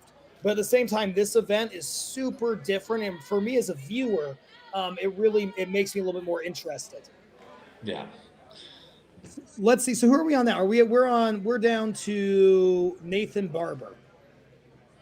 And Nathan pulled 670 for his max mammoth bar. That was good for 4th place in the open men's heavyweight. Let's hope for a completed frame carry here. I'd love to see one of these guys on these logs. Yeah. It's just one of those things that it's taxing on the day as well. That's one of the biggest things. For sure. Yeah, and that's one of the things too. I was talking earlier about the difference between some of the farmers' handles we have here in America versus the ones in Europe. The ones in Europe are so unwieldy. Yeah. They tend to be lower. The grip's a little bit more smooth. You did the Chaos Classic last summer. Yeah. And it was funny because I had some friends like, oh, well, I could do that. I'm like, I'm not so sure on that set of equipment. I'm not so sure you could. That was tricky. Yeah, I mean, not to bring too much about the other show. I was the only athlete that didn't drop them besides the designated drops. One athlete. Yeah. One of the best. Yeah. Those are some of the slickest handles. Again, handles matter so much when it comes to Absolutely. So yeah, I love the sport, but sometimes when people talk about like, oh well, I could have done that, you don't know what the equipment's like, you don't know what the gear's like, those slick handles, everything changes event to event, equipment to equipment. And looks like they're doing some adjustments here to the equipment. Yeah. I mean that's part of it too, just like the wear and tear on it. Just one of those things that, as a promoter, you have to be ready for all this. And again, they're doing a great job at this show to roll with any punch that happens. Yeah, I mean, I did not have on my bingo card busted wood frame, but here we are with busted wood, So it's all good, though. They're moving through it still. Oops, I went back to live stream. There we go. Oh, I can see CJ's face out now too. Nice. All right. They don't have to stare at my ugly mug like lean in because my eyes terrible. All right, come on, Nathan. Come on, buddy. There you go. He's Ooh, moving. see, there's a nice pick. We might have our first great attempt here.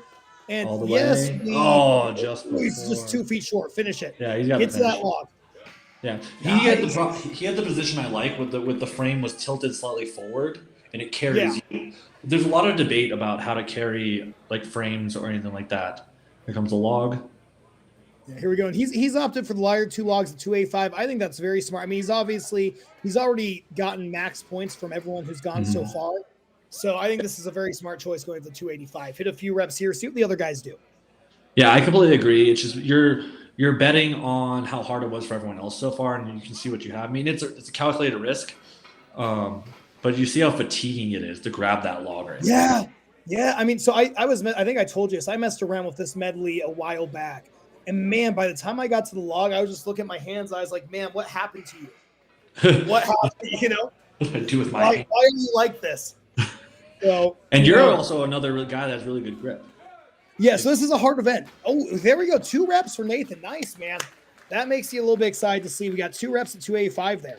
Good. Yeah. Okay, now we're in business. Yeah, I think that's almost what to be expected. I'd say like the most you can probably get in that time frame is probably 3 to 4 reps. Like that's if you're like perfect at everything. But that's like the stars have to align with all of that. Yeah. So it's interesting to see what people are going to choose next, though. Now they've seen it's doable. It's almost one of those things when you see it being done, you're more confident you can do it, right? That's something I see as an athlete. And CJ, these next 3 athletes all pulled north of 800.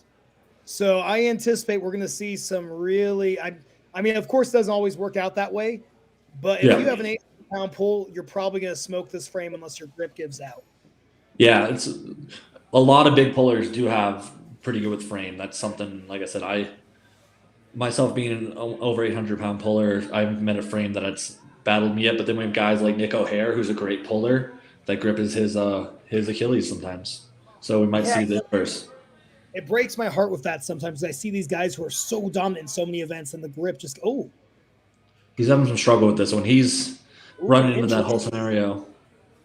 Yeah. It's like we're living in your scenario currently, huh? That you just discussed. Yeah. All right. Yeah. So he's nudged it about 2 inches, so he will get points here because we did have an athlete who zeroed. Hey, points matter. Sometimes I remember at the Arnold a few years ago, I got 4th on an event moving a frame 1.4 and 1.2 inches because it matters. Athletes couldn't move it. Yeah, it matters. If you can nudge it, by God, nudge it as far. Yeah, we see it here. He's just going to keep nudging. Little pop. Keep going. Don't drag it. Little pop. Yeah, little pop. Do you remember the Arnold where Novikov was dragging the frame up the ramp? He turned his body. So goofy. But hey, you gotta maximize your points. You're right. You gotta maximize what you can get. Every inch matters, man. Especially like if you just keep fighting. That's all you can do. Yeah. It's just heartbreaking to watch them. The fight is like you see them trying, they're trying to figure out how to get this position. And obviously, someone's over 800-pound puller. They have all the posterior power. Yeah. It's the grip though. Like you said, it's the grip, and that is really tough to see. Is there anything specific you do for grip, CJ? Oh, anything specific? Besides the stuff you program, man, frame carry farmers. Like I've never done anything too grip specific. You're right. I really do think it's something that either guys have or, unfortunately, it's a tricky event. I had a buddy. We did a max distance farmers carry together at like a show years ago, and this guy was a stud. I mean, I think he took the 275 farmers 300 feet in a minute 30. But then we went to the double overhand axle, and he couldn't go above 300 on it. Yeah. So it's interesting seeing how different grip disciplines play out. Well, it's also different parts of your hand, right? There's the neutral grip, frame, and then there's the overhand. So the different parts of your forearm get integrated with everything. So we need some hand science. That's what we need. I want to see like a study on hands. Yeah, and the forearm specifically, what muscles engage in each pronation versus straight on. So, but I think the going to a metal frame actually helps the athletes more than hinders. But either way, it's kind of just No, you I'm know, with you. I'm with you because I saw a couple of guys in that lightweight 231 division who picked ever so slightly back, and you could just see the frame just yeah grasp the that yeah metal is a little more forgiving than wood. That's in my for sure, experience. for Uh, sure. It's I funny. I think think people. Sorry, go ahead. no, I just think it's because the way anything with a wood log too, wood settles different, right? So if you have a split frame, this half could be set forward, this half could be set backwards. Like some of the frames we have here, I had to stagger my hands, which I've never done before on a metal frame. Metal is pretty even across the board. Yeah, it's all distributed evenly, and then with this, it's just you can never predict where the wood settles, like you said. Yeah. Um, so it'll be interesting to see. I was talking earlier about how cool these unsanctioned shows are, just in general, and like I do think it's really really good. Nothing against sanctioning bodies, but I think it is good to have other ideas out there. Yeah. I mean, I think all of the above. I think obviously it's good to have an organization so there's room for growth. That's one of the For biggest sure. things. But I think, especially here in America, it's good to see these unsanctioned, these trying something new, these different innovative things that we can see involved in this. And again, it might be easier to get pricing for our athletes because at the end of the day, it's about supporting the athletes. That's something I'm a big advocate for in any way, shape, possible. And if you don't got to pay for, you know, any of the crazy things, but yeah, that was a good event to catch the end of. Um, Yeah, I'm a little. Yeah, I'm a little. Yeah, I'm a little grip is curious. grip is one Yeah. of those things. So Yeah, interesting. Okay, so all right, so we have Jonathan Wimberly now in first. Colt Swanson has moved to second place. Nathan Barber has moved to third. All right, so yeah, so we're gonna, and then yeah, we had a few zeros. So I guess that they did not count that dragging distance, which is something that you had mentioned earlier. You're right. There's got to be no yeah, possible. maybe he didn't break the ground. That's one of the things. That It could might be it. have. It's hard to see from our angle, from where we are, but maybe he couldn't break the ground. So it's one of Yeah. those things. Man, well, okay, well, this open men's heavyweight division is really interesting too because between 1 and 4, we have 13, 12, 10, and 9 points. That's anybody's game. Anybody's That's game. anybody's game. Yeah, With the amount of events that we have still left as well, it can literally jump to anybody. yeah.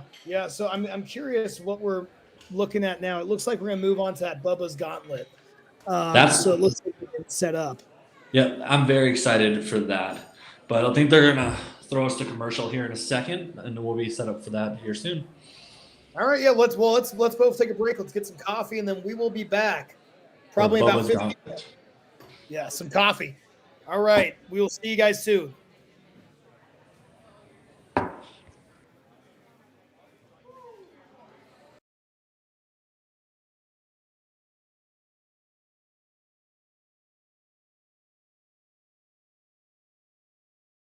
Personal trainers to fit your needs. At Ellison Fitness Innovations, our mission is to provide personalized fitness in a private setting, all while creating unique programs at affordable rates. We offer one-on-one training, group training, and even virtual training. Our gym has state-of-the-art equipment with 24-hour access, and we limit memberships so you never have to worry about waiting to work out. Ellison Fitness Innovations is locally owned and operated by Alex and Chuck Ellison, and they look forward to hearing from you.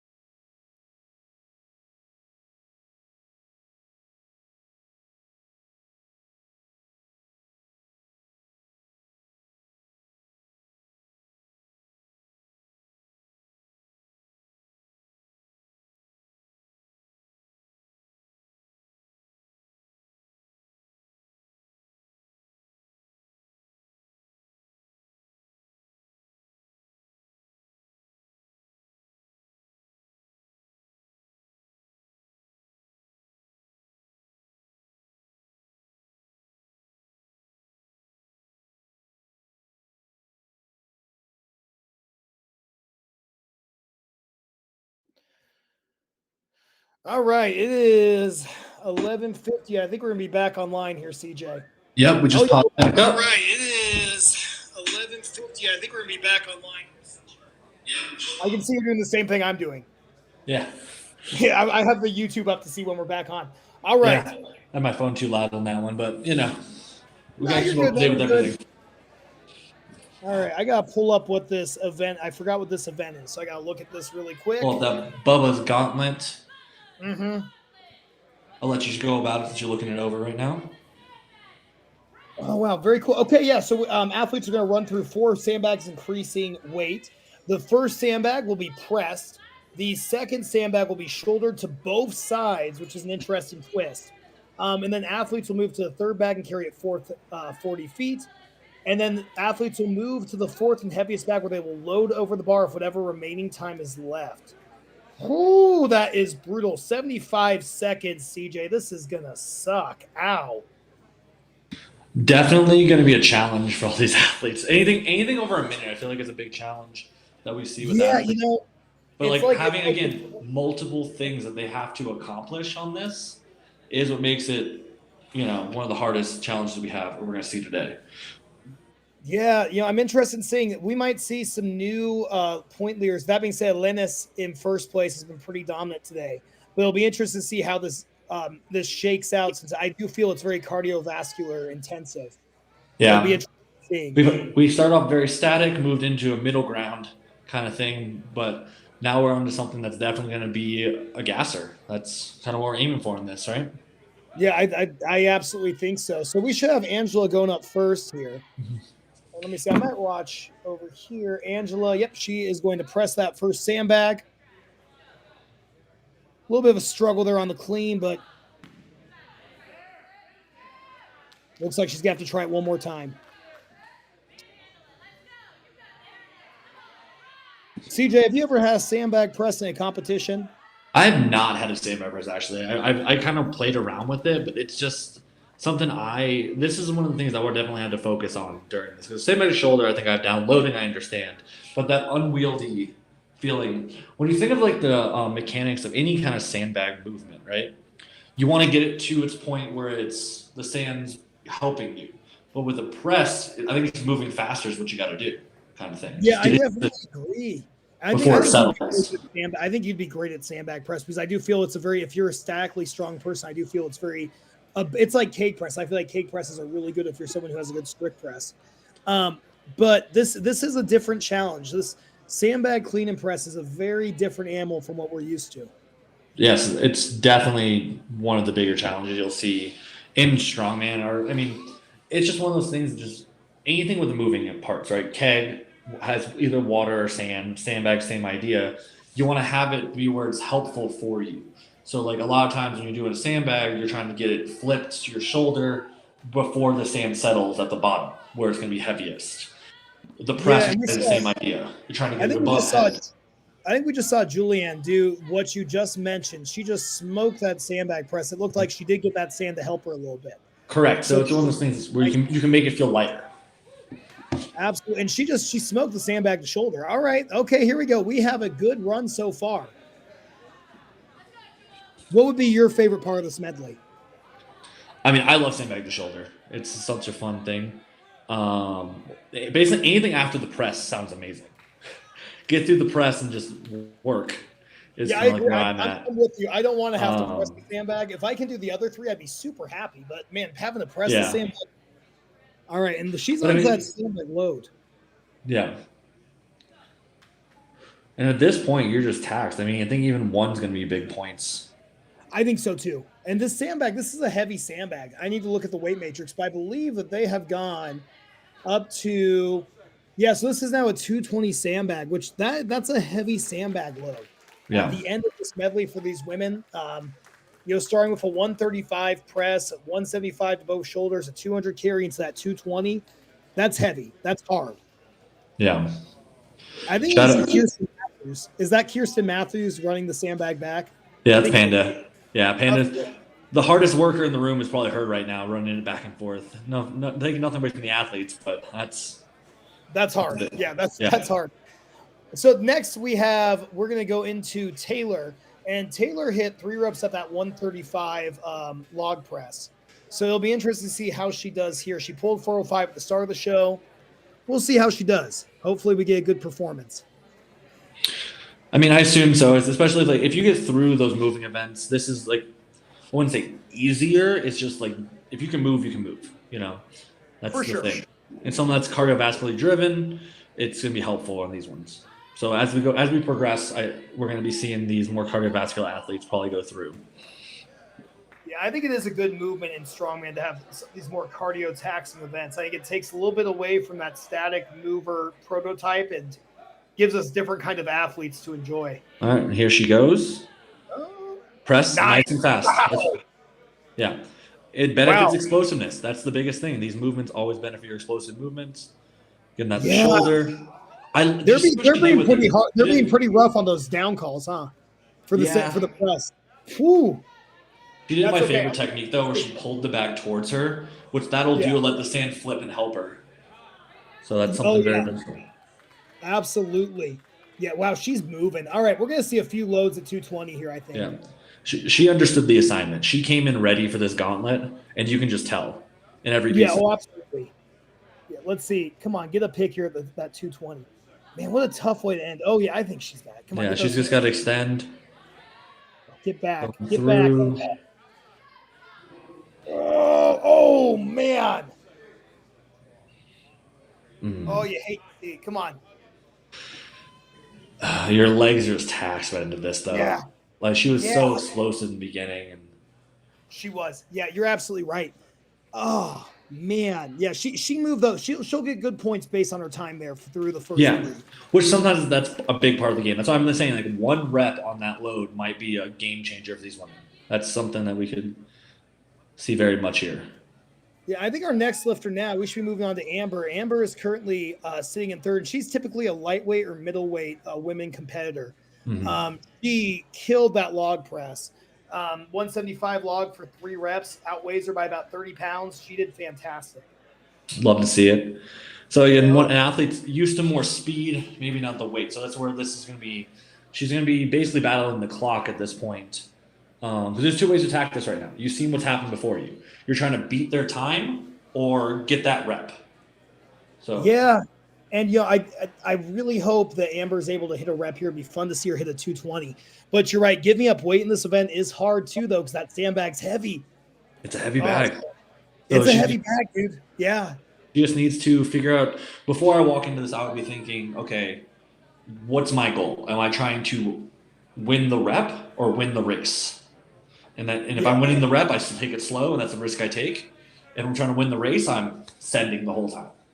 Yeah, I think if I'm Amber, I think I'm going to try to win the race, like you said. I think that's wow, nice press. Very clean on the press, very fast. Yeah, very beneficial for her. Again, lighter athlete needs to use that explosiveness, use that cardiovascular ability. Good shoulder right there. Nice pop. He is smoking that sandbag. Yep. Nice. Okay, come on, Amber. Get through this one quick. Let's get some points here. You got to get the fast feet. This is like where that weight is going to be done. Oh, there we go. Good high on the hips. This is going to be close, though, to that last time, isn't it? Yeah, we're going to need split time for that one. Oh, all right. Okay, you know what, though? She's going to rest for a second. She's going to play it smart. That is the best thing you can do here. You've seen the other athletes struggle here. You don't need to rush. You've got all the remaining 75 seconds. Take it. You need 1. You need 1 for big points here. Like you wish you can. Got your lap. She's gonna have to really get that dug in there. She's gonna have to really extend. Oh yeah, no, she might be a little taxed here. That carry is just not easy either. So no, I mean a 200-pound carry in the women's division is like that's heavy, regardless of weight class. That's a heavy carry. Yeah, and again, we're seeing the strategy here. Maybe the whole strategy of this one is sprint and then take all the time and go for that one. I think that'd be very smart. We saw it with a couple of the guys on the log press in the last event. Some of those 231 guys recognized, I'm not going to hit more than 1. I'm going to rest for 40 seconds before I even try one. Yeah. And they were successful. So we'll see. All right. Ooh. Olivia's been very strong today. I would not be surprised to see her hit a rep on that 220 sandbag. I mean, it's possible. You're like, oh. It's hard, dude. These women are working hard today. These events are working hard. combination of everything we got going on. It's tricky. man. It's you gotta change your mindset on each lift. It's not just about getting it to X or going through a ladder. It's about I gotta explode this to the top. Cool. Now I've got to explode it to here. Cool. Now I've got to carry this. Now I've got to lean back and try to get that extension. It's just a lot of posterior chaining. It gets harder each way as you go through. Your back is just fried. Yeah, you're just fried. You're fried. They only deadlifted earlier too. No big deal. They only no big deal. They deadlifted. They had a frame carry. They log press, and these women hit some reps on that log. So yeah. Whew. Ooh. All right. Well, hey, here we go. We got the last two athletes. This is exciting. Yeah. Well, CJ, I'm glad you could join us, man. I'm sorry to hear about your internet. That sucks. Yeah, it's just system updates. Unfortunate living an apartment life, but I'm glad we got in here. Like I said, I only missed a couple events, so I got the majority of the show for you. Caught me up to speed. Exactly. We're good. So this will be Olivia Powell. She's had a really good day so far. You can see her. She's setting her sandbags how she wants it. TJ, I'm gonna guess we're gonna get a rep here on that 220 bag. I'm gonna guess You're putting it in there, putting it out in the universe. I'm putting it out to the universe. I think we'll get a rep here. I think by the speed she's going right now, she has to get that rep. Like no offense on that, it was just very controlled. Yeah, and that sandbag press. Oh, okay. Yeah, let's see. Come on, you gotta get that to your shoulder. You got it, Olivia. There you go. Get set. Yeah, get set. Get to your shoulder. There you go. She's got there. She's got to get to that other shoulder now. This is where it screwed me up a little bit. I've never trained to both shoulders, as odd as that is. Me neither. So again, the uniqueness of the show and the different challenges these athletes have had to face so far. Yeah. I think it was probably very fun to train for the first 2 weeks, and then you probably got sick and tired of it after. You're grinding through it. Yeah, I mean that's any show. Okay. So she is going to get to that sandbag. Let's see a pick here at that 220. She got there. All right, come on, Olivia. She at this point with the pace, so she doesn't lose ground, she has to hit this. She's got to hit this. Yeah, or Amber is going to jump her here in the standings for sure. She was very quick. Yeah, she was very quick on that. But okay, she's got it to her lap. It looks she's powerful, so she can get that extension. She has to send it right here. She is powerful. Okay. Closest so far, but I think that's going to be all she wrote on that one. Yeah, you got one shot at that bag. It was just definitely. Yeah. I think it was, and you can go back and nitpick anything. I think it was the fact that she had to re-clean that shoulder twice. That was that like 3% they needed. With all that. That tiny little slither to get that extra 2 inches over the bar. Because she had it 95% away. It was going. And that's the thing about events like this. They're really challenging every piece of your body. Yeah, so we're going to see a change in the standings then. So Amber's going to jump into second place. And I'm going to anticipate, I think I feel like I'm butchering this name, so I apologize. Illness. I don't know, maybe CJ's better with names than I am. But I'm letting you do it. Her 464 looked like a joke on deadlift. I think she just pulled that to win. The 175 for 5. She even missed a rep because she missed the down command. I think she'll be okay here. Yeah. So if you're her and you think you haven't tanked it, I assume you've hit the 200 few times. Do you still want to blitz the beginning, or do you want to just take the controlled and go for that single?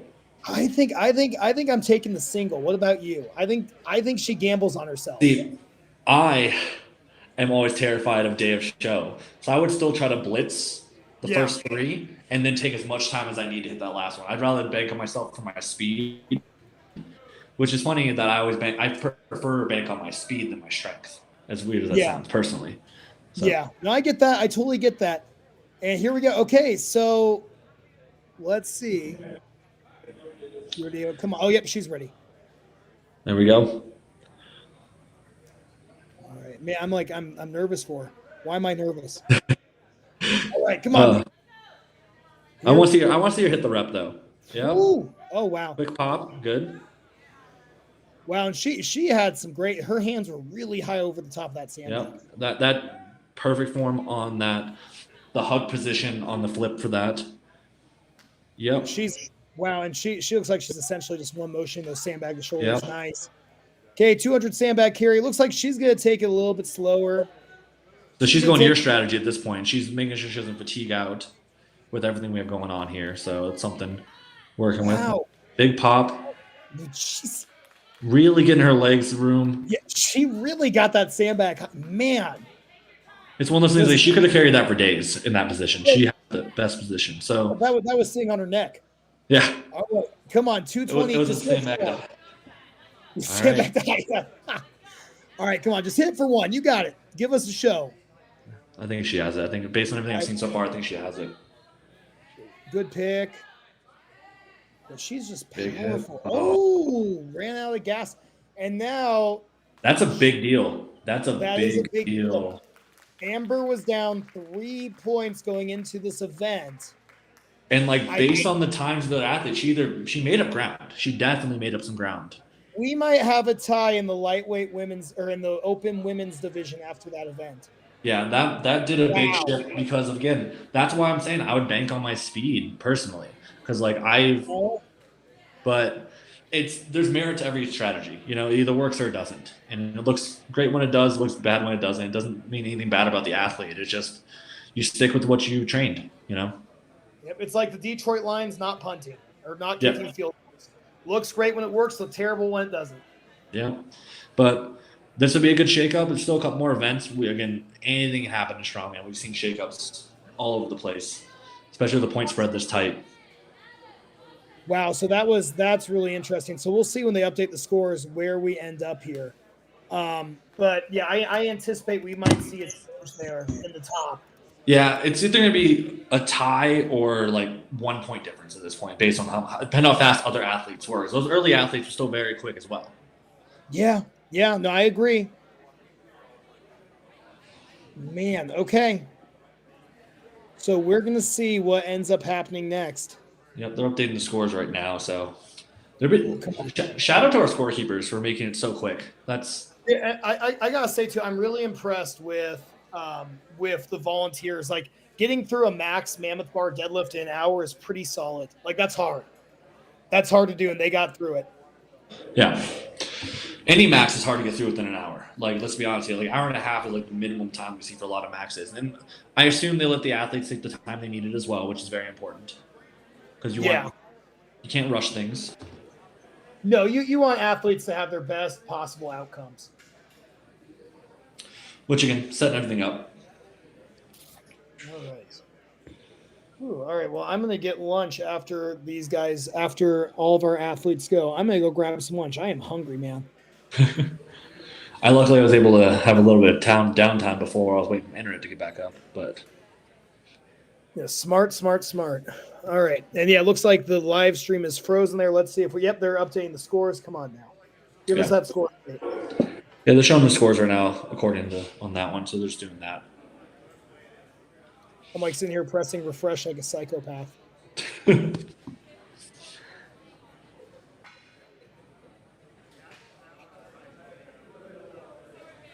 come on. It's called passion. That's what it is. It's called passion. Yeah, it's called passion and crippling anxiety. My God. Just update it. Let's see here. Nothing yet. Okay, well, we're going to keep waiting.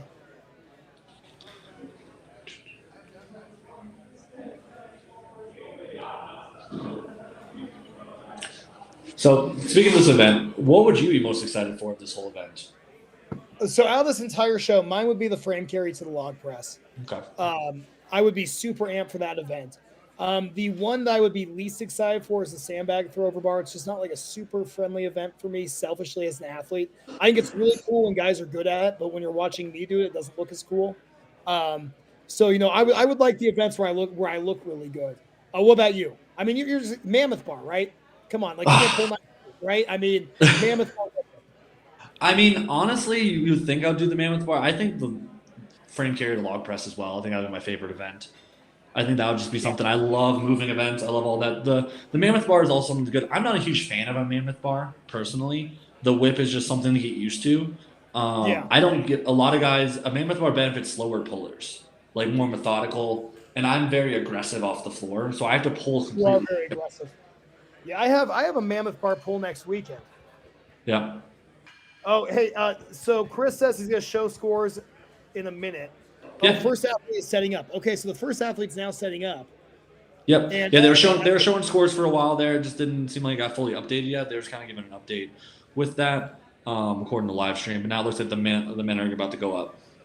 yeah, so we got Adam going up first, and Adam got 1 rep at the 265 log last run. It looks like the way they did it online, if you're curious, is they just gave guys higher scores based on their time. So like the 265 for one is scored higher than the 262 for one because the 265 for one was a little bit faster. Yeah. All right. So who's our first athlete here? Who we got? We got Adam. Yeah, Adam, I just competed with recently too. Is the crazy thing. He was at the Bricktown show. Oh, cool. I'm wondering if he's a little beat up. It looks like he just took his opener on the Mammoth Bar and then kind of called it. So I'm wondering if he's a little beat up. Well, talking with him, deadlift is one of his weaker events. It's the one thing he needs to work on the most. We didn't have a deadlift at Bricktown when we competed against each other. He took second on the log with a 280-pound log press for his max. Second to myself, but that was still a solid log press on that. For sure. Yeah. Absolutely. Great outcome. And this is an athlete that walks around like 210 pounds. Like, yeah. Total. What's interesting, so our top 2 guys too, Justin Weavers is about 212, and then Tyler's obviously right around 210 himself. Yep. Wow, great. There we go. Press that, Adam. Adam, if Adam gets, they didn't give it to him? No. Oh, that hurt. Adam just has to get to the sandbag load. If he gets the sandbag load, we will see reps on reps on reps. Because he is arguably might be the best stone loader in the 90s when he cuts weight to 90. So okay, is he done there? I think it's finished up, yeah. That's too bad. That's unfortunate. But like you said, different strains for different athletes. Just something he's gonna have to continue working on is some of these static strength events. Will be exciting once he gets that full package together, what he can do. Yeah, because he's an athlete that has loaded multiple like 400-pound stones. That's amazing. That's something that like he just does consistently. So it's just, but sometimes an event, especially a show like this where there's multiple movements, you got to get to the stuff you're good at. So that's why the Stormman's about being a balance as well. Yeah, absolutely. But one thing I can't wait to see from him, he'll put on a show when it comes to that sandbag toss. That's another event he is great at. Tall, long leverages. So yeah, no. So he should. Yeah, he'll get some points back here these last 2 events. Mm-hmm, he's got it. Adam, we believe in you. You can do it, man. Keep fighting. Super nice guy too. So he's actually supposed to compete next week as well. But I'm not sure if he's going to go to that show. So, oh my goodness, man! Yeah. Hey, you love to see it, man. Guys who'll just jump in and do this. Sport. Yeah, because I'm doing the show next week as well, and he was signed up for it. He's like, I might, but 3 shows in 4 weeks. That's a tall order. Yeah, I did that in August, and that was really tough. So hopefully he completes it and does well. And here's Jeremy Shell. We all know Jeremy. We all love Jeremy. Yeah, one of the best.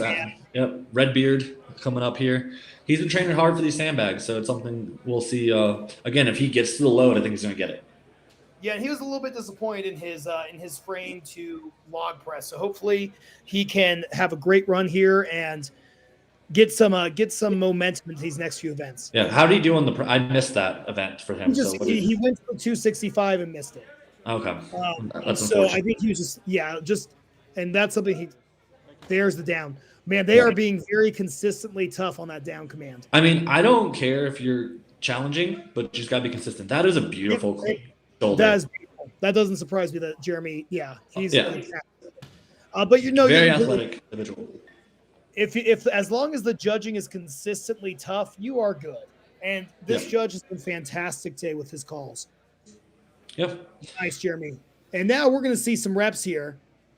Jeremy's going to hit a couple for sure. Yeah, very good loader. The question is he wearing his work boots today? I haven't seen him all day. He's been known lately. I actually have not seen the work boots just yet.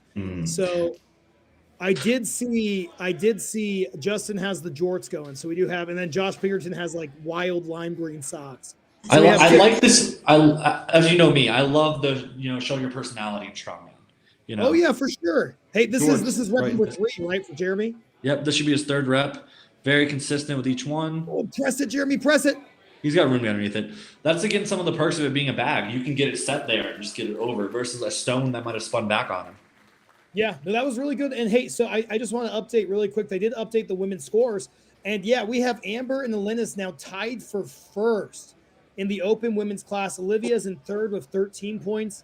Taylor is in fourth with 12. So we have Amber and Alynas tied at 14, Olivia with 13, and Taylor with 12. So we have a battle for that podium. Yeah, it can go anybody's way, especially with the toss coming soon. That's going to be a game changer of how much they've trained it. You know? Yeah, that's the variable event. That's always the variable event, you know? As we've spoken of your show coming up, you have a sandbag toss, and I've been kind of programming a little bit. It's one of those events you either hyper train and get really good at it, or don't train at all and you hope for the best. In my opinion. You just accept it. Yeah, and I think my approach has always been to try maximize points in every event, but I totally understand the second approach where if you're going to lose points, focus on the other events, do really well on 4 out of 5 events, and hope for the best. Yeah, I mean that's just one of those things. I mean, I used to be bad at sandbag toss for a long time until I had to train for Clash of the 80s and it was max height, and I was training every day.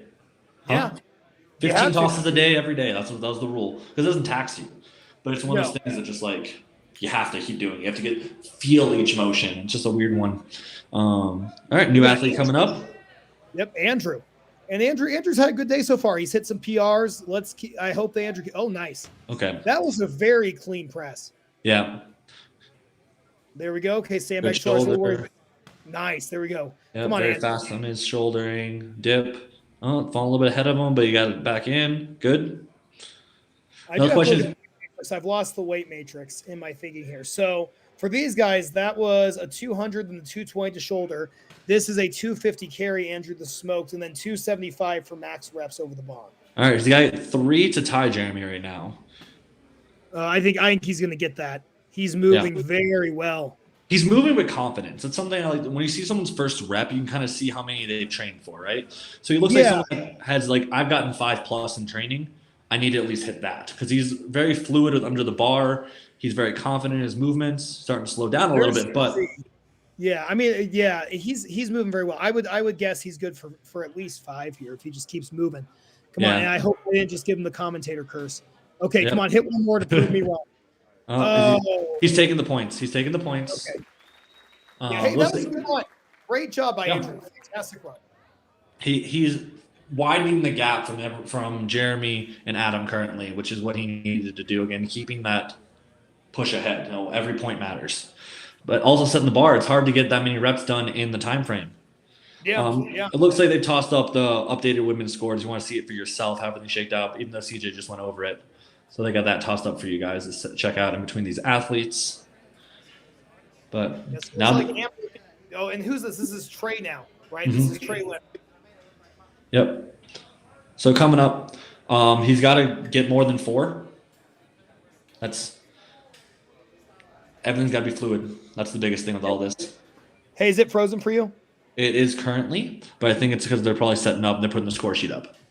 Okay, cool. Love it.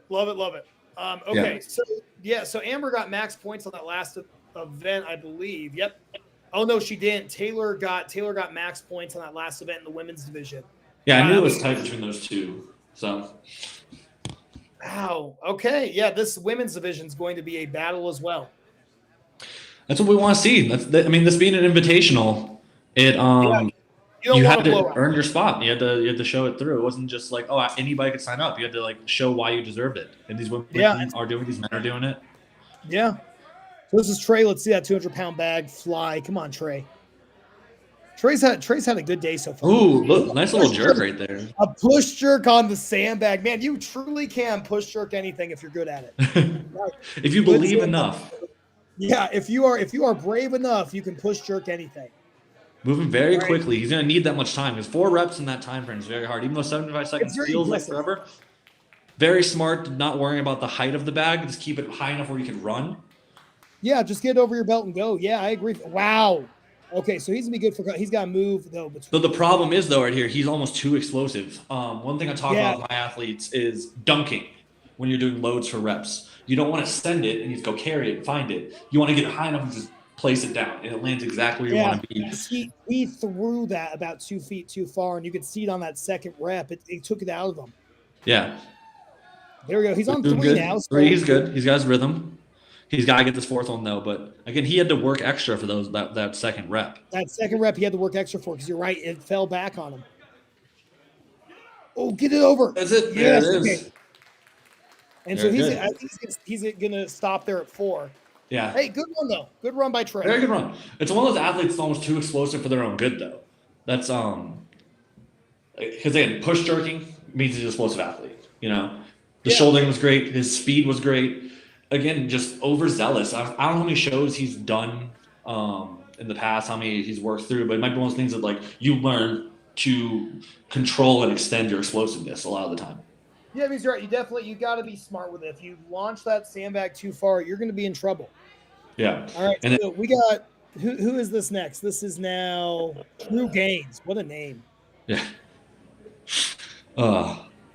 Yeah. So I think a lot of the athletes need to realize that, like, you have to go chase it. That's one of the biggest things when it comes to all this. So that matters though. Every little bit of energy. Time. Yeah. All right. So Drew Gaines is going to be going here in a second. And he's had a great day so far too. And you can see the athletes setting up their bags, trying to be intelligent about it. Yeah. I mean, I'm the type of athlete that, like, I apologize and thank all the loaders at the end of a show because I'm like meticulous. I'm like, I need this angle and this. I'm just like that. Are you like that too, CJ? Or you're kind of just like, whatever, set up, I'll just lift it. I usually with sandbag, I'm very meticulous too, and that's really because of my torn bicep. Because if I pick up by the label, that just destroys my bicep. So I have to be very, very deliberate. Oh, here we go. Okay. Yep. Nice press. Yep. Almost a strict press on that. Just kind of sent it. Almost a strict press. Yeah. We're going to see Justin Weaver will strict press this too. I guarantee it. Just statically strong athletes. Yeah. Nice sandbag to shoulder. Good. Didn't waste very much time there. All right. Let's get to that bag. And then let's hope for 5 on that bag over bar. You got to book it with the 5 though. You got to like make sure every ounce of energy is just sent properly. Yeah, and I hate to say it, but I don't know if at this pace he's going to quite get to 5. I think his back's just so tired. Like he couldn't get it in a good position. No. So now at this point looks like he's just trying to get a couple, like get a rep or 2 to get points. Yeah, I think that's smart. Maximize your points. Yeah, he's tired. All right, come on, you got it, Drew. Yeah, he's got a little bit of time. His goal at this point would try to tie a shell with 3.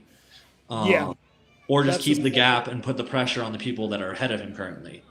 Because that's all you can really do when you know you're not going to catch the leader. You either gotta decide where to put your energy. Yeah, and it looks like here he's gonna go for a second, but he's taxed. He's taxed. And you're right. We're now pretty deep into this competition. We're midway through. At this point, guys are starting to get a little tired. Yeah. It's definitely one of those things. I've won and lost shows based upon energy conservation, understanding when to stop my reps, understanding when to gas pedal it because I know the guys on my heels.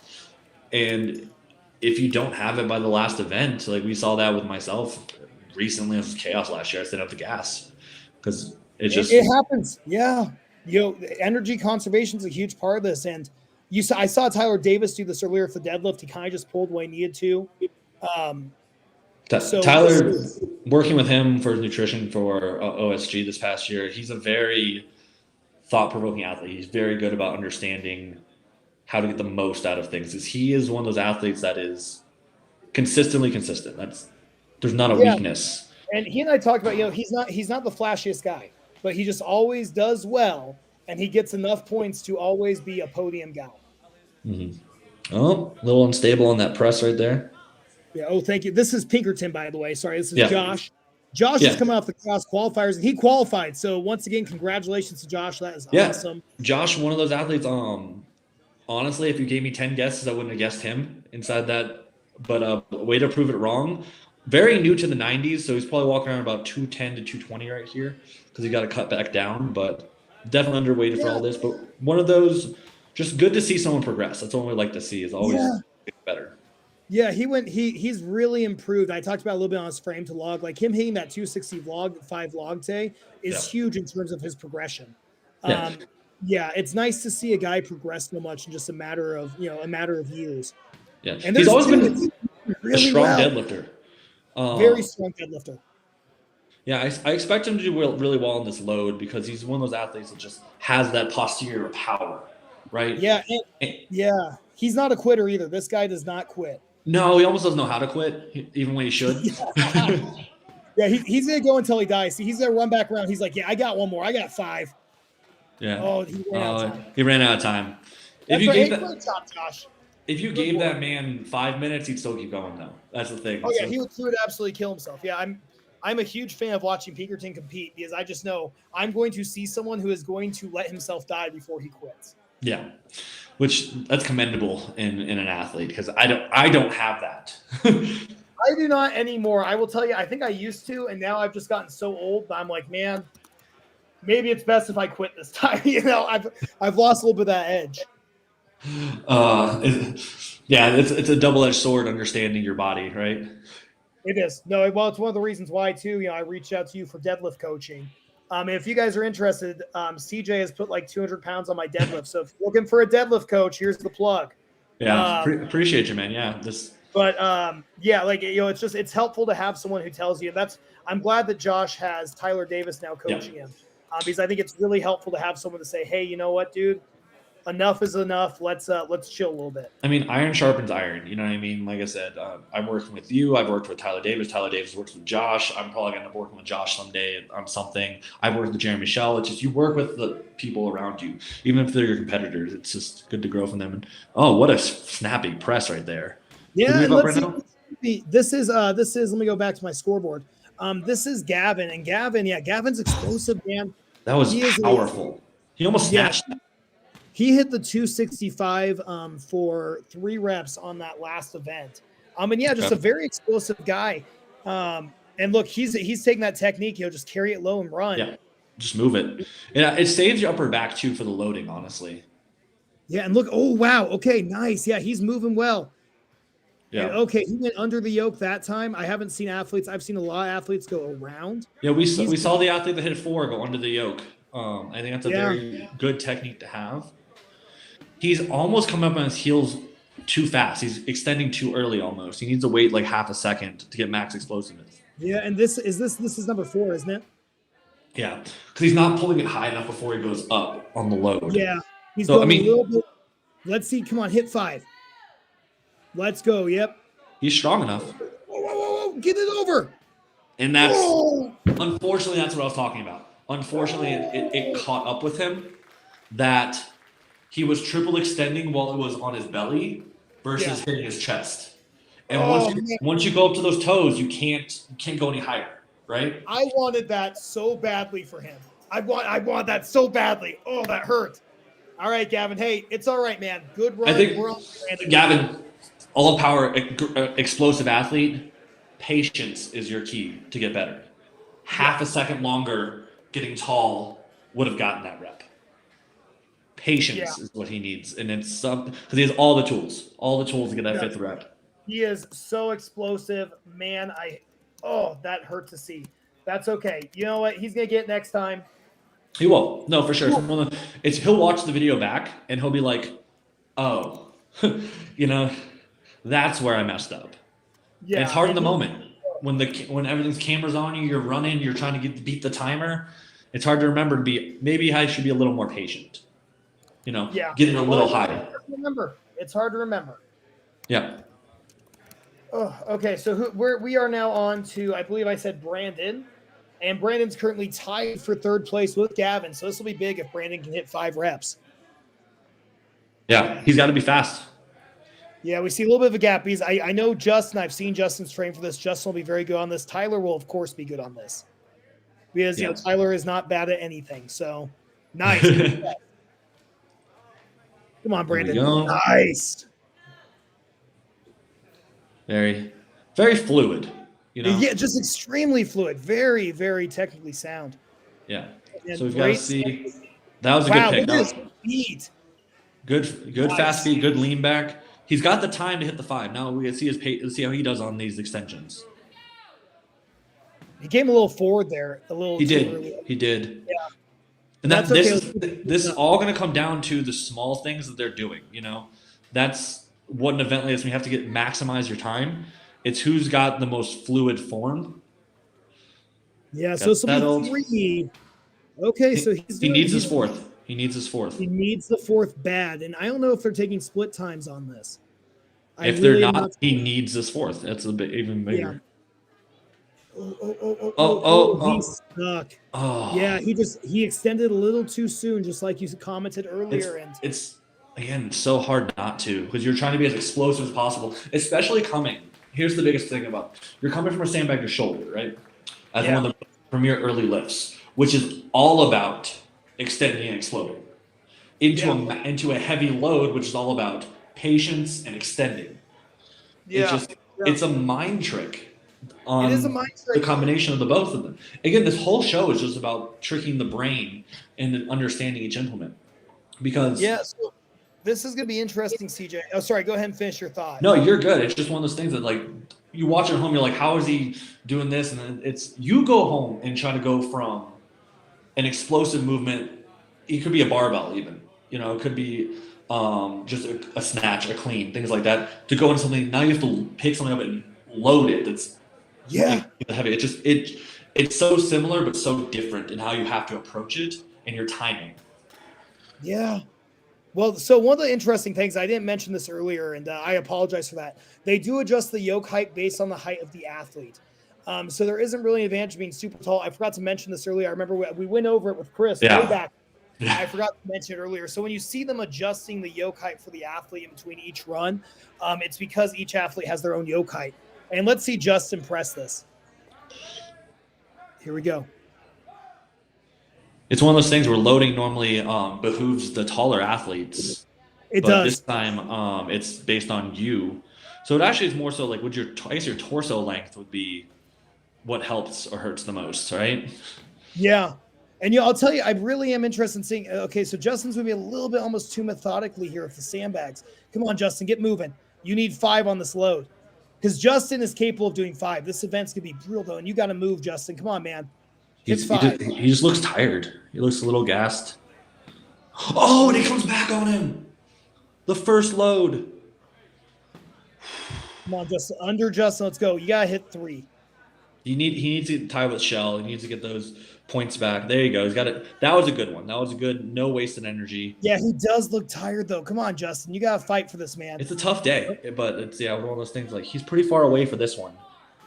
Yeah. One more. Come on, Justin. Oh, man. He's got 10 seconds. He should be able to load this. He's got to take his time, though, and be smart. Up and over. He's got lean. He's got lean. Oh. And he got it. That's huge. If they're not taking time splits, that's huge. And this should set up a pretty easy victory for Tyler. I think Tyler's good for 5 here. Yeah, he's just got to do his job. I mean, one of those guys that's been the top of the game. He understands pressure. And this, that's a big factor, the amount of experience he has. He just probably isn't even nervous. I just got to do my job. Yeah. Okay, so that leads us to our last athlete, though, for this weight class, which is Tyler. And we've talked about Tyler numerous times. We won't go over it again, but, obviously world champion, second place this year at OSG, just phenomenal athlete. Yeah, just a consistent one. An athlete who I faced, you can't make a mistake versus him, or he'll take that advantage. So yeah. Man, I really do think had Justin hit that first rep, he could have cleared 5. Yeah, it was just one of those things that just mental slips. Maybe it didn't feel that hard for him. He just took it for granted, Yeah. You know what? Yeah, it happens. All right, so this is going to be Tyler. Yep. And let's see, they're setting up the weights for him. Yep, getting everything where he wants to be. Again, a very methodical athlete, very calculated. It's probably the better term for it. Man, okay. Whew. 5 would be huge points if they're not doing split time. 5 would be massive Massive points. Five is what he should go for. I think if I'm Tyler, here we go. Oh, Good press. Okay. A little bit harder than I thought it was going to be for that press. But Yeah, so but I think sandbags I think, there we go, Tyler. Yep. Nice. Yep.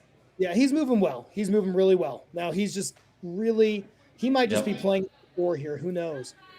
But I do think he's capable of 5 if he wants it. There we go. He's there. He's one of those athletes that has this event sucks, I'm doing it all day. He's got that kind of fire in him. Yeah, and let's see. It looks like that sandbag. Here we go. Come on now. 2. All right. Yeah, he can. Come on now, Tyler. Yeah, keep going, man. He was a little. He's dunking it where he wants it to be, though. And I like how tight it's staying to the yoke. Yeah. There's 4. One more. Yeah. Come on, Tyler. Hit 5. And he's got it. Yep, he's gonna get 5. Yep, and that's his job. Yep, did what he needs to do. He's gonna get max points there. And he should now have a decent lead because a lot of guys split points there. Yeah. So again, he could have really gotten a good lead there. I think Tyler did exactly what I was talking about in the most effective way, which is placing the bag where you wanted it, right? He had all the explosiveness ascended as far as he could, right? But every time he was just over the line, setting it down. Just over the line, setting it down. So every time he had to clean and set up another one, he just would. It was exactly what he wanted to be, which we saw the athlete earlier send it, and it was just unused, wasted energy. Unfortunately, it looked cool. I'm not gonna lie, but that's what I mean. Tyler's not a flashy athlete. He just understands the assignment, does the job. Yep, and I did really like that they didn't turn this into a height event because we do see that happen at shows where this definitely becomes more of a height event versus a pure strength event. So it was nice to see they kind of took the advantage out of being a super tall dude and just, I did like that. Yeah. Looks like they're updating the scores now. Again, we should see Tyler get a pretty good jump, give him a good lead going into the next couple events. Which, I would guess he should have about a 3-point lead here now. I would guess. Which is huge. I don't know how good the bag tosses are going to be for. Oh, so hey, CJ, they did take split times. Okay, then it might not be as big.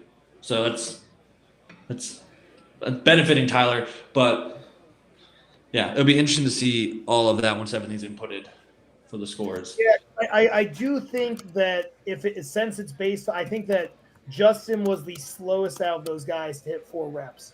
Yeah, because he missed that 1 rep, was very that's costly. Killer. Yeah, killer. I mean, yeah, but like you said, you make mistakes here and there on these shows, and you need to have a goldfish mentality though. The second that event's done, you need to move to the next one. You can't worry. Yeah, can't dwell on it. Can't think about it. Just have to move on. Yeah, I mean, we've all had bad events. We've all messed up an event. I mean, I've gotten second to last on an event, then I won the next event. So you can make those points up. So absolutely. So. Yeah, I'm very excited when they update these scores, see what happened. I think Justin will still be in second. I think the lead will be a little bit smaller, though, a little bit slimmer. He had a 4-point lead. And again, with a bag toss coming up, anything can happen. Like, we can see a huge shakeup with that.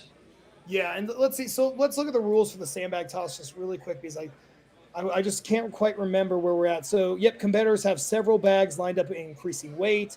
Okay, heaviest bag, then split times. So this will be very interesting. We talked about this. The sandbags go all the way up to 65 pounds. Now, do we see a 65-pound bag go over? Not so sure. That's a heavy bag at the end of like 8 bags. Yeah. We can only hope. I mean, I hope we see one. That'd be great to see. Yeah, I would love to see it too. So like it's going to behoove Tyler and whoever's in first though to see what other people do. And every athlete knows their limit. That's one of the biggest things. They know, like, I'm good for X, or like I have a 20% chance of hitting this, or I've hit it once or twice. If you see an athlete blitz through a bunch of them and you want to maximize your points, maybe you take it methodical and save yourself for that 60 or 65 that you have to hit. But we'll know more once we reach that event, and that'll definitely be one of those events that can shake everything up. Yeah, no, I think so. Yeah, open men are coming up next for this. We still have some more of the Bubba's Gauntlet coming our way, though. So I'm excited, man. These open men, this is a heavy medley. So For the open men, I'll announce it just because I have it pulled up. It's 220 sandbag press. It's a 250 sandbag to both shoulders, a 300 sandbag carry, and then a 350 over bar to finish. Ooh. You hit one rep there, I think you're going to win. You think so? I think so, just because these bigger guys too, the cardio is going to be hard for them. Yeah.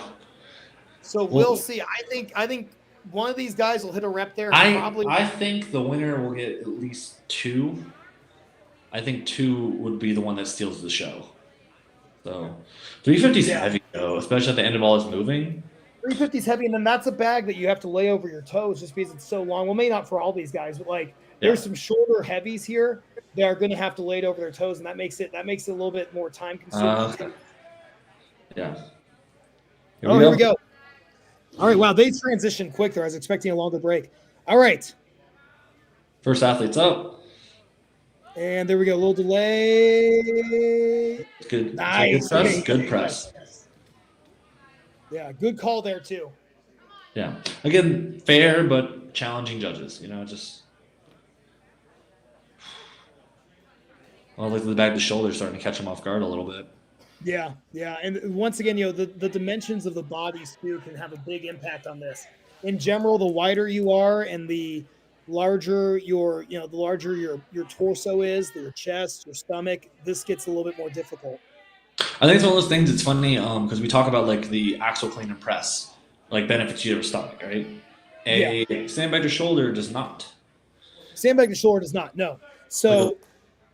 Yeah, leaner athlete has a better opportunity with it. Yeah. So let's see. I think he's. My live stream's a little blurry. Hopefully, it catches up here.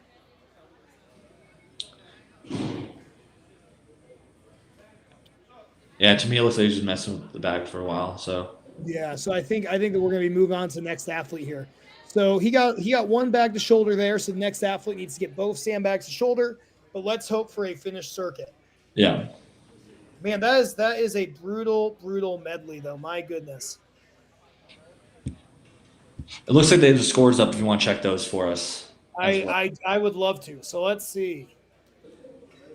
Excuse my enthusiasm. We should have some exciting scores. Okay, so yes, Tyler opened up a 2-point lead there with 29. Justin's at 27. So Justin did not lose as many points as we thought. In fact, he actually got max points for where he was at. Oh, wow. I took second on that one. He took second. Yeah. So Justin, I apologize. Fantastic job. Yeah. The gap stays pretty close. And now Justin's opened up a 5-point lead on the guy in third place. So look on Gavin. So interesting. I think Gavin, did he get 3 or 4 reps on that? I thought Gavin got 4. And you ready for the split times on this? Okay. Justin had 8 completed lifts in 24.77 seconds. Gavin, 8 completed lifts in 24.85. Oh my God. Oh my God. All right, the next lifter. We'll focus on this, but that's crazy. Okay, this is Zach. I believe this is Zach Kirk, unless we're off by 1, which I'm not sure. Oh, you know what? We had so I think this is Zach Kirk, but we'll see. Looks like a good shoulder for him. Yep. And let's see. Let's get to the other shoulder. Come on now.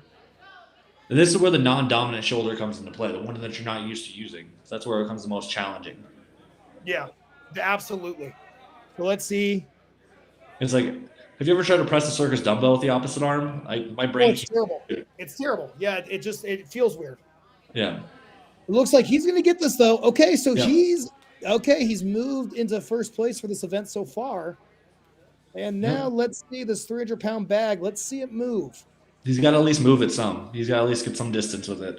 Yeah, make those volunteers work. They've gotten complacent. Make them work a little.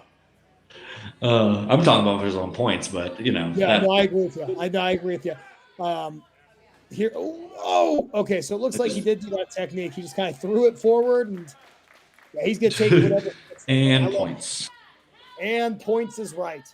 Hoping someone else can't move it or is too fatigued, or because you got to get at least something. Let's say someone takes forever on the shoulders, you want to at least have that 2 inches, 3 inches, foot, whatever it is, Yeah, it's when we did Colorado's Strongest Man, Zach was competing in your division, and he ended up getting huge points because he just picked the Husafel and dropped it like 2 inches.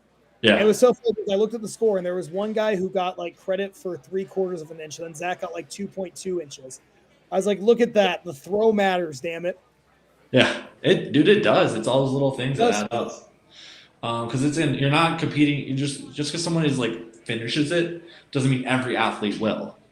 So Yeah, so I think we're off by one, CJ. This should be Calvin coming up here. That was Andrew. I think okay, Rondion is a scratch for today. I don't think he showed up. gotcha. Okay, well, thank you for keeping that updated because that's too much work for my tiny brain. No, definitely not tiny. I have the benefit of having 2 computers and then a cell phone. So Okay, so I got the one computer, one cell phone. That's where I'm missing. It's the second. yeah, so I've got a little bit. I've got a little bit. It's like a ped here, I guess. I got the 2 computers, the one cell phone, and maybe I shouldn't say that on air. All right, so we got our next athlete, Calvin, coming up, and he is going to finish this medley. I am sure of it. Let's see how we do. These athletes. I think he's going to get through the 300-pound bag. I do. I think Calvin's he's an 800-pound deadlifter. He's got in him. It's one of those things. I think it's the opposite shoulder sandbag is the biggest taxes. This bag is not light by any means. We're talking like compared to like OSG bags, it's still one of the more challenging movements, and that's to your dominant side. Yeah. And again, a lot of these heavyweights aren't at pure heavy weight too. There's such a gap it could be. They're just big guys. Yeah, they're 231 over. It's not guaranteed that they are actually a super heavyweight. Yeah. All right, so here we go. So we are on to. It looks like Calvin's ready to go. All right, let's see a finished medley here, Calvin. Come on now, get max points here. Clean looks easy. Yeah, nice press. Oh yeah.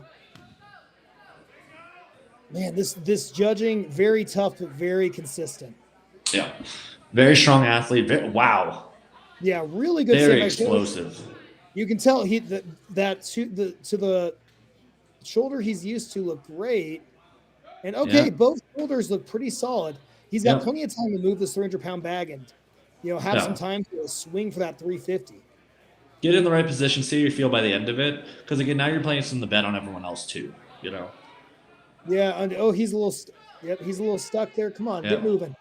Gotta get those feet moving and pull. This is a hard event. If you have a large chest, this is a hard event. Nice. There we go. Okay.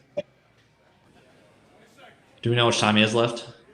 I think I heard 20 seconds. Okay. So there's not a whole lot of time left. Yeah.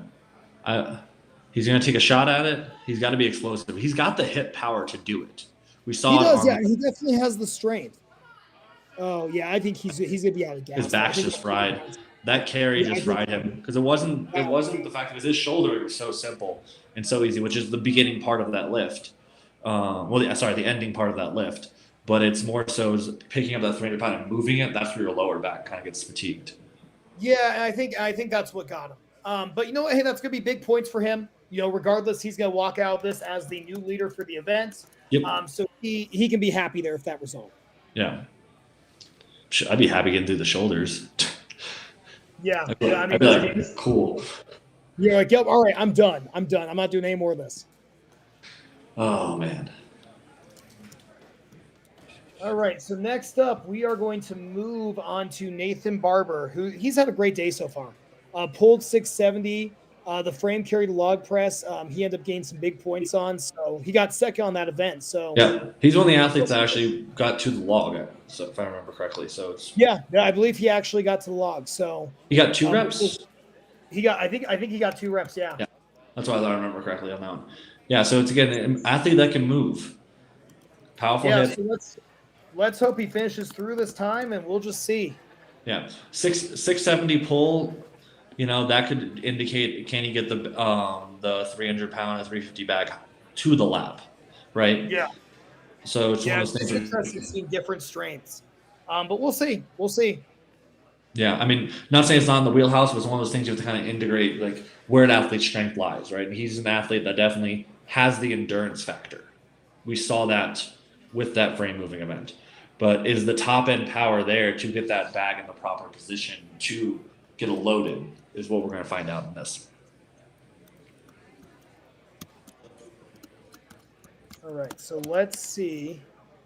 With these heavier bags, it does take our spotters and loaders a little more time get them set up, unfortunately. But that's just Yeah, the name of the and game. they do have to save their energy because they still have a long day ahead of them. Yeah. Luckily, the sandbag toss shouldn't be that bad for them to load and set up, but they also have one more event after that. So Yeah, they're going to have to play this smart. It's funny talking about the gamesmanship with the volunteers because they're asking to get some gamesmanship. hey, I mean, volunteers. If you've never volunteered for a strongman show, do it so you understand what they're doing. You know, that's one of the big. You'll Yeah, appreciate shows a lot more once you've done volunteering. yeah. So I mean, so will yeah. I think that there needs to be some love for the volunteers here because this has been a tough show. Kilo plates, having to convert the kilo plates, and then all the resetting this medley. The frame log wasn't easy. Yeah, Yep. we'll give the volunteers some love. Yeah. Buy them a beer after the show or something. Yeah. Buy him a beer. That's right.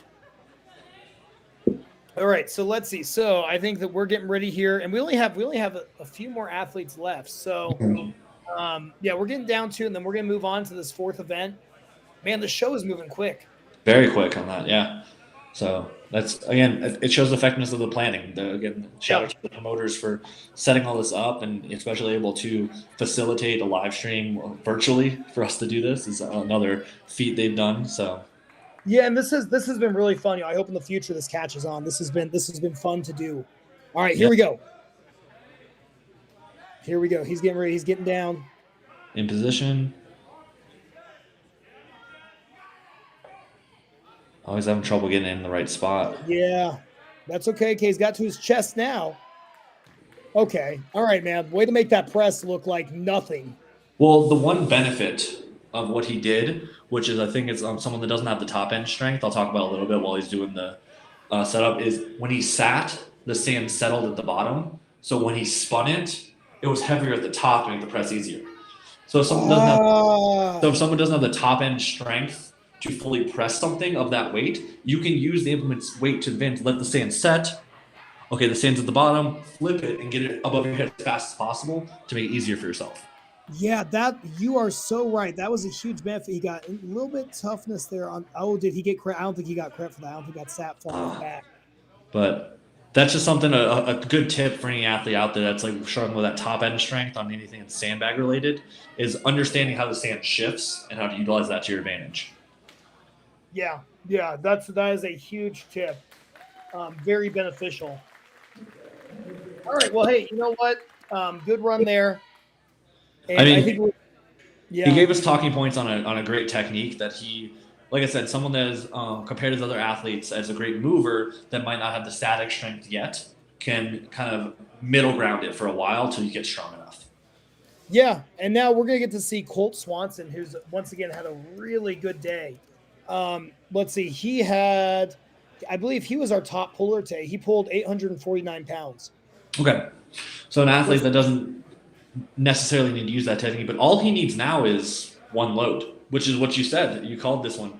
If he gets one, he wins the event. Or just a foul. Yeah, for these big guys, man, like, I sometimes compete locally as a super heavyweight. And I'll tell you, like, for these big guys, some of these local shows are almost sometimes too light for them, where the lighter guys can get a little bit of an advantage from the cardio element. Yeah. Obviously we're not seeing that here because this medley is heavy as hell. But shout out to these super heavyweights. This is hard to do at a heavier body weight, this medley. Yeah. You got to move all that weight too, not just stand there. Yeah. Trust, as a guy who's bulking up to the U105s, let me tell you, it doesn't get easier the bigger you get necessarily. Yeah. We both know the bulk life lately, but yeah, you're a little ahead of me. So yeah, those potatoes, man. I'm running my poor wife poor off all the potatoes I'm eating. At least it's potatoes. It could definitely be more expensive things you're running your pour on. That's true. All right, here we go. We are set up, and let's see. This should be our final athlete, correct? I believe so, but I'm worried that I'm off one. So this is, I think this might be Jonathan. Colt, I believe, is a little bit larger. So our last athlete may have been Colt. So this may be Jonathan. We'll see what they have to. Oh, they get it? Yeah, he got. You got credit for it? Got credit for it. It's hard to tell some angles, but like again, the strict judging is always good. Yeah, I'm hoping. I'm wondering if someone. All right, come on now, keep going.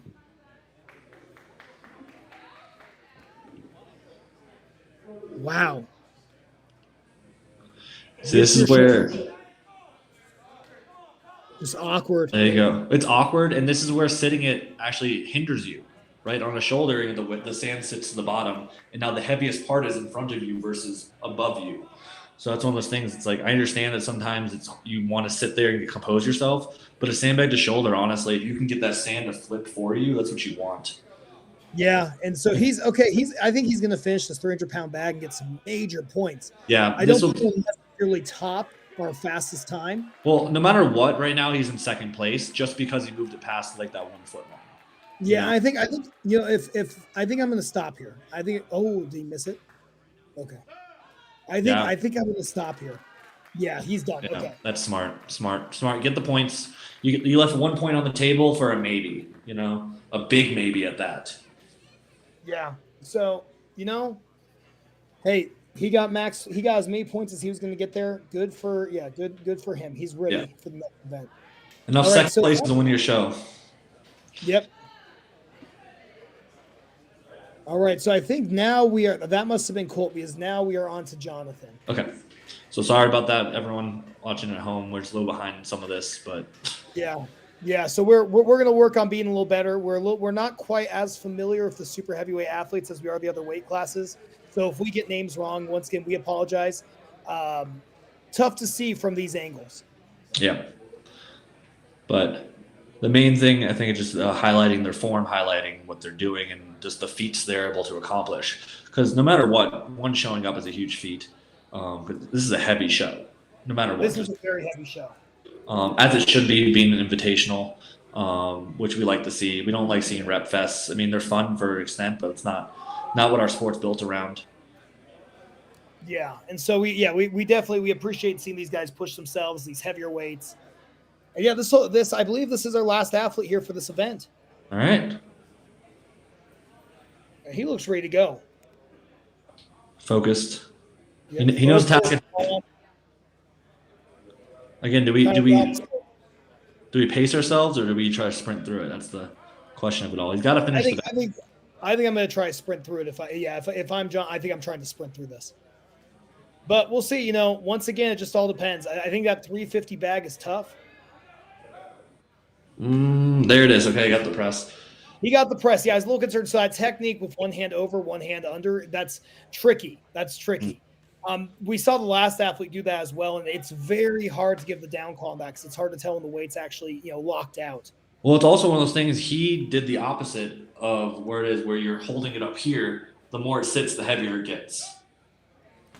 So that made it a little tougher. But yeah, he's making good time though. I think he's going to pick up good points here. Yeah, I mean, again, run.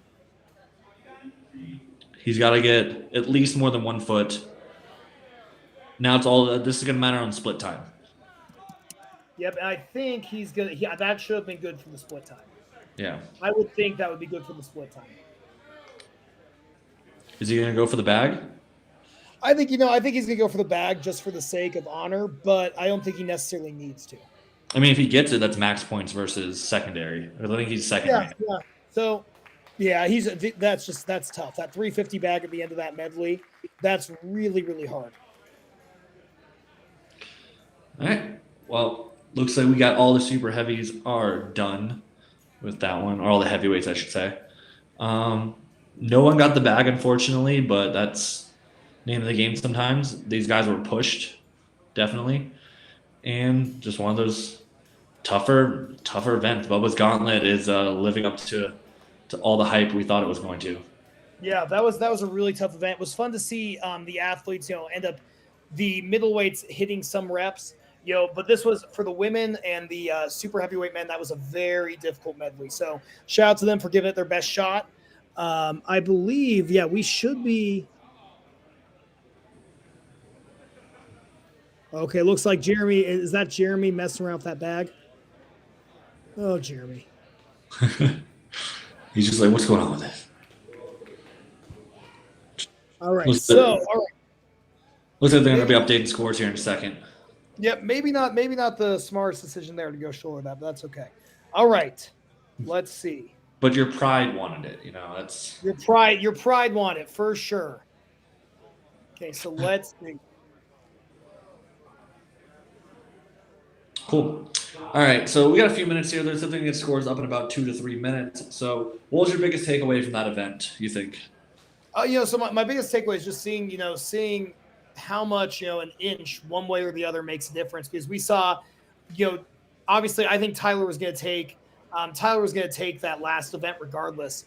But, I think Justin was very fortunate to beat that split time by the fraction he did because he would have felt really, really bad if that first rep that he missed made the difference, you know? Yeah. So like you talked about earlier, though, just that small mistake one way or the other can really make a huge difference. Um, Yeah. yeah, and we saw some leads open up too. I know in the women's class, we got Amber and Linus now tied for first, which is huge. Tyler and Justin's are still in a tight race. It looks like Gavin did make some. Gavin does have some leeway now between him and fourth place. Mhm. But now we got Josh Pinkerton, and Brandon tied for fourth place. So yeah, across the board, we have some battles going on. What about for you? What was your biggest takeaway? Just seeing all the different techniques. I love figuring it out. One of those things, like, because everything about body dimensions, everything's about the movement patterns, everything's about what works best for you, especially in this sport. And sandbags are one of those tricky events that just you have to understand some physics to get the most out of it, or just be that strong. I'm Yeah, unfortunately have never been that strong to get away with it a lot of the time. So I've had to I like the methodical, the calculated mindset on each one of them. So again, shout out to Tyler for taking that calculated plan to where you put it each time. I forgot which athlete it was, the one that sat it in his lap. I'm not sure if he thought about that, but that was kind of cool to see it sit. The flip made the press easier. Things like that. That just take away 1 to 2% to 3% of the lift. Just how to save your energy and how to utilize the implement to do the work for you. yeah, big time, big time. So we did have Jonathan ended up taking first in that event, getting through four implements in 53 seconds. So he now has a 2 point lead over Colt. Colt got got third on that event. I'm sorry, I misspoke. Jonathan got second. Calvin took that event. So now we have a really tight super heavyweight division. Jonathan has 19 total points. Colt has 17, and Calvin is at 16. Oh, okay. So yeah, so man, it's really going to come down to it. Nathan Barber has 14. So yeah, this is still anyone's game here. Yeah, and especially with bag toss coming up next, anything can change. I've seen point leads go away when you have a giant lead with just one bag toss getting last place in that. So hopefully these athletes have been training for it. But I think we're going to go to commercial here in a second. So I think it's going to be a good time. And it looks like we'll set up for event 4 here soon. So Yeah, so let's take a second. CJ, I'll see you in about 5 minutes. Live streamers plan to come back in about 5 minutes. Thank you guys for joining us. cool.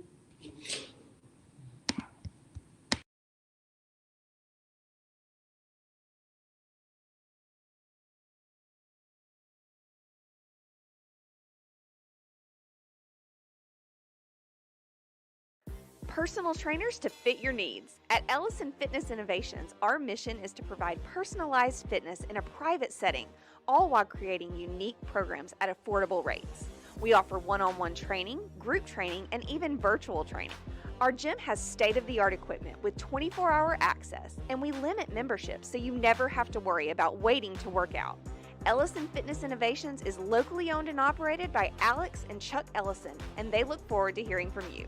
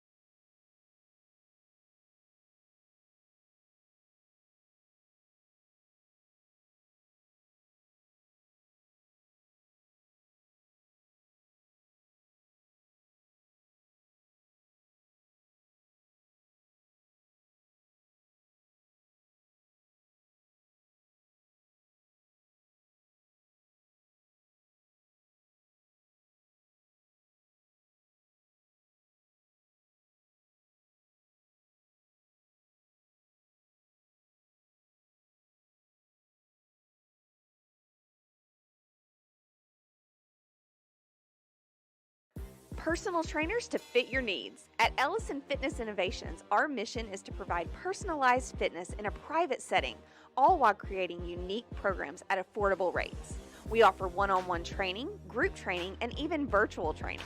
Our gym has state-of-the-art equipment with 24-hour access, and we limit membership so you never have to worry about waiting to work out.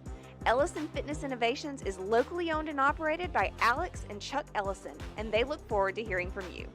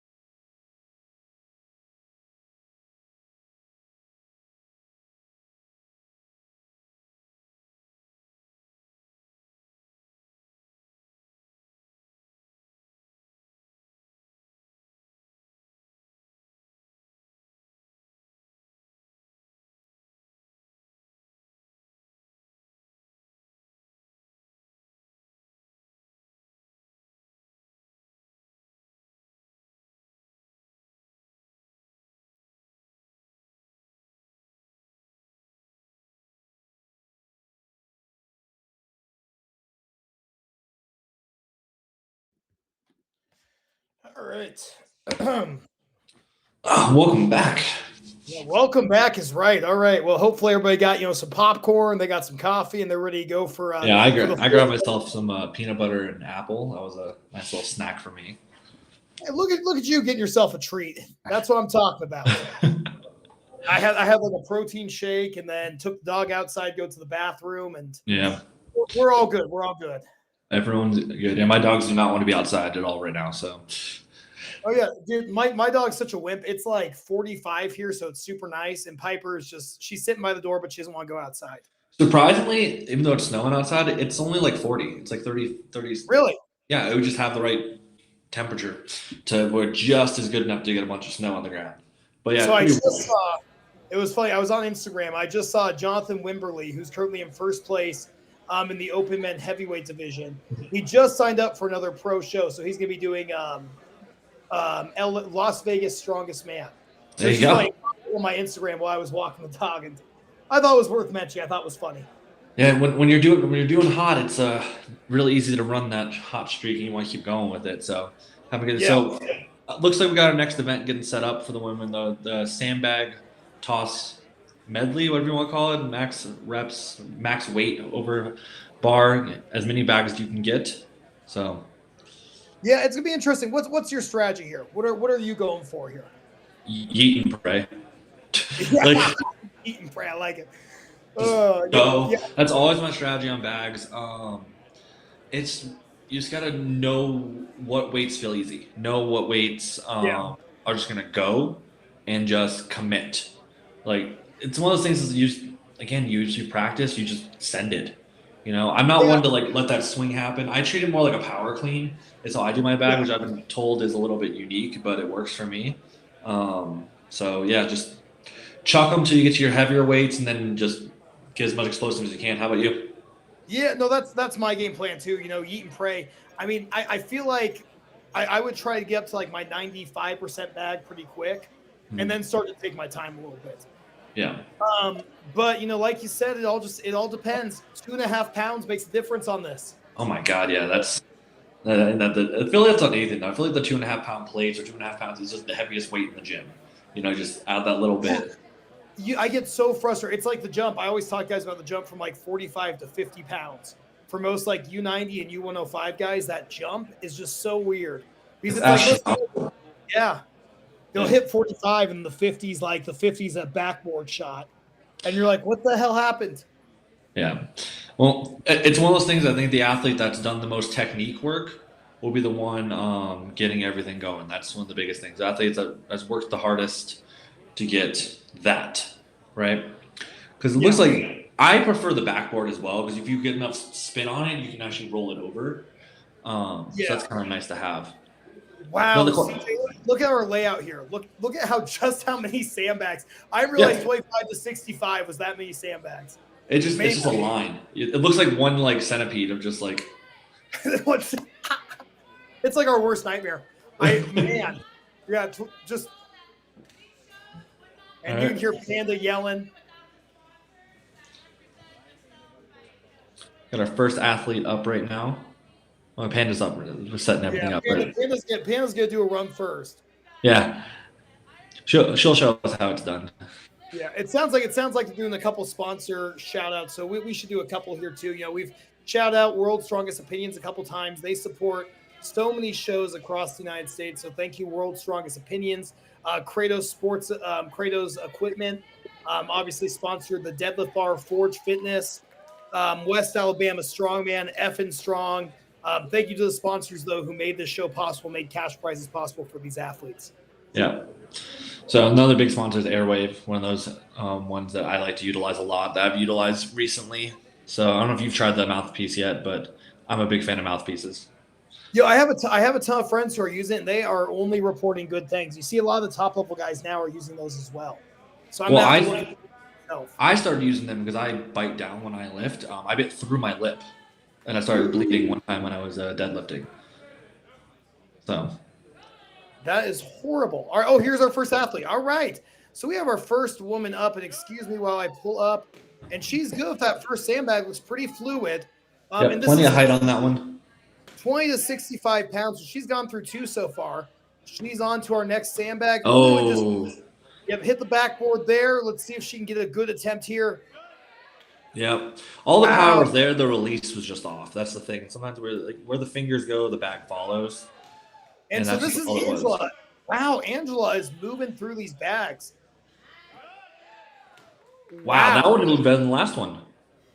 Yeah, I am very impressed because these sandbags are getting heavier. It's hard to keep track of the weights. We'll try to do our best. I believe this is a 45 or a 50 at this point. I can't. Yeah, she's moving well. Yeah, whatever it was that 5-pound jump that we talked about. Yeah, I think the last one was 40. I think this is 45. 45, man, that is heavy. At 20 to 65 pounds for these women, this is a heavy sandbag toss. Yeah, but it adds up. Like we saw the one have enough gap, and you just got to have that perfect toss. But we saw that one hit the backboard. It's again that release point. It's all about getting the right height where it just comes off the fingers right at the perfect time. This is a 12-foot height for these women, correct? I believe so. Yeah. I believe this is 12. I think the men they're gonna bump up to 15. I believe. Yeah. So. Yeah. So man, that's a great run from Angelo. I would anticipate that should be some very good points. I mean, getting up to the 40-pound bag, that is significant. Definitely, it's gonna add up. Yeah, I can't wait to see some of these really good bag tossers tossing the line for something. I think some of the 25s are just gonna go flying. But now the women have to figure out what their game plan is because it's all split time. Which again, shout out to the scorekeepers who are doing split time on everything. Which is the easy way out is to not do that, but they're just like, nope, we want this run specifically, run it well. We want it to be no ties unless it's like to the second, and tossing that first bag up and over, plenty of room. So it should be the 30. Yep, and this is Julianne. Wow, nice. That was a nice toss to 30. Good. CJ's keeping track of it now. 35, yeah. I got you. Yeah, you keep track of the names, I'll keep track of this. So this would be the 40. And that's just a little short there. Yep. She's gonna have to double swing this, I anticipate. And this comes the tricky part where this becomes so fatiguing. Is it worth it to keep trying this bag? It's hard because it's not going to tax you much to keep trying, but sometimes it feels like you run your head into a wall. Yeah, and this I think it's getting too low. Yeah, this is I think Julianne I think is going to have to settle with 35. Good run though. Her bag toss looked great. Just eventually you do run out of gas, and 40 pounds is a heavy bag. Yeah, again, very posterior heavy show, being explosive for a lot of these events. You just your gas tank has to be there. This is the closest thing to a break you're gonna get all day. This is as close to a break. You're right. Because next event's power stairs, which is a very brutal event. Yeah. All right. Well, here we go. We got our next athlete. This is going to be. We are all the way to Taylor. Cool. And going off. Yep. And looks like she's going a little more methodical here. Yep. Good. So that had about 10 feet of clearance. All right, Taylor. There we go. Now, okay. Here we go. This is 35, right? Yep. This should be 35. Still a good couple feet. Yeah, that was it because the second bag did not fly like that. That's 40. Mm-hmm. I've lost track. That's 45. And that's where the wall hits. Yep. I think that's going to be where a lot of the athletes get stuck. Is this bag that 5-pound jump is huge. It just definitely adds up on you. Yeah, I've struggled in the past with this part of the lift where in the sandbag toss you hit that backboard a couple times and it's hard to admit when it might be done. Yeah. And actually, so to Taylor's credit, though, she was getting closer on those final attempts. So shout out to Taylor. She was giving it her all there. I'm not sure. I believe she got to either the 45 or the 50-pound bag. We'll check the scores in the updates. Tough to keep track. Yeah, the athletes are moving so fast. Yeah. So we'll do a better job this time. Our next athlete's Olivia. And I think Olivia's going to have a good run here. Powerful athlete. Yeah.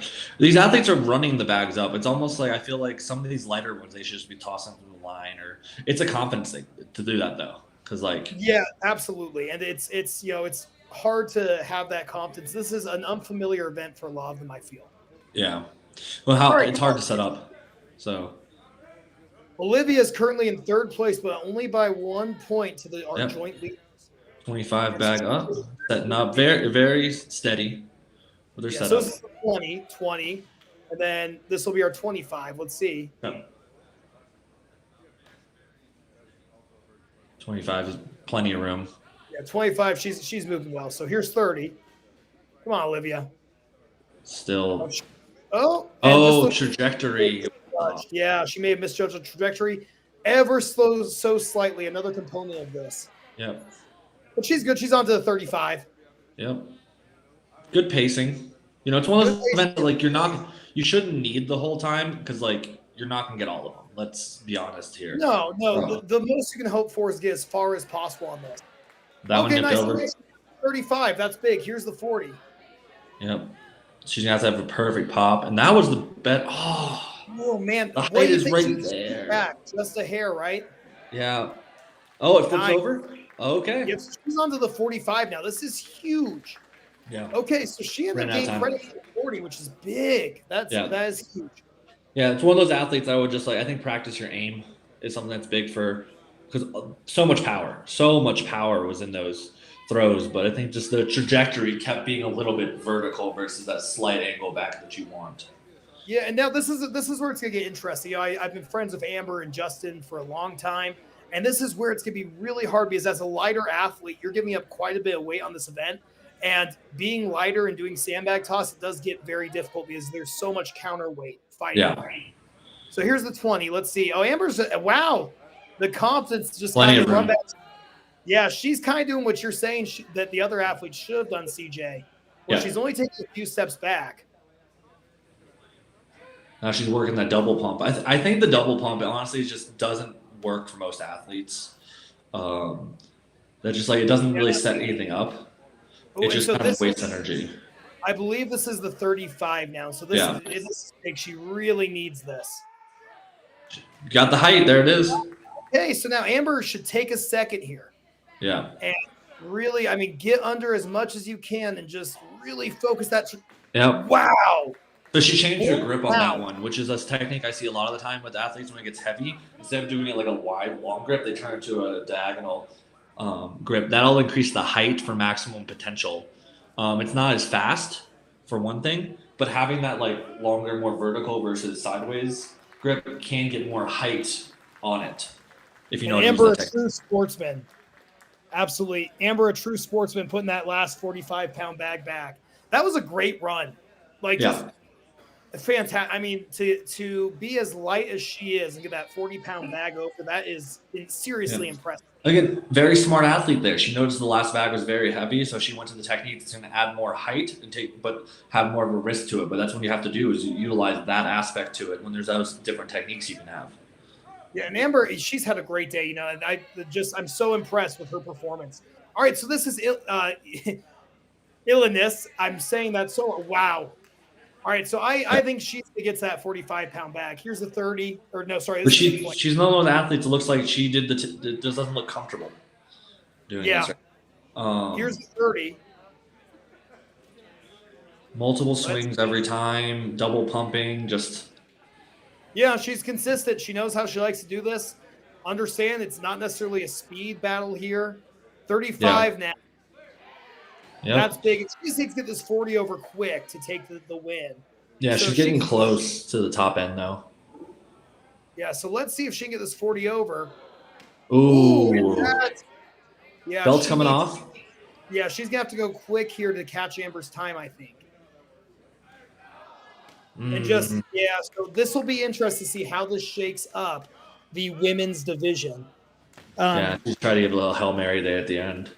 Wow, so I think Amber's going to end up sliding into first here after this event. And depends on the point shift, but yeah. Yeah, we're going to see how this shifted. This is really interesting. I don't want to speak too soon about any of this, but this is super interesting. It's again, one of those events you could tell which athletes have been tossing it back. You can tell that, like, as you said, Amber looked confident with those tosses, right? She didn't even double pump until it got moderately heavy for her. The first couple were just sending, just throwing it. And I think that's a big aspect of it is Oh, I think understanding. so too.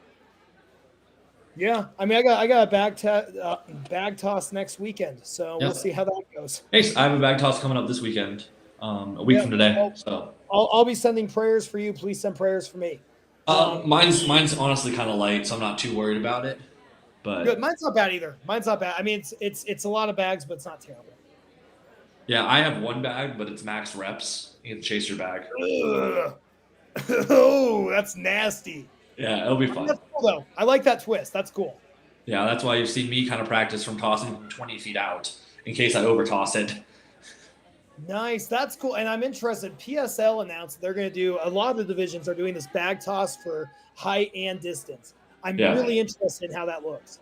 Yeah, but that's an aspect of just like learning the confidence of knowing your distance for that. Looks like they're adjusting the boards for the men right now, so we'll be seeing. We got about 4 more minutes, guys. So just a heads up, I just looked at the chat we have with the promoter. We got about 4 minutes. So guys, if you're on the live stream, just hold tight with us for 4 minutes. Yeah. They're going to get suggested to 15 feet. I think it'd be cool to see the 231 under 231 men. As we talked about before, Adam is someone that's not having a great day, but these last 2 events are his bread and butter. So it'll be exciting to see how he does on the bag toss. I want to see how heavy he can get because I would anticipate. I think Tyler's going to be good if it's the 15 feet. I would anticipate Tyler's good for like the 50. Yeah. And that he's going to be one of the top end guys here, and Justin he'll be good for about the 50. And I think that Adam can make up some points here because I've seen Adam toss bags. Yeah, that dude. Adam that 55-pound bag and end up winning this event. His entire channel that he posts on social media, the Thigh King, he's literally bag tossing, stone loading, and with power stairs. That's like what he posts 90% of the time. And so we're seeing those 2 of those events coming up next. It's going to be very fun to watch an athlete like that go. That's so confident in those events. Yeah, no, I agree. And you love to see too, Matt. Might not have had the best day on the first couple events, but this is where you can make up some points, and you just root for the guy to make up those points. Yeah, you always want to at least finish strong. We've all had shows where we don't end the way we want, but have the best days in the beginning. But at this point, it's almost he's more dangerous because he just has nothing to lose, right? Yeah, so he might as well just send it. Yeah, he might as well just send it. Yeah, so really, what I guess we're going to look for here, CJ, is how these top competitors so far, Tyler, Justin, and Gavin, how things shake up here. Because Justin does have a pretty comfortable lead. He's got a 5-point lead to Gavin, who's in third. Best case scenario for someone that's watching it goes, you want to either let the guys behind you that are so far behind just take the dub, don't worry about them, or hope you're going to edge them and then the people just finish behind you steal some points. Because that's I think Tyler's such a smart competitor. We've talked about this. I think he's going to see what Justin does and try to match Justin's heaviest bag just in a faster time. Yeah, because he's just holding his lead right now. That's one of the biggest things. He needs to keep that distance. Yeah, and Justin is very good on power stairs. So Tyler's going to want this point here. Especially you want as much gap as you can create going into the final event. That's what you really want to have for all of this. It's just how much cushion can you give yourself, right? When you're in the driver's seat, because you're going to go last. If you're unless something catastrophic happens, he's going to go last. But knowing you need to go full speed or knowing you need to hit enough stairs, there's a completely different mindset. Yeah, and what's your prediction on these stairs? I think we're going to have some fast times on this power. Yeah, I don't think the stairs are that crazy. Right. But we're also looking at a point that we have such a challenging posterior chain show that hopefully the time that they're utilizing right now for the bag toss, they're resting properly. Right. That's one of the biggest things with everything we have going on here is they're resting accordingly to set this up with power sets. Power sets essentially is an elevated deadlift with more extension. They've done loading, they've done log, they've done a lot of hip movement. So, and again, every power stair setup will be different. Depending on the handles, how high they are, the height of the stairs, the width of the implement, it can all change so many different things. It all changes, yeah, because okay, they're gonna warm. I see somebody's warming up there. Okay, yep. So we got about another minute. They said. Yeah, we got another minute. We're good. So yeah, power stairs are just weird. I'm a guy who I almost consider cursed for the event. I'm a short guy with long arms, which makes I, power stairs. Yeah, hey, hi CJ. Yeah, you're one too. But it makes this event very difficult. Just because if you're a short guy with long arms, you gotta go a little bit extra on that yeah. extension to go Well, through the stairs. again, this is where body mechanics come into such play when it comes to get to the power stairs. You are having to almost use your traps as the majority tool, right? If you're an athlete with a longer femur, you will have a lot more able to engage those hamstring and glutes. I haven't been a power stair yet that I've done that it's not just a shrug. Like Yeah, yeah. Bricktown a few weeks ago that we just did, I had to use my ankle to get it up. It still has marks on it Oh, because I'm I sure. could because we had a 450-pound stair as our last one, and to literally get it high enough because I had no room to do anything, I had to push it with my ankle. So that's the long arm shortness isn't helping The me. curse of the long arm. I always say I just hope that no one gets Lawless. Yeah, Poor Lawless back in the day, man. He would have been the coolest world's competitor of all time. A short king who wins world's strongest man. yeah. Damn. Those power stairs, bastards. They took away the short king victory. It's a tall man's lift, but there's a lot of those loadings are. So you gotta again play the game, get the points where you need to be. And these bags are flying in this warm up. I understand they're not showing the live Yeah. stream. Yeah, I'm really interested now to see how this ends up going. It's just, man. It's going to be definitely an entertaining endeavor with all this going on. Again, I want to see some guys start chucking from the line. I want to see some distance. I want to see some confidence in these athletes. Yeah, So, I think we will see that. I definitely think we will. I'm interested. Yeah, we got some warm-ups here. Nice bag toss. Okay. yeah, I'm surprised they're throwing so much. I wouldn't even be throwing. I'd do like two and be like, cool, I'm done. Because you're so warm. Yeah. You're so warm in the start of this. It's like I'd like pick up the bag and do like a fake power clean and just kind of like let it float, just to get used to the movement. But I wouldn't be tossing right now. Yeah, we had a guy doing a single arm toss there. Well, that's really helpful for nothing. It looks cool. That's really helpful. I like that. There's Justin. All right, Justin. Let's see how Justin looks if he's in form. Oh wow! Oh wow! Okay, so he looks in form. That was some height. Yeah, That's Justin amazing. looks very informed. Okay. I'm ready to see his run now. I don't know what bag that was, but that bag was 18 feet high. Let's So do one more and just really. It's funny. He hates bag toss, so we'll see. you can hate an event and be good at it. I'm just Yeah, I think he sees this though as an opportunity. He sees he's in striking distance with Tyler. I think he sees there's an opportunity for him to take some points here. oh for sure. It's just one of those things that like it's you got to send it, especially when you're in second place fighting for first. You have to take risks, right? It's one of those where Tyler can be more calculated and calmer and kind of like play it safe. It looks like the second place just has to send it. Yeah, because if he can get within a point here, that would be huge.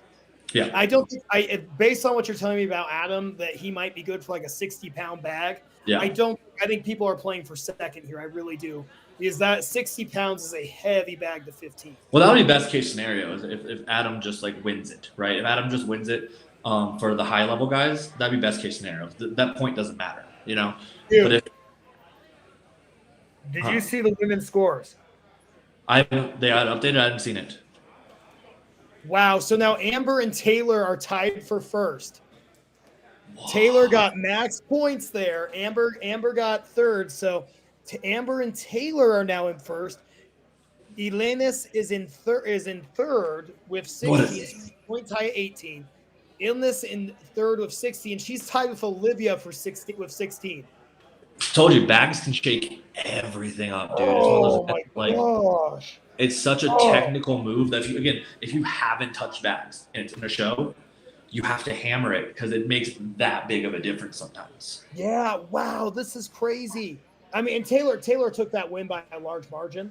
I Yeah. mean, she got 5 bags in 27 seconds. She was one of the earlier ones that just like made the point, and that was just nice to see. But that was a big jump.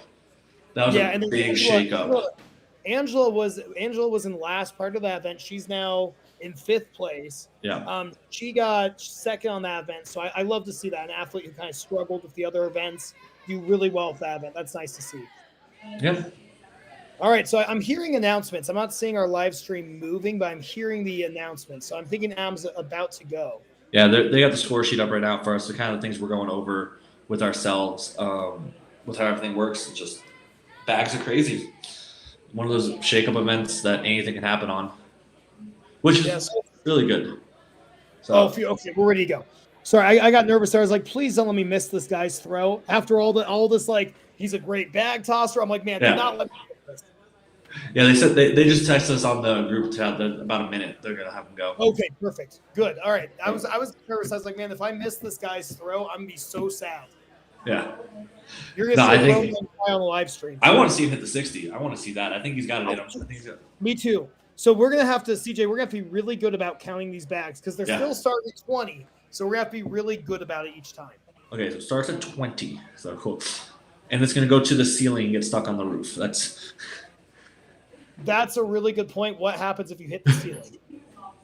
I would always count if it hits the ceiling. If you hit the ceiling, it's always wrong. If it hits the ceiling, I mean, just count it. Here's my reasoning. If I grew up in Florida, so Tropicana Field, if it hits the roof in Tropicana Field, it's a home run. Okay, so there we go. He's good for 1. There you go. That's 2. 25, 3. 30. Wow. 4. 35. I know. 5. Still got room. Plenty of room. 6. 7. Man. 8. No. Trajectory was off. Height was there. What was that? That's got to be the 55 he's up to now. Yeah, he was good for it. He got it. Now he's at the 60. Yep. Sending these guys. Pounds. Oh my God. Wow. Yeah. The other guys, guys are probably playing for 2nd on this event. Yeah. This is crazy. I mean, he was through the 55 fast. Yeah. Oh, he got the 60. He got the 60. Yeah, that's the win. I'm sorry. There's no way. He won 65 though. 65 is insane. Wow, this is phenomenal. Getting the 60 though, living up to the hype. Living up to the hype. Absolutely. All right, 1 second. I'm gonna say hi to my wife really quick. Do your thing. I'll take care of this while you're saying hi to her. Wow, what a bag run there. Not his best show day, but definitely showing out on what he knows how to do best. So that's an amazing, amazing run on that. And again, these guys, it's one of those things. If I was an athlete and I was watching this, I'm like, that's awesome for you. I wouldn't try to match that 60 because I understand I don't have that in my tank, and he just does. So again, someone when they're behind on points, you kind of just like disregard it. But as far as a fan and a spectator, that was an amazing, amazing run. Just so confident through every bag, and yeah, clearing through all of them. Looks like they're setting up for the 2nd athlete right now, and it's a hard one to follow after the previous bag toss going on with all of that. So, all right, and next athlete is up. Very clear in that one. All right, here we go. Yep. And that's 1. We're going on 2 bags here. 2 bags cleared, plenty of room. Just not as confident though. Yeah, a little bit slower there, but that's okay. 3, yep. Again, it's one of the athletes maybe doesn't bag toss as much, but knows they have the power. There's plenty of room. No reason to double pump on that. Just very. And let's see. And this is Jeremy. Yep. Jeremy's at 5 now, right? I believe so. 6. Yeah, this will be 6. Nice, Jeremy. Meticulous as always. I'm gonna have to count my fingers what weight he got to. This should be 7. He's a little short though. Ooh. Trajectory was just off. It was a late release point. So this should be the 50-pound bag. Yep. Oh. Close on the 50. Angled it. Man, that's a rough one. That's rough. So he got to the 45-pound bag, but that's pretty solid. No, it was a solid run. It was just one of those things that's just like it's hard. As I was saying while you're off camera, it's hard to follow Adam. It's hard to follow the run you just had in front of you. Yeah, no, like you said, like he had to follow the guy who hit the 60-pound sandbag. Like that's a tough call. Well, hey, so for good news though, Adam's going to make a nice little jump here. Good. I'm really glad Adam had a great run there. That makes me happy to see. Yep. All right. So Jeremy had a great run too, and now we're going to move on to Drew Gaines. I can't go over the last name. Drew All Gaines right. Drew Gaines. It's like he was born for this. won the lottery of the names. All One right. lottery. All right, here we go. So this is one. Very Nice deep on his cross. tuck for like such a light Yeah. bag. He's definitely. I feel like these are some of the things that like confidence would be just not needing to come that deep when it's a lighter bag. Yeah, But because I feel like a lot of guys, and maybe it's because they have there's poles on either end. Maybe they're a little nervous about clipping those. But yeah. there's 5. Okay, he said we're losing a little bit of height here. So let's see Drew get the 6-1 over. Spins it over. The next one's gonna be tough because he 45. needed the backboard for that one. Yeah, so this should be 45. Yeah.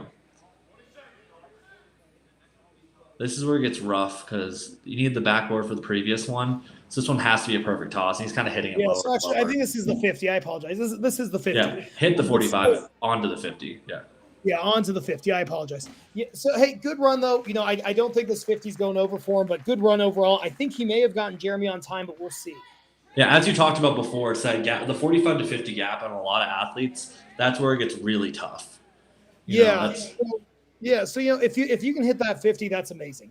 I think we're going to see Trey come up next, and Trey's had a good day so far. A 552-pound deadlift. He hit the 265 log. Got 7 reps on Bubba's gauntlet, so hopefully he's set up here for a good sandbag run. I do want to see someone toss the first 3 bags from the start line, though. Yeah, I don't think we're going to see that at this point because I mean Adam did a baby step back, but I think it's such a narrow passageway too. Yeah, I'm imagining it's like a field goal where you got to kick it between for it to count. Yeah, so that's where unless you're doing like that side pivots, I get why they're kind of walking them over. Yeah, I get it. And so this is second, and then here's number 3. So I think the plan here for Trey, it looks like, is to get up to that 50, just based on how he's moving. He's not moving quick. He's moving precise. Yeah, he's moving like a guy who knows he can hit the 50 and wants the 50. Yeah. Again, one of those strategies, the better you're doing the day, the later you go, the more you understand. Yes, I mean, he's already on the 45 here. And, yeah, he clears the 45. So he knew that he was good for up to 45. Yeah. So he's like, got the height. Yeah. He looks nice. Yep. Okay, so 55. Here we go. This will be 55. Yeah. And this will be major points here for Trey. Come on, Trey. Let's see it. Oh, kind of clipped it. So that 50 to 55 jump after doing all those bags, that's hard. He's definitely an athlete that knew his limitations, right? He walked in, hit every bag he needed to hit. And then he knew the 55 was kind of like, well, I got one shot at it. I'm going to try. And he took his points. Yeah, good for him. That's huge. Yeah. And I think that's probably a seasoned athlete that understands his body, understands his limits, saw the task at hand to hit the 50 to get some points on the board and put kind of the pressure on guys ahead of him. You don't need to win every event, but also you don't need to waste your energy with one more to go. No. So, we got Andrew up next and then Josh. So this will be Andrew. And his goal has got to be to get to that 50. I think at this point, if you want major points, you got to hit 50. You got to hit at least 50 right now to make it happen. And 50, hopefully, with good time. Because he doesn't want the athlete behind him to catch him. Yeah. So, very confident. Cool toss. All right, I like it. So there's 2. I dig this. All right, man. 4. We might see the 55 go over with him. Yeah, let's see. He's moving really well. And not only that, he's not throwing them. Trajectory was off. That was 45, right? This bag's 45. He had the height, plenty of height. He just got to. He does have the height. I think he just made a little mistake there. Okay, so this will be 50, and he really needs this. Oh, he's just going to take a step back. Oh, again, he just. There. Yeah, he needs to be a little bit more methodical with it. Figure out. Yeah, take one more step back, big guy. You can do this. Yeah. And clips off the side. He needs to hit this though, or he's going too slow. This is the big bag for him. Yeah, this is now the 55. So let's see if he can. That's unfortunate. That's unfortunate. Hey, though, overall, a really good run for Andrew, and that's going to lead us into Josh Pinkerton. But a really good run by Andrew there. It's a bummer about missing that bag, but like you said, it's a matter of just knowing your body and he looked right up to that last. Maybe not taking into account the fatigue from the day. Maybe he's used to tossing from certain lines when you're fresh. being a fourth event, you might need to take. He was literally just like one step deeper. He had all those shots. Yeah. So you know what though? Hey, once again though, a really good run. Clearing 50 over 15 is a huge accomplishment. So yeah, it's really definitely good run. Yeah, good job there by Andrew. all right. Pinkerton is up. It looks like he's set up ready to go. He's going to be going here soon. This is something interesting to see how he does this. Oh, look at him! I love it. Look at him. He's doing it field goal style. Yeah, So that's 3. Here's 4. He's moving fast. 5. Very confident All movements. right, here's number 6. Here's 7. Oh, and he clips it on a little short, man. He was in the groove. Yeah. All right, come on, Josh, get this over. Oh, and it rolls back. So this, I believe, let me see. Oh, and he flips over. 50. Okay, this will be the 55 then. This is important bag. Hey, this is a really good run. Getting up to the once again, if you can throw that 50 over, that's a good run. Oh, he's so close. You know what though? I think he's gonna be out of gas here. I don't think that 55 is going over for him. I think the biggest thing with him and watching his run was the inconsistency of his release point. There was never no 2 tosses looked the same. And I think he got away with some early on that kind of made his release points early on the heavier bags. Yeah. I think he was able. Yeah, I definitely agree on the point about his release being a little different each run. Yeah. But hey, good run. We'll see how that stacks up. It's one of those. It's one of those times where he definitely was muscling it, but he got away with muscling it because he's just that strong. He's just strong. Yeah. And I'm interested in seeing how Brandon does here because Brandon and Josh are tied for 4th. And at this point, it doesn't look like they have they just won't have enough points to make up the difference here to be 1st or 2nd. But they're within striking distance of Gavin. So Brandon needs a good run here, just like Josh. Josh had a good run. Podium pays, guys. Podium pays. So you want to be on the podium. You want to win. Yeah. So you gotta send it because we had a fast run there. Now the strategy: you go for the fast run, you go for the 55. So it depends what you know about your body. It absolutely does. I mean, I think if it were me, I'd probably go for the fast run because 55 is really heavy. But who knows? If you're really good at this, you might just take your time. That's 2. And you know what? Brandon looks like he's a very good back tosser. 3. Yeah. This is 4. Plenty 4. Of height still. Yeah, he's got a ton. And now he's starting to. Yeah, I think he's going for that 55. 5. He looks like an athlete that does a lot of height practice. Because these are consistent. They are, and he's not as aggressive to get to the next bag. Yeah. Oh, that 55 is so heavy. Yeah, 55 is heavy. Shout out to Adam. But he got it. Okay, 60. Yep. Wow, this will shake things up. If he hits this 60, this will really shake things up. The height was there. The height was definitely there. He take one step back, be almost directly underneath the throwing implement. Oh, man. Okay, you know what, though? That's close. Really good run. I think that should be 2nd place, I believe, right? That should be 2nd place, which is huge because there might be depending on how Gavin does here, he may end up jumping into 3rd place. Yeah. Gavin's going to have to he put some pressure on Gavin. Yeah. I mean, watching that run, and like I said, it was an athlete that understands his height, but maybe he hasn't done like a train, right? He hasn't worked through each bag because he was watching the bag finish, right? Like he wasn't like knowing where it went. He looked really, really consistent. There was, his release point was pretty much the same with each bag. But like you said, maybe he wasn't expecting to get up to the 60-pound bag. Yeah. He might not be expecting to do that well. Yeah. I mean, it's just one of those things. It's like he wasn't working. He definitely was an athlete that worked on his speed transition, but his height, which again benefited him by having that 55 bag in his tank. Where we saw Pinkerton toss and grab the next bag, knowing he had it, right? Yeah. So it's just different strategies. All right. So Gavin looks pretty consistent here, and he's throwing essentially from the start line as well. This is bag number 4. Here's bag 5. Already on bag 5. That's very good. Yeah, he's very high.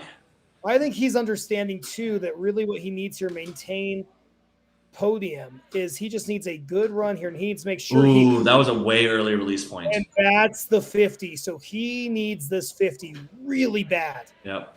He got with it. He's good. He's got to hit this, though. Oh, gets it over. Wow, There we that's go. huge. 55, that is huge. The 60 is going to be a big jump, though. Yeah, so I think Gavin's going to maintain his podium position, which is great. That's He needed a good run like that. and he did. Yeah, it looked like on that. Go ahead. Yeah, he just one early release point. He let go of it here instead of here. That's the only key difference. And when you let go of it too early, it goes straight back. Yeah. So overall, really good run, and he's going to maintain his podium position going into the final event. So, which is where exactly you want to be in the driver's seat. You don't want to be the one chasing. You don't want to have to let someone else make a mistake. You have to be the guy that you want to be. Yeah. So I'm not sure if he was faster than Brandon was, but we'll see when they post the final scores. Yeah. I mean, his first few bags were fast, though. That's the thing. So I think that one mistake might not cost him too much. No, I don't think so. And now we got Justin coming up next, and Justin's going to have to do well. He's at least going to have to finish in the top half so he can maintain second place going into the final. Justin's literally just battling Tyler right now, but he's also got to make sure no one cuts in between him and Tyler. Yeah, because that's the big thing. Let's see what Justin ends up doing, and he looks pretty comfortable. Oh, nice toss there. Yeah, toss him the line, understanding he knows that those are the heights that you're looking for. This is bag number 4. Come on, Justin. Nice. Okay, yeah, he's moving at a good pace. We'll see. 5. Okay, he's got plenty of clearance. Taking his time a little bit on 6. Bag toss looks good. Okay, bag toss 7. I think this is the 50 now. And this is where we've seen guys have a little bit issues. Wow, no problem on the 50. All right, so 55, and this is huge. This is a big bag. This is an important bag. If Justin hits this. Oh, okay, get one more toss in, Justin. Come on. There it goes. Wow. The pressure is on for Tyler. For sure. Man, okay. So he got up to the 55-pound bag. But, I mean, again, we're talking about an athlete that is used to pressure. So, I mean, he just has to do his job. He has to hit the 55. Yeah, he's got to hit the 55. The 55. If he hits the 60, that would be huge. But it's one of those things it's like he doesn't need to, right? No, he's got to get through the 55 fast. Yeah. Because now he's had a But let's talk about, watching all these runs. How good was Adam's run at the start? Adam's run was insane. Yeah. If there's one takeaway from this show, sure, Adam might not podium, but he may have had the coolest event. Yeah. Because hitting a 60-pound sandbag over 15 is insane. That is absurd. At the end of an 8-bag run to hit that, oh, man, he's making me all self-conscious about my bag toss. Adam, all right, here we go, Tyler. Last athlete for the U105 division. He's moving fast. He knows he's got to get it go. He just said. Yep. A little bit of that Pinkerton, different release points on these first two. Hopefully he finds his groove. 3 looks good. Yeah, it looks like he's found it. 4, he looks good now. 5. Yeah, plenty of height. 6 looks good. A little tight, but yeah. There, that one's better. Now, this is 50. No, this is 55. 55 necessary. Man, he's moving so quickly. He lost track. It's phenomenal. Yeah. All right, here's 60. Let's see if he can tie Adam. Come on, Tyler. Oh, and he got it. Wow, that was a sensational run. That was wow. Tyler, I think Tyler may have taken first there. Yeah, it's gonna be close. So we bookended with the best 2 runs. We're talking about Adam's great run, and we finish off with Tyler's great run. Yeah, so I think this leaderboard's going to essentially stay the same. Adam's going to jump up a few positions. Oh, thanks, honey. Adam's going to jump up a few positions. Yeah. I mean, best case scenario is that Tyler beat Adam for Tyler's sake on this one, because that'll gain him a point, at least. Yeah. At least 1 extra point, which will give him about a 3 to 4 point buffer, if I remember correctly, which score will be updated soon. But yeah, I would anticipate this should bode very well for Tyler. Yeah, he again understood the assignment, did the run. That's what you need. So the 231 scores will probably be updated, guys, in a few minutes. They're going to move on now to the heavyweight man. And we'll see if anyone finishes this. There is a benefit to being a little bit heavier here. Yeah, and taller. Height is a huge factor when it comes to bag toss. So that's one of the best things we have here.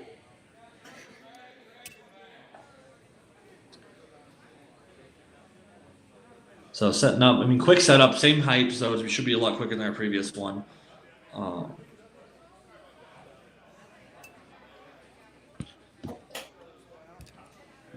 What you eating there, bud? We got papaya and cottage cheese. Ooh, look at you. My wife made me some bougie stuff. Look at you getting fancy over there. Oh, good. A few that worried me. I thought I ate too much. You trying to bulk? Yeah, I got a bulk. So it's important you eat that much. Exactly. Yeah. Maria brought me over this. Yeah, it's absolutely amazing. I've never actually had papaya and cottage cheese, but viewers, let me tell you, you want it. If there's one thing you take away from this live stream, papaya, cottage cheese. I'll take your word on that one. I'm not sure if I'm gonna take that, but if it makes me as strong as you're pressing, I'll start eating it. Well, give me your diet for your deadlift, then, and we'll swap. We'll trade it off. That's a big thing. We'll trade off, exactly. So it looks like we're about, well, maybe it looks. Are we frozen right now? It's frozen right now. They have the score sheet up right now, so they're updating that currently. Okay, it says 3 minutes updating scoreboard. Okay, trying to update scores. Yeah, like Chris keeps messaging us, like, CJ, stop asking when the show's gonna resume. Sorry. Don't worry, we all have our strengths, and when my phone updates really quick and I can see it, send it off to you. So it's a team effort. That's what we need here. So it's a team effort. See, because I panic. I'm like, the stream's frozen. And I'm just like, no, they're on the other thing, so we're good. I'm the calm one for once.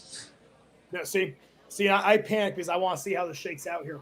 Oh, so I'm excited to see how the over 230s. Yeah. Look at Adam's time, 9 bags in 49 seconds.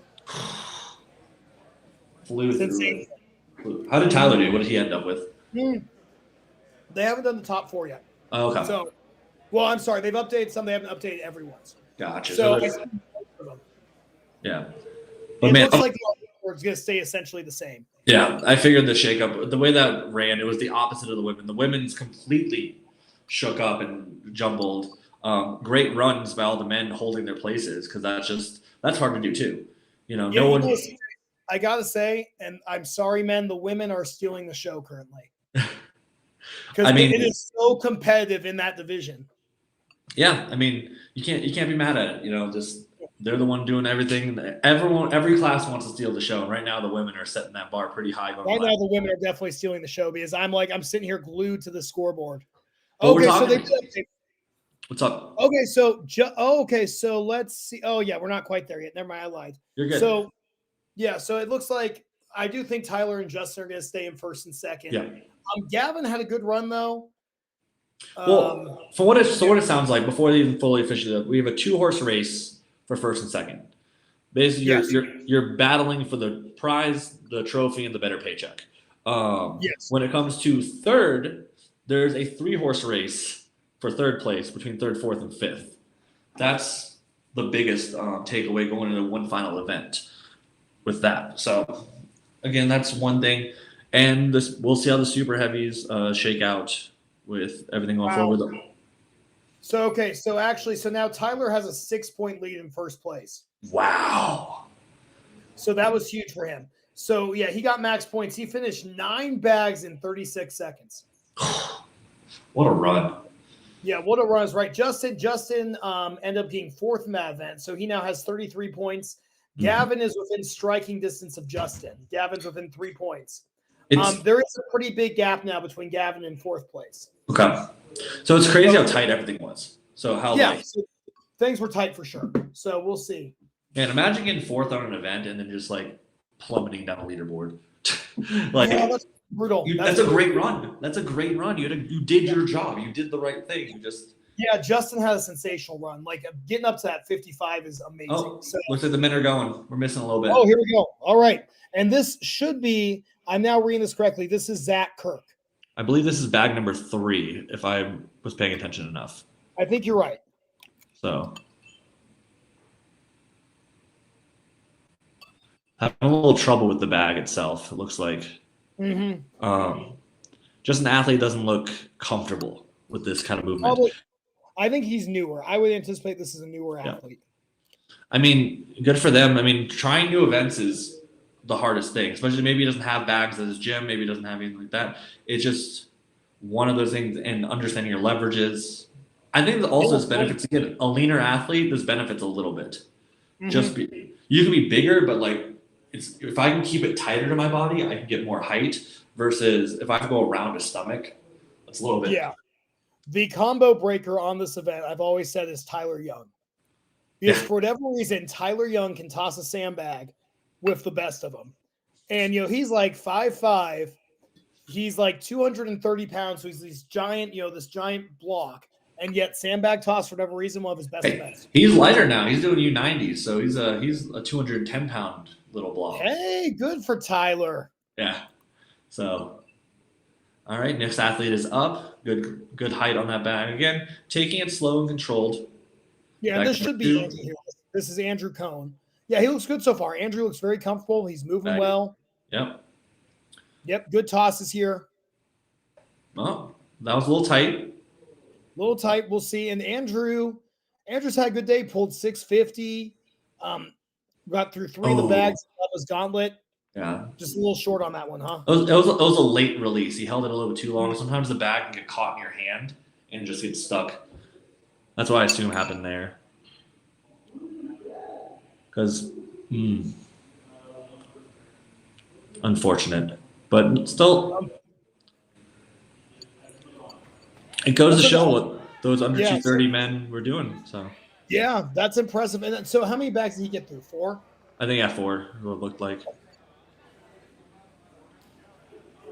So now we have Nathan Barber, who is currently within 2 points of podium. Yeah. So this will be big for Nate. So let's see. Yeah, at this point, if I'm Nathan, I would disregard everyone that just went. Because you have to send it. You have to fight. You have to send. Like, don't take it for granted. No, because this is a tight division. This super heavyweight division is very tight right now. There is a shot for him to podium. It's very realistic. He's got to give it his all. Yeah. Let's say he does the right send and gets the win on this event. That's going to be huge points for him. Big shift. Oh. Very, very early release point. There you go. Got back on track. You can get back on track. That's the thing. You feel the wrong pull. It's just how it can go. Like that one just. Wow. What the hell, man? Did that bag get lighter? Like, geez. Yeah. Are they sure they have these ordered correctly? All right. There's 3. So now he's moving through. He's in his groove. A little nerves got him, I think, with that one. Which can happen. You can think something's too light and then just get stuck because it feels too light.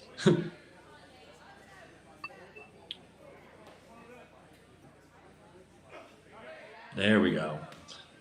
I believe that puts him in first place so far, just with that bag right there. So still just trying to keep the gap as far ahead as he can. Because there's 3 other athletes coming behind him, I believe. There's 5. There's 6. Okay. And okay, all right. So yeah, so decent bag run there. We'll see. Our next athlete's Calvin. Wow, Calvin had 810-pound pull tay. I think it's the 3rd time you said that. I think you're just so like shocked. I think I'm just like, yeah, I'm on repeat mode. I just get amazed every time I look at the past results. I'm like, wow. Yeah. And don't worry, I'm gonna repeat Colt's deadlift too. Don't you worry. Please do. I mean, if you pull over 800 pounds, it deserves to be repeated. That's all I'm saying. Oh yeah, yeah. That's crazy, man. How brutal were some of these chips by these guys? John pulled 812. Calvin pulled 810. Ooh. Oh. Yeah. Ooh. Little kilo plates. Ooh. Oh. All right, early release. That first bag is just throwing people for a loop. Yeah, I'm almost wondering if they're backing too far up. Yeah. There's 2. Yeah, see, in the second bag was way better. It's like you needed that like practice toss, right? That get your aim. Yeah, I think I'm wondering if a lot of these guys are a little bit newer to bags. Just from there's 4. All right, so he's on a good pace. It's again. Yeah, once you get that trajectory, though, it's not overly challenging until it gets heavy. No, so he's now you get that rhythm, you get the pace. He's on bag number 6 now. So let's see. So this is the 45-pound bag.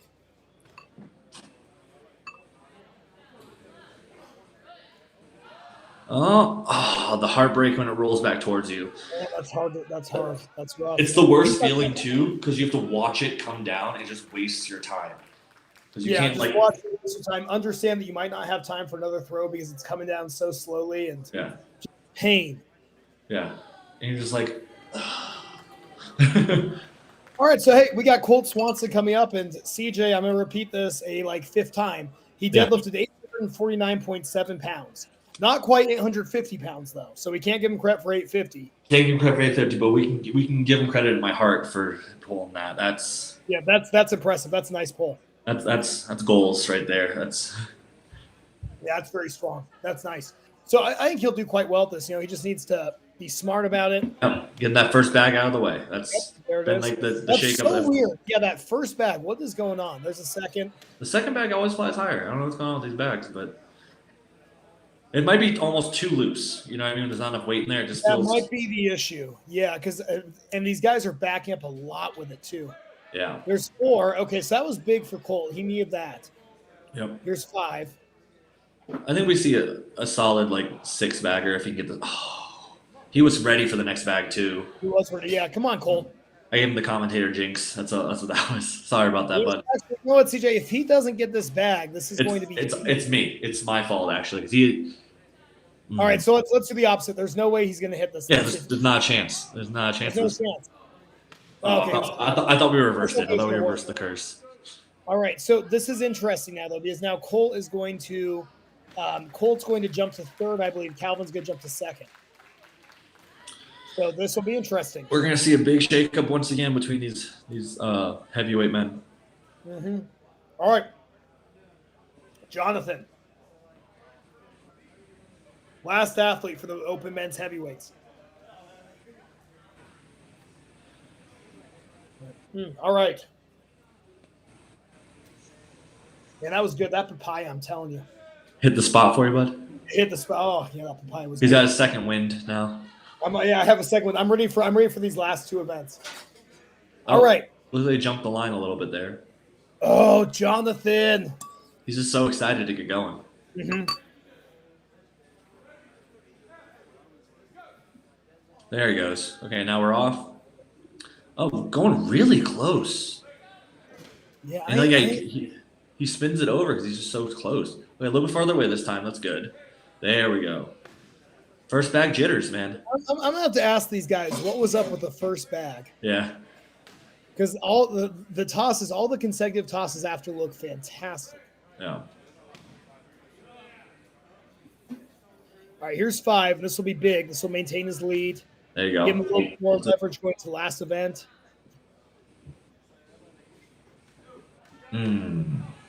So with that though, what I will say is with that, Jonathan has essentially, it's barring a massive, there we go. Barring a massive comeback. He just got first on this event. He should go up 5 points here. There's 6 competitors in the class. He's pretty much won the show. He's got to not zero the stairs unless the tiebreaker stairs. He's got to get second to last on stairs. He's got to do just enough. Mm-hmm.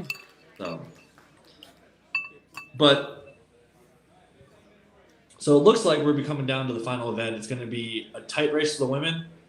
First place is almost locked in for both men's classes currently, but still a battle for podium.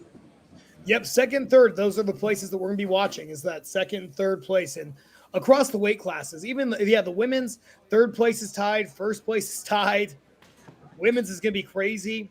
Man, one of the girls who is in that 16 to 18 range, it won't podium. That's brutal. That's rough, but that's the breaks. That's what you want. You want to show that close, Yeah. And then the open men's lightweight, like you said, Tyler Davis has essentially won. He just needs to not completely bomb this last event. Justin is up 3 on Gavin. Essentially, I think we have pretty much a lock for podium. It's just Gavin versus Justin's going to be interesting for second place. Yeah. And then I think with that run, I think Jonathan has pretty much locked this show up. Colt and Calvin, though, are going to have a battle for second place there. So it comes down to power stairs. It's good. Very exciting event.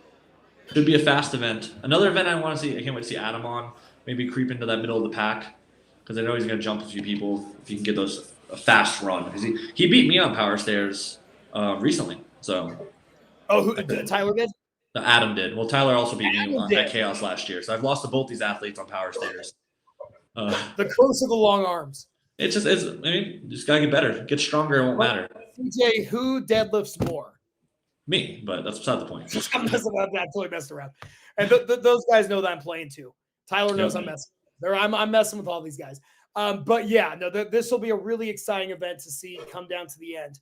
I think we're going to take a short intermission here, guys. Yep. Let's see if we have an update. Let's see. We'll be heading to commercial over here now, so 15-minute break, commercial in 2 minutes. We'll be back in about 15 minutes for the final event of the day, Power Stairs. let's go. Let's go.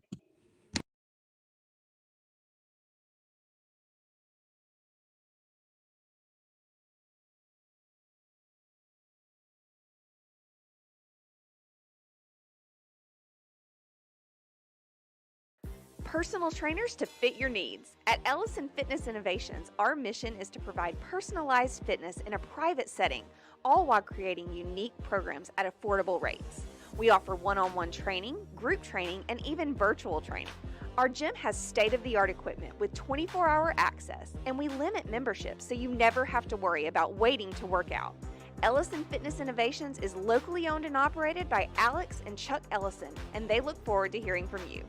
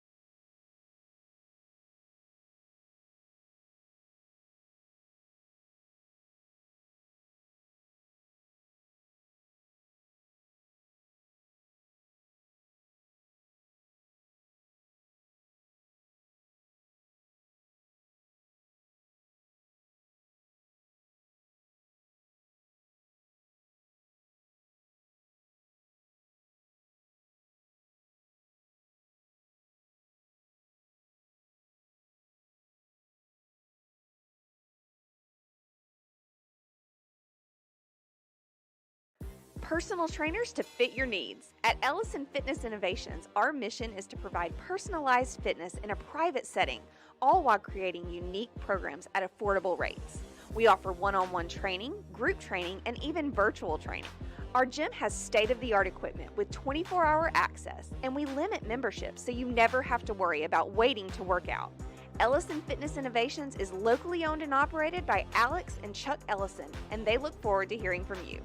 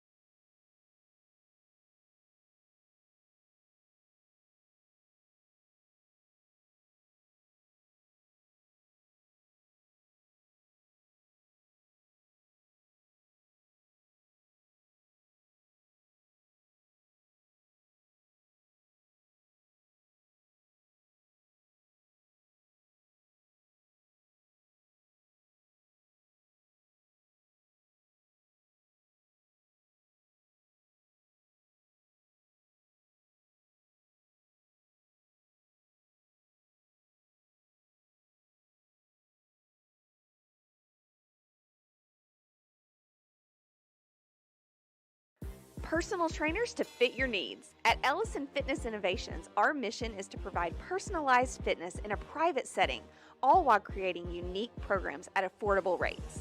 We offer one-on-one training, group training, and even virtual training. Our gym has state-of-the-art equipment with 24-hour access, and we limit memberships so you never have to worry about waiting to work out. Ellison Fitness Innovations is locally owned and operated by Alex and Chuck Ellison, and they look forward to hearing from you.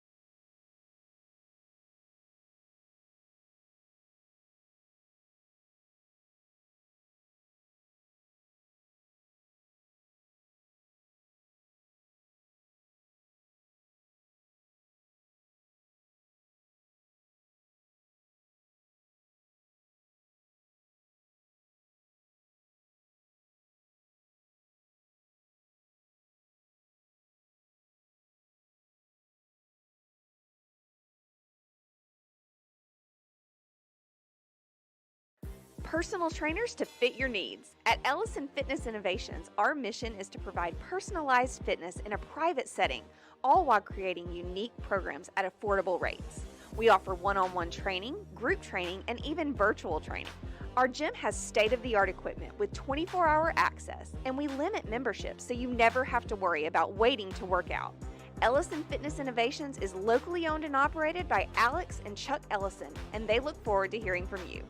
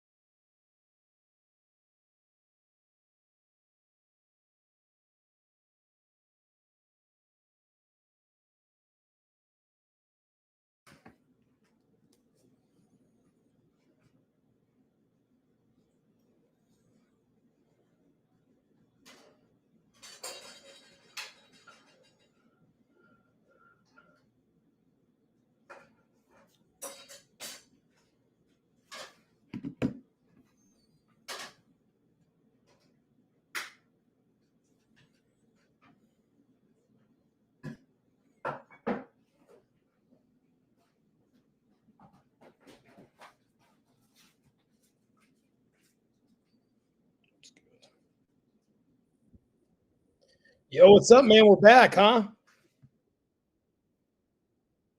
We are back up and running. Well, I'm excited for this final event. I'm wondering if they're taking a little bit long. Oh, cutting the scores. Okay, yeah. So apparently they're going to cut to the scores. Yep. So I still don't see the heavyweight men update just yet, but I'm sure it's coming. Okay. Yeah. All right. Well, what an exciting show it's been from like top to bottom. It's been very exciting. Yeah. Yeah, you can't no complaints. Again, the women have the most exciting finish that we have going here, right? What we have 5 women fighting for 3 spots, or what is it? 5 women spot. Yeah, 4 women fighting for 3 spots. So Elinas, Olivia are tied in 3rd. Amber and Taylor are tied for 1st. And we're just gonna see how this power stayer shakes out because this could be huge. Yeah, this is where all that conservation energy we talked about is going to come into play because one of them's not going to make podium, and we could see 4th jump to 1st, like potentially with this one. So it's one of those scenarios. But men's side, we have athletes vying for basically 3rd place is the main thing, as long as 1st and 2nd don't fumble it on the under 230 from the last time we saw them. We'll see the heavyweight update here soon enough. So always comes down to the last event. That's always comes down. In this case, it's going to be power stairs. So just so that everyone is aware, here's what we're looking at for the power stairs. So for the women's, we're going to have a 210, 255, and 280 power stairs. Very manageable. By that last pin, they are going to be exhausted. So it's going to be a 67-second time limit. Each step will be 1 point. I predict we're going to see a lot of athletes finish this. Men. So open men heavyweight 231 and under is 280, 325, and then finishing for 350. CJ, I think there's going to be some guys. Yeah, there's going to be some guys that blitz through this. Yeah. Again, going from the show that I keep bringing up that Adam and I just did, we had a 350, 400, 450, and he finished that in under a minute. Wow, that is impressive because 450 is nutty heavy. I took 2nd place because I saw him ahead of me. I got the 450 up 2 stairs, but that got me 2nd place in that event in about 36 seconds to get. But hey, that's still, you know what though, CJ? I will say that's still really good because 450 is heavy. So 450 is heavy. It's just one of those things that I think we're going to see athletes sprint that in the male side of it. But end of the day, it's still a lot of events have happened and we could just be challenged. But I think that's going to be one of those ones that an athlete that can control the height of each one, because that first one's going to get so much height that if you have hang time, that's a wasted energy and movement. So we'll see who practiced, right? Yeah. Well, I mean, you might not. I didn't practice at all for mine, but okay, so that's true. So who knows? So I guess, or maybe somebody will just be a freak and win. Gas station Britty is what they call it, right? Gas station Britty. So for the open men heavyweight 231 plus, we have 325, 370, and then 395, which I still think is pretty reasonable for this. That's a manageable one, yeah, especially for, again, it's gonna be a fast event. We're gonna be having a stopwatch for all of this. This is not gonna be like long drawn out, taking a minute. I think most athletes should finish this in the men's side. The women's side, I think most athletes will also finish. It's just those weights are definitely in the higher end of challenging compared to their body size, a lot of them. So yeah, I mean, because finishing off of a 280, especially, I think about, Amber, who's, sits between 140 and 160. Like that's a heavy last pin. Yeah. Double body weight. Double. Yeah. That is crazy. Put 2 of her and has to pick that up and load it. How many stairs is it? 4 stairs? I believe it's 3 stairs. I thought it was 3. But I guess we'll see once the live stream comes back on. Yeah. And let's also see if those scores are updated just yet. Yeah. Do you have the height of the stairs by chance? The height of the stairs, I do not have that either. So I'm trying to remember if Chris emailed us these.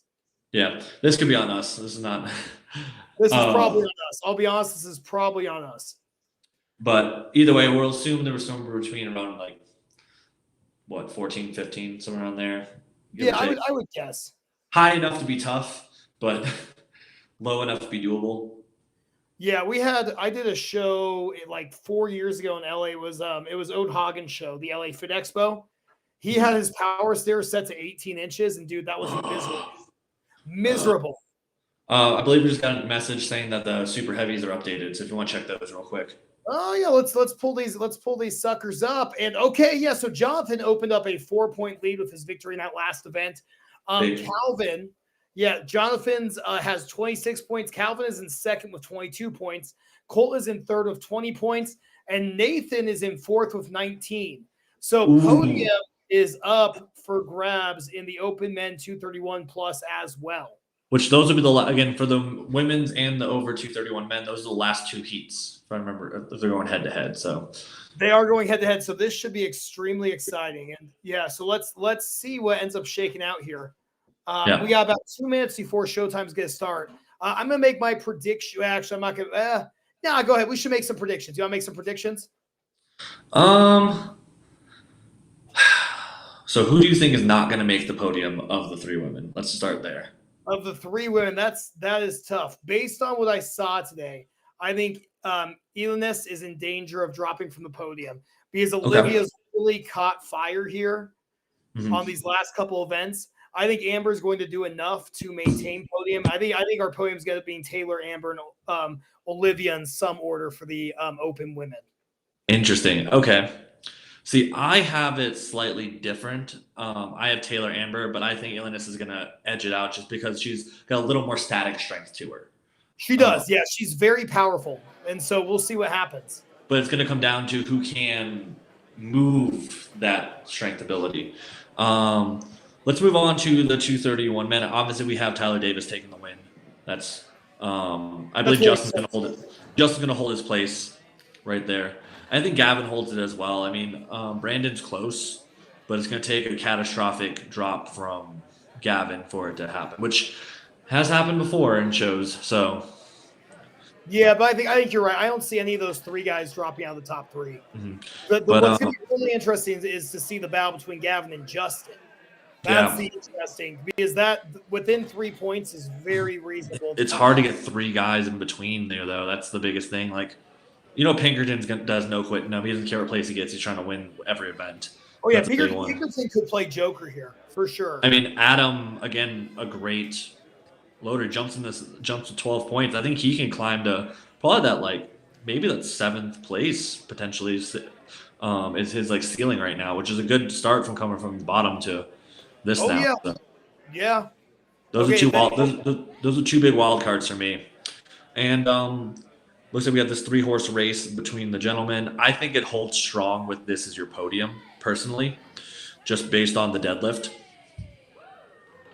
Yeah, I think that's very possible. Yeah, though, I think Nate might be dangerous here, though. He's pretty athletic. We'll see what happens, but I think you're right. I think deadlift plays such a big, it is a very good indicator of success for most guys.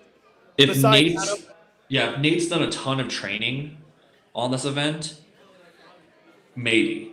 But the fact that, I think just because there's such a gap between their raw power, we're not going to see it shake up too much. But it's that last heat. We're going to be watching Nate and Colt go head-to-head because there's a 1-point difference between those two guys. Yeah, I'm looking at the setup here, and let's see. So I'm hoping, let's see. I'm thinking we might be going one at a time here.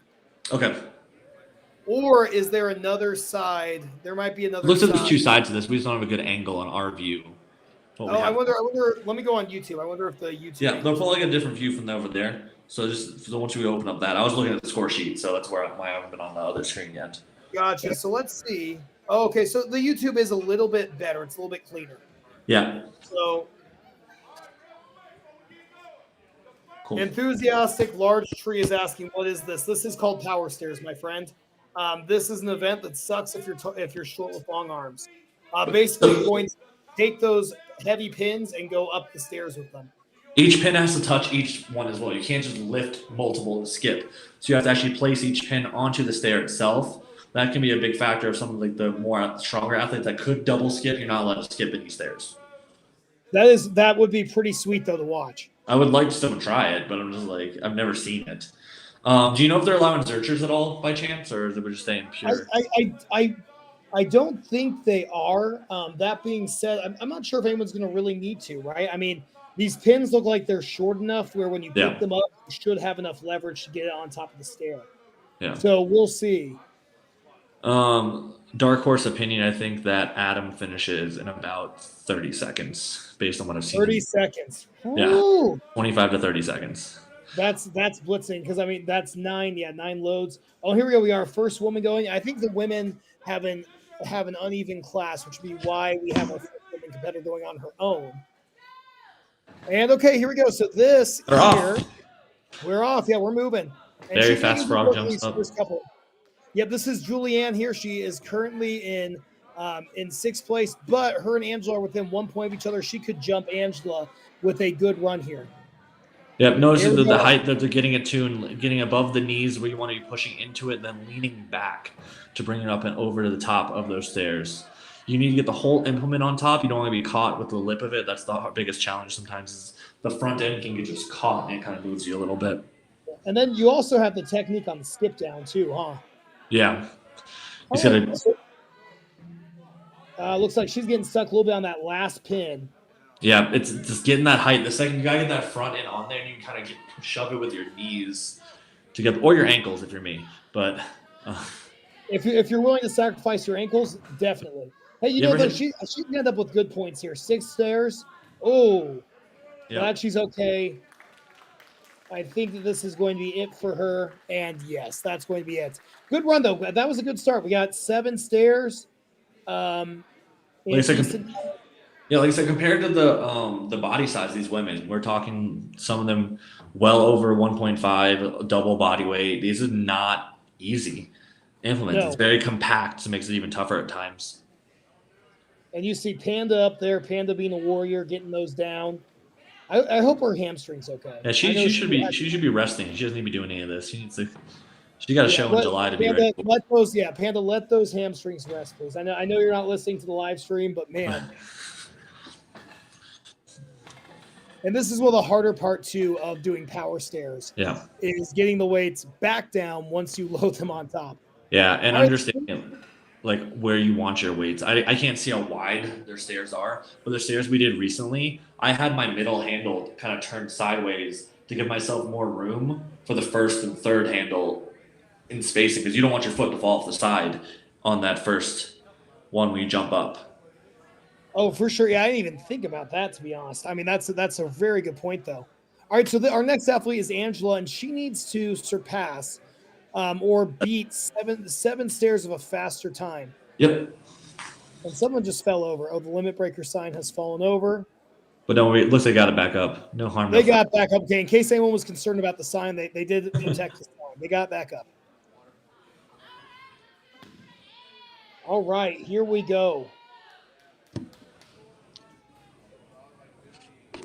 And it looks like Angela is ready. Man, CJ, I don't know if you're watching the YouTube live stream, but the YouTube live stream is very clean.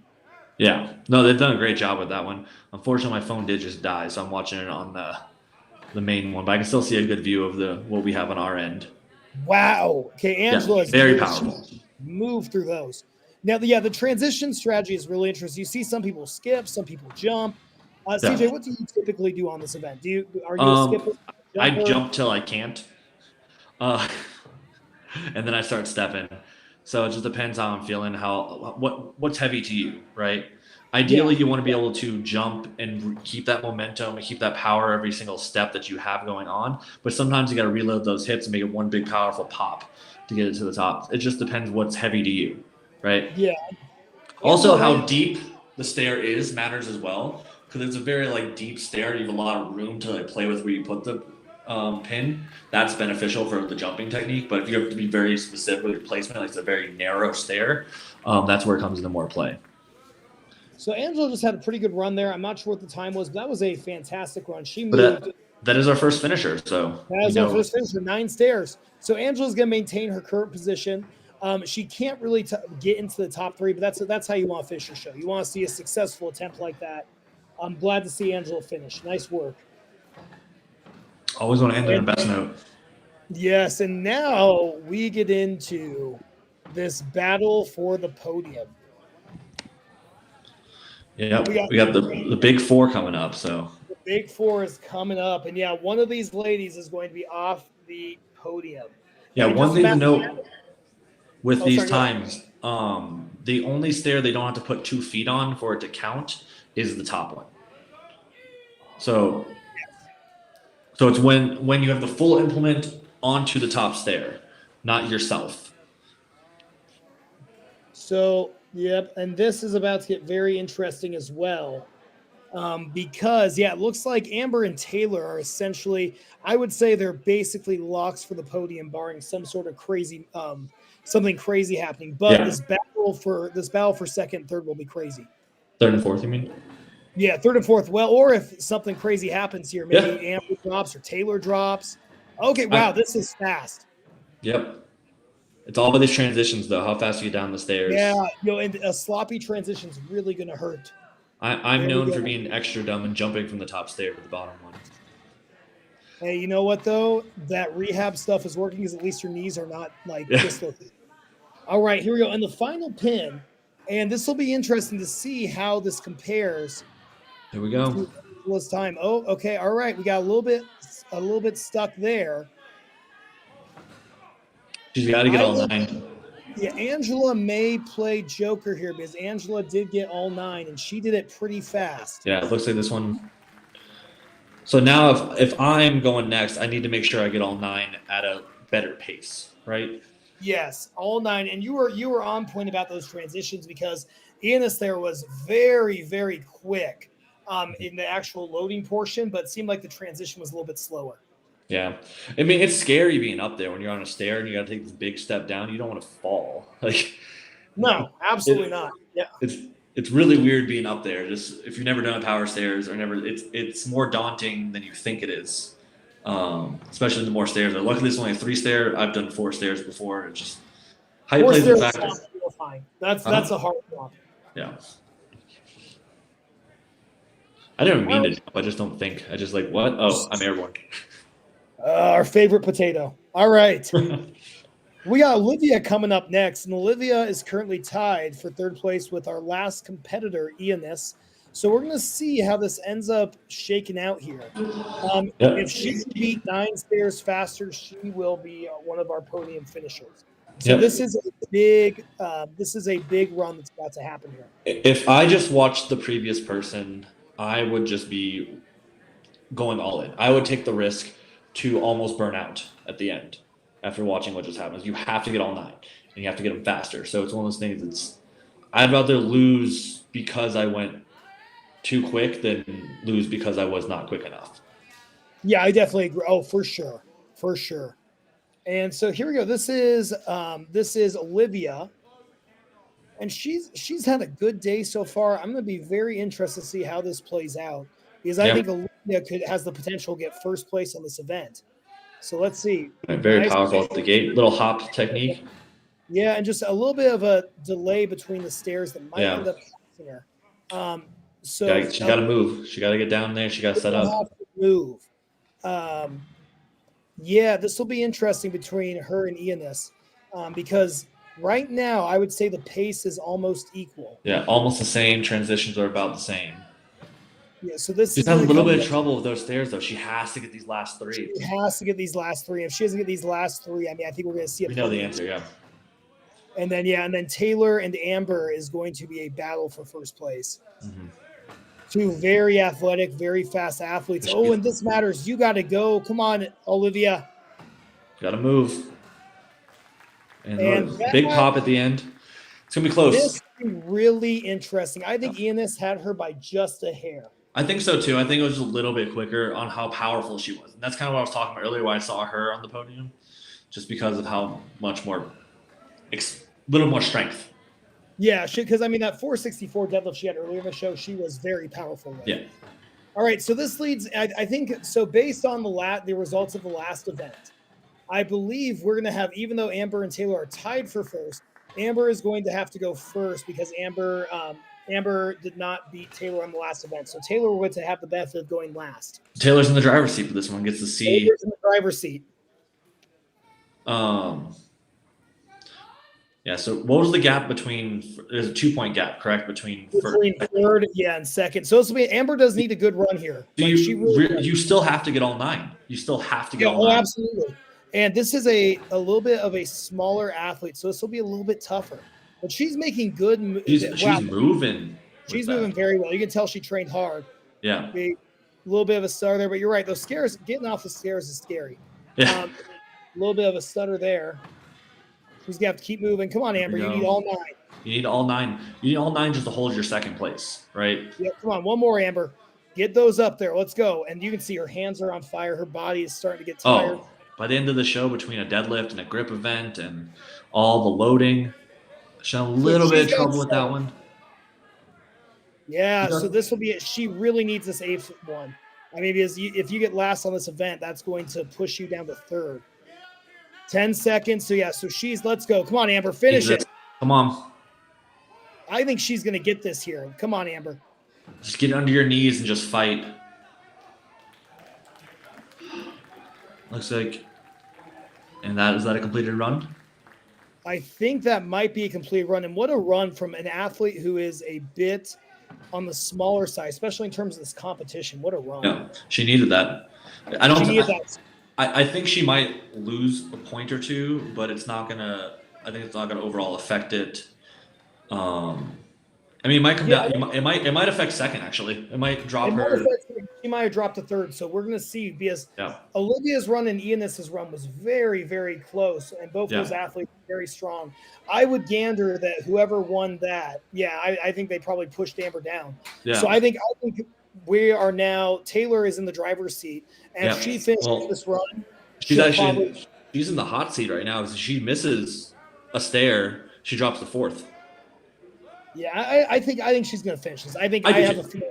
Wow. It's still that pressure, you know? Yeah, and you can see a slight fumble on one of those stairs there. But I think, once again, it's just that pressure. And she is a tall athlete. I would anticipate. Very beneficial for this event is to be a taller athlete. Yeah, I mean, it's just the load's a little bit lower. Yep, she's moving well. All right, come on, last stair. Let's see it, Taylor. Finish this run. Secure 1st place.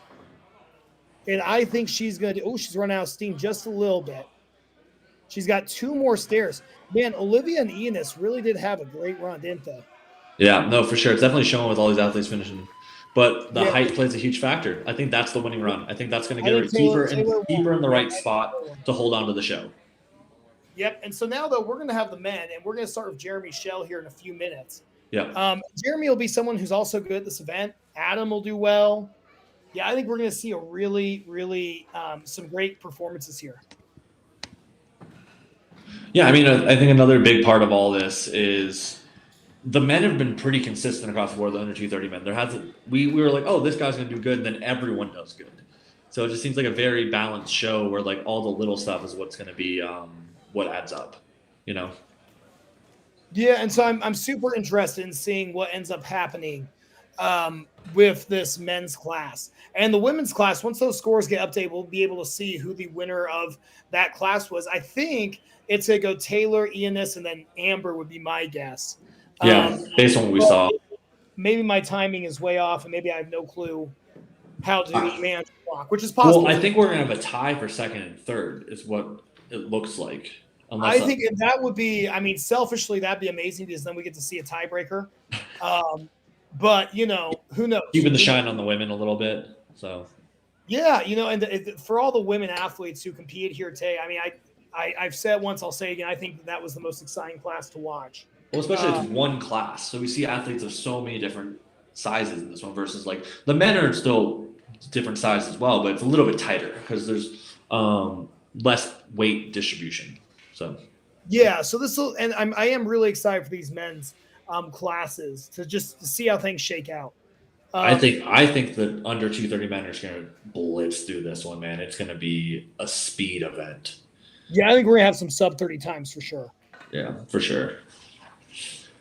No, not taking away how hard it is. It's still going to be challenging, but just. Yeah, but I think being realistic about it, I think you're completely right. It's a little bit lighter for these men. I think they're going to move quick. And it seems like these stairs in terms of height, I think are very beneficial. Yeah. Looks like we just got the update. They're updating the women's scores right now. So hold tight, guys, because, we're about to see. They're cutting to the scoreboard. We're about to see who ends up taking. Yeah, drum roll. We're about to see what ends up happening here. This is going to be very I interesting. don't know how long I have to do this for, but we're gonna keep doing it. Okay, you still have to train later? No, I'm good today. Okay, good for you. I am taking today off too. I was gonna say, don't drum too hard if you got to train. Yeah, that's tomorrow me's problem. Good. Yeah, that's tomorrow's problem. Hell yeah. All right, so we'll see what ends up happening here, though. Yeah, I think you're right though. I think we are gonna end up with a tie. Yeah, It's either a tie or it's so close at like milliseconds, man. Like we saw earlier on the Bubba's Gauntlet, the 0.08 difference, making a point matter. It's just crazy, but it's the benefit of doing split times on everything is you get to see those instead of being half point. It's that full point swing. Yeah, no, absolutely. So okay, and so they did update the women's score, and okay. So are you ready? Okay. Taylor, first place, 24 points. Ian is second place, 21 points. Amber and Olivia tied for third. Ooh, so we got our So tiebreaker. we are going to have a tiebreaker between Amber and Olivia, I would imagine, unless this is count back, which I'm not sure what Chris has decided. Yeah. But that is huge. I'm sure they will tell us what the plan is soon enough. But that's a tie for podium. That's huge. Yeah, that's So we got a little bit of drama here in the women's class. I'm gonna text Chris right now. Count back or tiebreaker. And we will let you guys know once he responds. I'm very curious. If it's a tiebreaker, I just hope they don't do a front hold. Yeah, I hate when it's front hold. What I like to do when shows do tiebreakers. I think you pick the event the two athletes were closest on. Like if they were like tight close to on deadlift, you do like some kind of pull or something like that. If they're close on pressing, you do some kind of like shoulder movement or things like that. Wherever the athletes were closest to each other to make it as even as possible. Because if someone's a really good deadlifter and you make it a deadlift event, that's helping them a bunch for the tiebreaker. Or if someone's a good loader, things like that. So you look at all the scores and you pick whichever one was they were the closest on, and that's when you want to do. Yeah. So the sandbag gauntlet, the press, shoulder, and carry load. Amber had 4 reps in 30 seconds, 30.97. Olivia was 4 reps in 31.8 seconds. Make them press out. That's what I would say. Just make them hit a 30-second timer and have them go at just under what they did earlier. I would love that. So it sounds like they're going to get an answer for us. I'm not sure who's running the Limit Breaker page right now. I think it's Chuck maybe, but he's going to get an answer for us. Yeah. Then we're going to cut back in 1 minute for the middleweight men, and we're back. Look at that. CJ, we'll be back in 1 minute. Well done. We can hold it down sometimes, We can hold it down. Like I say, I'm a teacher. You can teach anything for 30 minutes. Yeah. All right. So we are ready for the 231 men, and our first athlete is going to be Jeremy Schell. All right, setting up with those power stairs. So again, very fast event, very strong athlete. This is actually where the work boots would come into play as you get a little taller. Yeah, he looks good there on the first. Oh, yeah, he's moving well. Yeah, this is going to be a blitz for these. Yeah, you know what those interesting is you brought up a good point earlier about having almost too much clearance. Yeah. It's one of those things where, like, because these are lighter for these athletes potentially, that you're having too much gap, that you're getting it too high versus just high enough. It's again, the same thing we saw with the bag earlier today, that if you're sending it too far, it makes it more challenging. Again, very fast run. Yeah, great run by Jeremy. Well, that is exciting. That is how you want to end the show, is a great run just like that. So we were just told about the tiebreaker, it's going to be a surprise. So I guess we're all going to find out together. Was told it's going to be a surprise. That's awesome. I'm going to take that as it's a tiebreaker event. Yeah, I'd assume it would be a tiebreaker then. I assume they're trying to figure out. You don't do a count back and say it's a surprise and then have surprise. It's boring. It's a surprise. That would surprise me if they did count backs. That would be a surprise. I'd be like, well, thanks, man. Appreciate it. I am shocked on that. Yeah. And Adam should be up next, correct? Adam should be up next. I'll double check. I believe Adam is up next. Adam is next. Yes. So Jeremy's time there, I'm not sure Jeremy's time. I would gander that was sub 30. I mean, it was fast. I'd gander it was sub 30. Yeah. We're going to see some like millisecond differences. As we go through. So hope those judges practicing their thumbs. Yeah. I'm going to try to time this one, just see how fast it is, just so we have a general. My phone is completely dead, so I'm just gonna let that one be. So I'm watching it from here. So I'm gonna trust your guidance on that one. So let's see. He's getting them set up where he wants them. All right, let's see a great time, Adam. I mean, honestly, they can't be harder than the ones we did. They were basically at Bricktown. They were axle handles. That is crazy. It was not fun. So I think he's gonna smoke this one because he got that done like 30 seconds before. I mean, and here he goes. There he goes. Yep. I got my timer. He's already done with the first 3. Ooh, man! Told you. All right, your boy is moving. Yeah. Wow. Try being on the other side of that, watching that from the other side, trying to keep up. Done. All right, so I have 13 seconds. Yeah, right. 14.79 was my timer. Yeah, I'm gonna get something to write these down so we can keep track. I can't walk upstairs that fast, like normal stairs, and he just like flew up those. What a run! What a run on that one. I got a calendar here that has cooking recipes on it. We're gonna use this and we're gonna keep track. So Adam had 13.79. Yeah, like throwing that out there. I was just saying while you were gone, I can't go up normal stairs that fast. So no, me neither. Me neither. Shout out to Adam. That was crazy.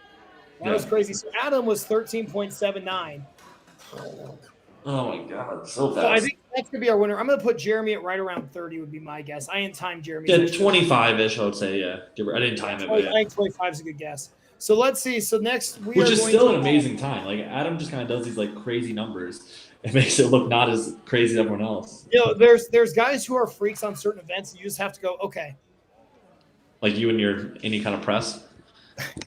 Yeah, but no, I don't think I'm not as good as Adam is on any press as good as Adam is on those power moves. That was the crazy thing. 13.7 is insane. Yeah, that was fast. That was fast. Yeah, Adam, I hope that you watch this, and I hope that you save our reactions because that was absurd. I was done. I blinked. Yeah, I was shocked because you said he was good. I didn't realize he was that good at that event. Like I said, I just went against him on this event, literally on each side of the stairs, and it was.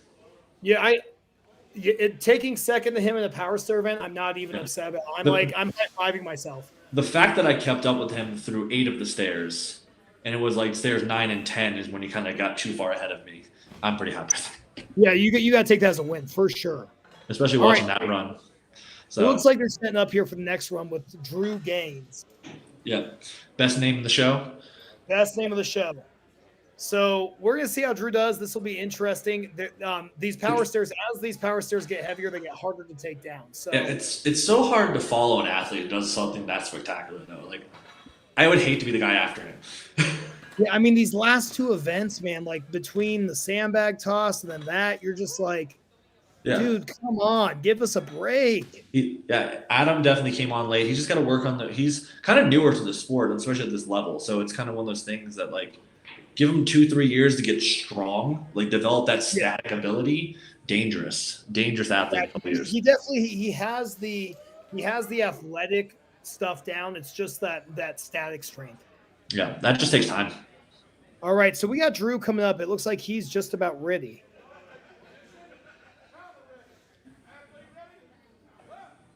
And going, he's off. And they're off. Okay. 2. So far, and this is really fast too. Yeah, so this is a good pace. Yep. So very quick on his transitions, though. Very quick. Very quick. Yeah, he's moving well. And then here's the final set here. He's at about 17 seconds. Yeah. So him and Jeremy were pretty tight. I think he beat Jeremy by a little bit, but we don't know offhand. 23 seconds. Yeah. Him and Jeremy will be really close on that one. They will. One second.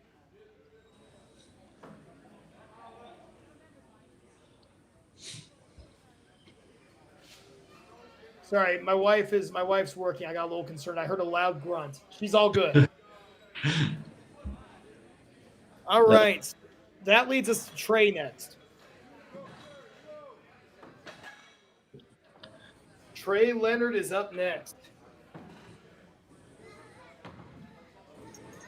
Yeah, taking those power stairs down is a tall ask. They actually used a forklift to getting down at Bricktown the last recently. So the fact that like it takes a machine to usually these on multiple people, while these guys are just sending it. But I also find it harder to get stairs down than up. I've noticed personally. Yeah, yeah. When training, you train and pull them down, and that's the worst part is pulling them down. Oh yeah, and then you have the whole threat of like losing your feet. Mm-hmm. All right, Yeah. so this will be Trey Leonard now. And let's see how Trey does. All He's right, off. we got lift. Yep, he's off. And Trey's moving well too. Very fast.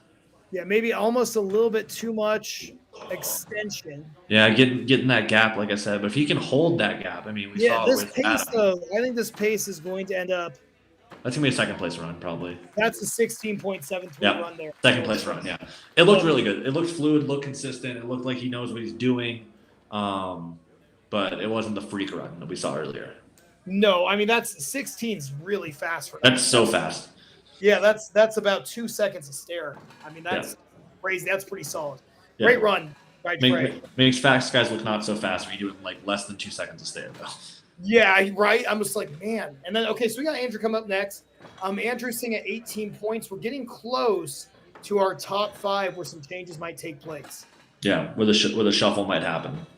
Yeah, so right now Andrew is in 6th place. He's behind Josh. Josh is at 23 points. Andrew's at 18.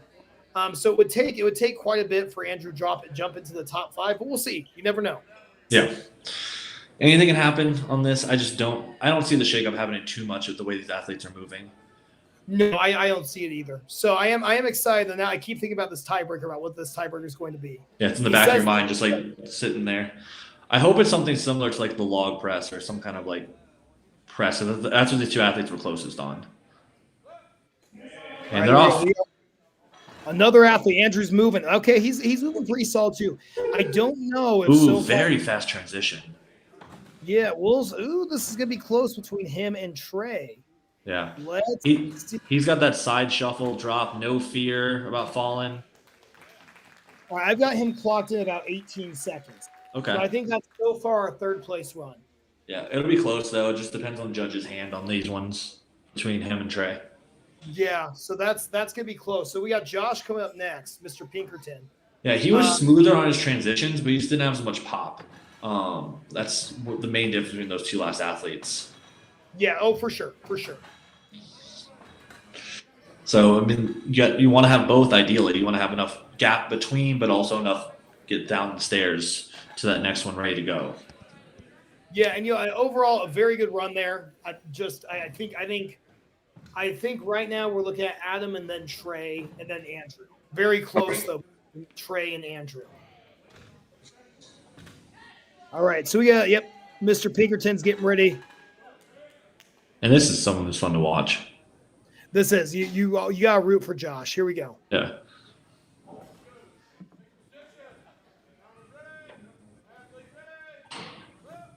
He's going. A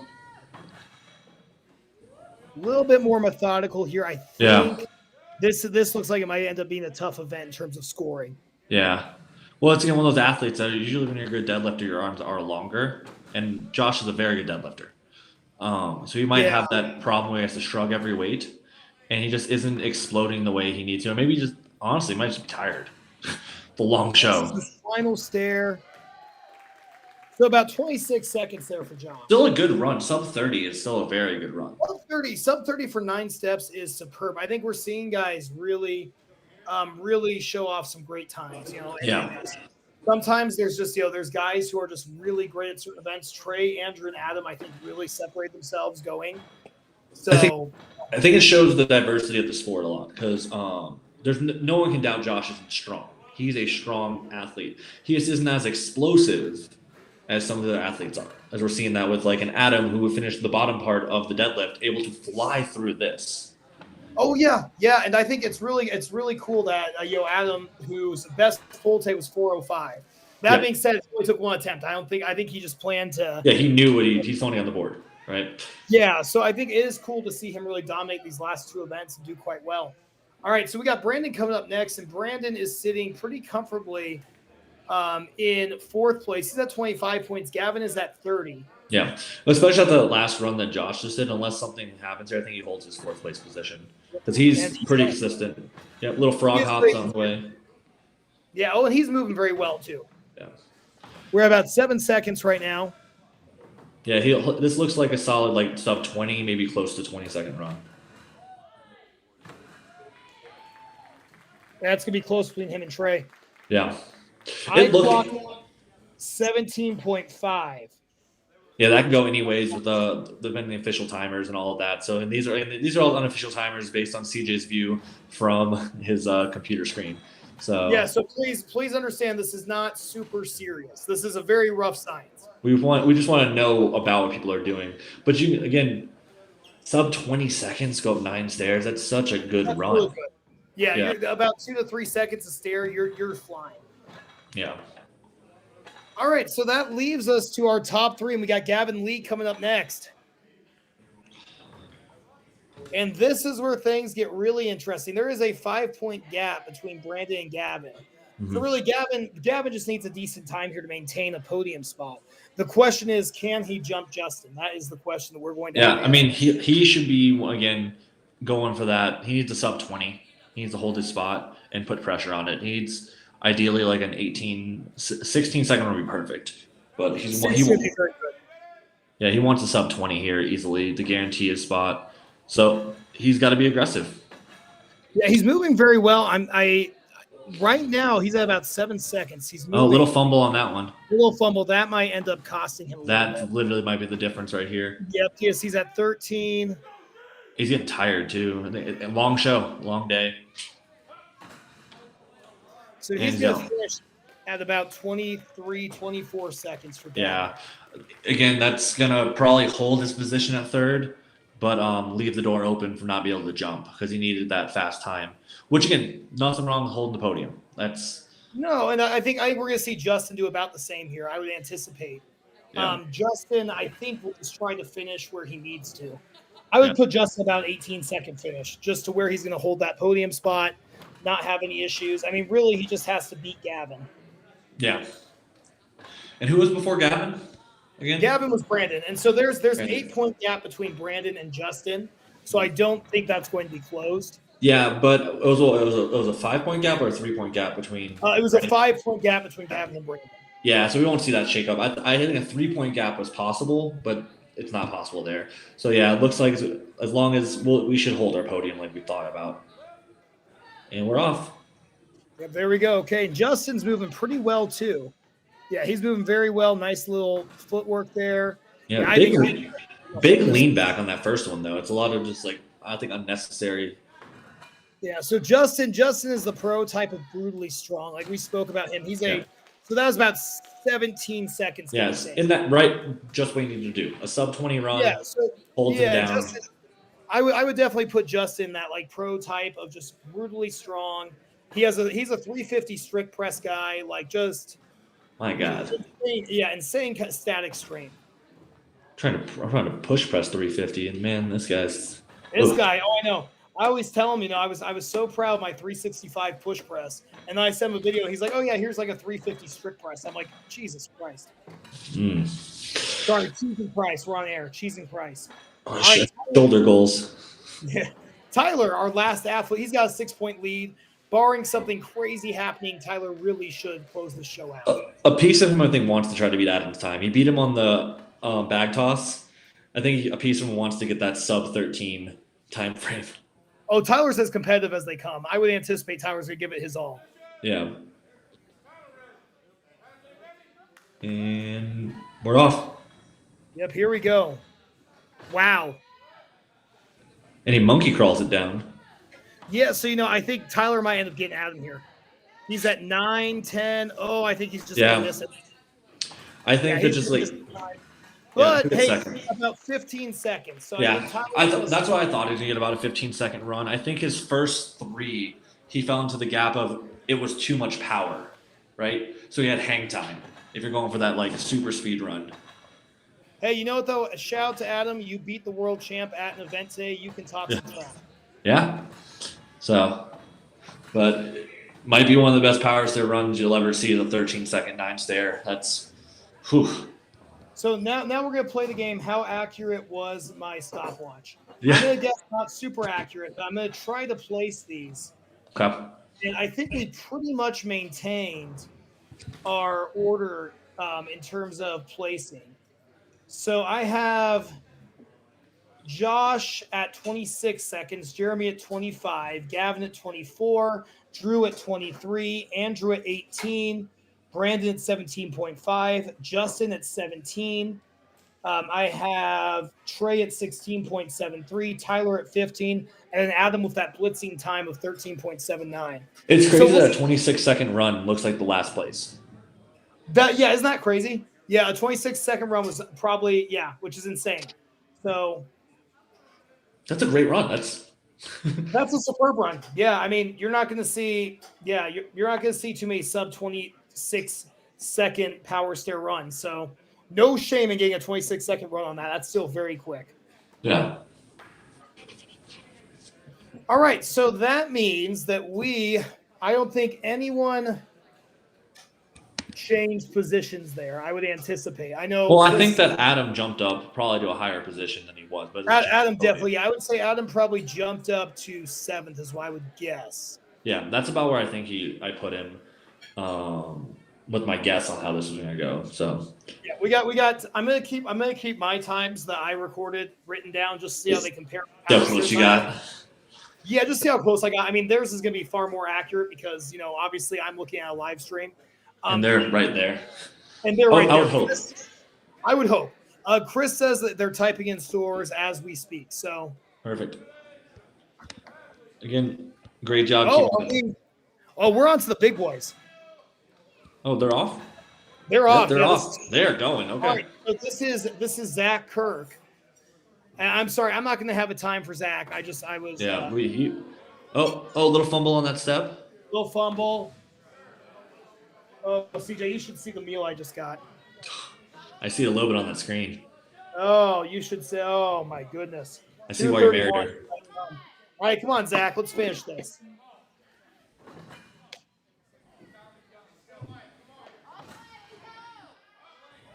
And Zach is moving. Come on, Zach. Finish this. There you go. 9 stairs completed. Good way to finish off the day. What do you think about around 35 seconds? Give or take. Maybe close to somewhere around there.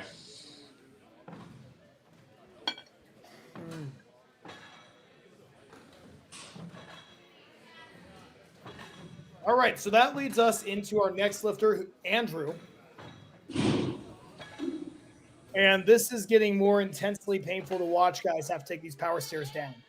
All right, so in bad news, we're not going to see the 231 scores until the end. Yeah. So everyone's going to have to wear their seatbelts and just wait. They want to get these athletes done, which the athletes want to be done as well, which is so important for these guys. These are all day. And he's off. Very fast, very powerful. Stepping up there, which is fine. Oh, he got caught at the lip right there. Didn't get the whole implement on. Yep, so this will be very interesting. We'll see. I think he's going to still get Zach's time just based on the pacing. Yeah, looks like he's moving pretty well, even with that little hiccup. Oh, didn't get the height on that one. Clipped the front. The old commentator curse might have got him right there. I know. We need to be really careful. I'm not going to say anything positive the rest of the show. Yeah, we're not doing great with that one. So I think that Zach probably jumped Andrew there in terms of that event. Yeah. That being said, Andrew's going to maintain his placing. I agree. All right, so we got Nathan Barber next, and this is where things are going to get a little spicy. Nathan is at 19 total points. Colt Swanson is at 20. So we are going to see how this shakes out. This is important for both these men. Battle for third place. Yep. So it's going to be – hope you're ready for the timer on this one. This is the important timer. Oh, yeah.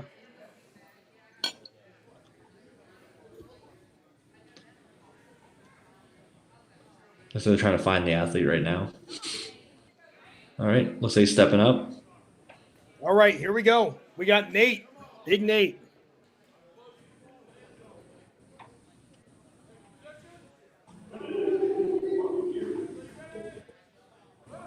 And they're off. They're off, okay. There you go. Steady. All right, so moving well so far. Yeah. He's at about 7 seconds. Not a mistake made yet is the thing. That's the No, and that's gonna be the big thing. He is really, really clearing those steps, like you pointed up earlier. All right, so we're at about 19 seconds now. So I think he's going to beat those first two yeah. athletes. And I don't think he was quicker on each step. I just think he didn't make a mistake. Yeah, so that's 23 seconds thereabouts from Nathan. Yeah. So we'll see if Colt can pull off here. So I think the other athletes might actually been a little quicker on the stairs, but he just didn't clip it. He didn't mess up. He didn't slip. Smooth is fast. Fast is smooth. That's kind of. Oh, yeah. 3 athletes left and the show's done, man. Whew. That's crazy. What Besides a day. our tiebreaker. Yeah, besides the surprise maker. Yeah, which I'm telling you, I'm gonna laugh so hard if he says, "All right, guys, it's count back." Oh, that would break my heart. Everyone get excited. It's count back. Woo! All right, so here we go. We got Colt coming up next. So he's got to beat a. If he gets sub 20, he's in. That's what we're. So let's say that. If he gets sub 20, he is into the top 3. Yeah. Because really, he just has to, he needs to, yeah. He needs to move with purpose. That's kind of like the best way to describe it. He doesn't need to be fast. He just needs to move with purpose, like have a goal in mind and really push forward.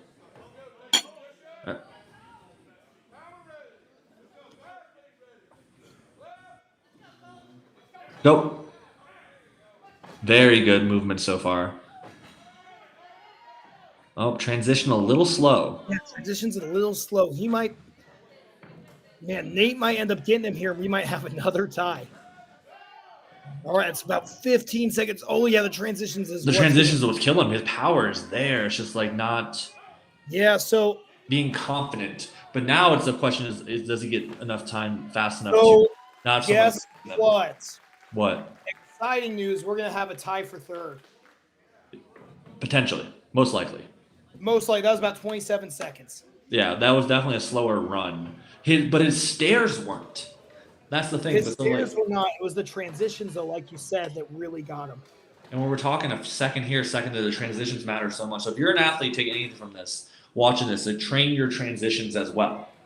Like train your movement, no matter what, if it's a power stair, if it's a yoke run, if it's a multi-movement, train your in-betweens. Because that's really what's going to cost you when it's close to equal strength. And Calvin's going to need a good time here as well. But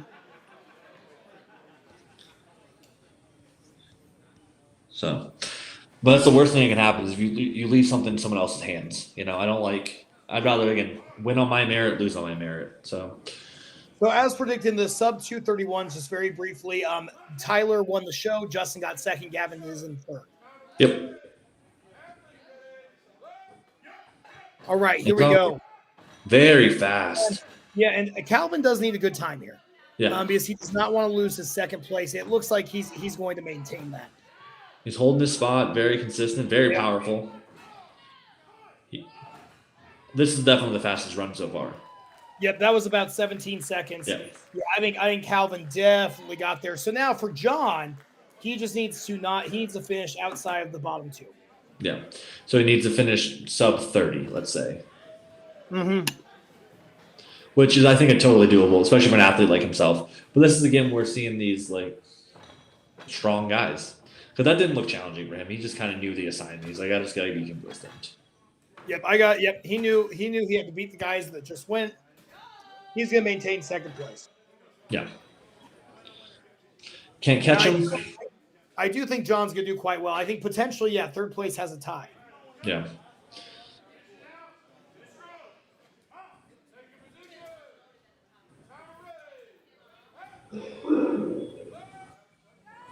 And they're off. Nice and consistent. That's the exact pace I would be aiming for if I was him. Yeah, he's not making any mistakes. He can't miss anywhere. Yeah. Fast enough to keep retention. Yeah, just fast enough to keep tension, but quick enough not to, mess up. Done. Yeah, so he's going to get second place on that event. Yeah. But he definitely did enough to maintain his first place lead. Yeah, he held on to it, did his job. So now we need to see what happens with these scores with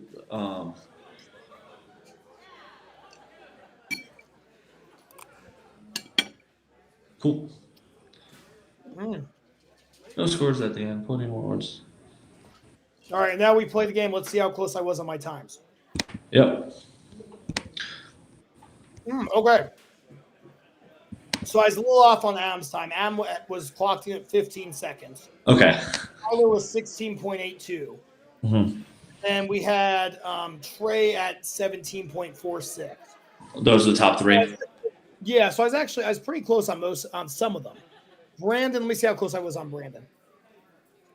Brandon was about 18. I had hit at 17.8. So, all right, yeah. So overall, it looks like it was what we had written down in terms of time. So, look at that. And now we see if Chris has announced what the tiebreaker is.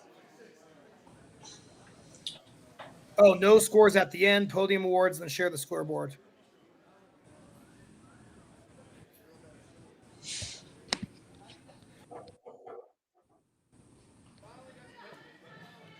So podium awards. Okay, well, let's see. So what's the sandbag to shoulder for reps is the tiebreaker. Sandbag to shoulder. I don't hate that. I don't hate that either. I think that's good. How did the athletes do that are tied right now? We know the women are tied. But yes, so I think that's a good pick because the Bubba's Gauntlet, Amber and Olivia were within a second of each other. Yeah. And then for the men, it was the same deal. I mean, I'm looking. It looks like actually, yeah, they were close too in that event. The two men who I anticipate are tied were pretty close. So I like the sandbag to shoulder event. Yeah, I think it's just solid. They have the implement there. Have you ever done a sandbag to shoulder for reps? It's terrible. It's brutal. It is. It will test you mentally and physically. Yeah.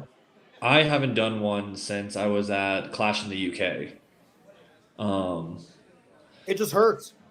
Yeah, well, that was after I dislocated my knee and I had a torn calf and I just couldn't do more than 45 seconds. So I had to watch my opponent finish. And if he beat me by more than 2 reps, he won the show. Luckily, he didn't, but it was that tight. Wow. So this will be very interesting. So I'm wondering what the weight is for the women. Yeah. I'm going to ask and see if we'll get an answer. I'm assuming they're probably close to what they did earlier in the show. That would be my guess, but I don't know offhand. Yeah. So, I mean, it depends if they're going for reps or if they want a heavy sandbag, So I hope it's light enough we see some reps where, like, technique matters. I hope so, too. Like, how fast – and, again, that idea of it's sandbag to shoulder for reps, how fast can you slam it down? That's the key factor is, like, you want to get it to the ground as quickly as possible to get that next rep started. So we do have a tie for third place between Colt and Nathan. So Colt and Nathan will also be performing a tiebreaker. So we got bonus events for you guys today. What more can you ask for? Is 2 more bonus events. Whew. And this is where it matters. This is again, podium pays. So podium pays. It pays to be a winner. Yeah. So how bad do you want it? Like, I know if I'm the athlete behind, I'm just like, crap. But you got to turn that game face on and turn it back up, So I do wonder if they're going to go head-to-head for this. I would anticipate they will. I really hope so. I really hope they're next to each other and just busting them out. I mean, that is the aesthetic way to do this. Because if you don't do it that way, it benefits one other athlete that, like, keep track. Because you can watch them go. So hopefully they have 2 bags of equal size that they can go head-to-head with. Yeah, these volunteers, man, they have worked really hard. And I think they do have 2 bags of the same size. So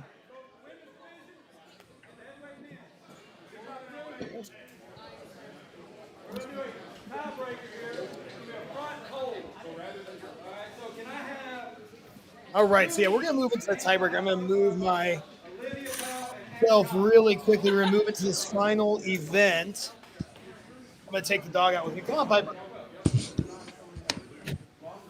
All right, so we're going to move into this final event here. I'm excited to see what the sandbag weights are. I'm like you. I'm hoping that they have 2 equal sandbag weights.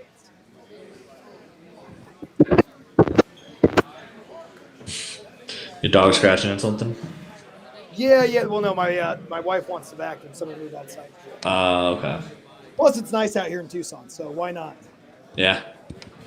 I'm not going outside in Yeah, that I snowstorm. don't. See, there's Piper. She's stretching on the patio with me. Oh, Hi, Piper. the real star of the show. Yeah, the star of the show, Piper. Oh, good girl. All right. So let's see. So yeah, we're gonna have two tiebreakers here. I'm gonna anticipate. I'm gonna guess for the men it'll be a 300-pound sandbag to shoulder.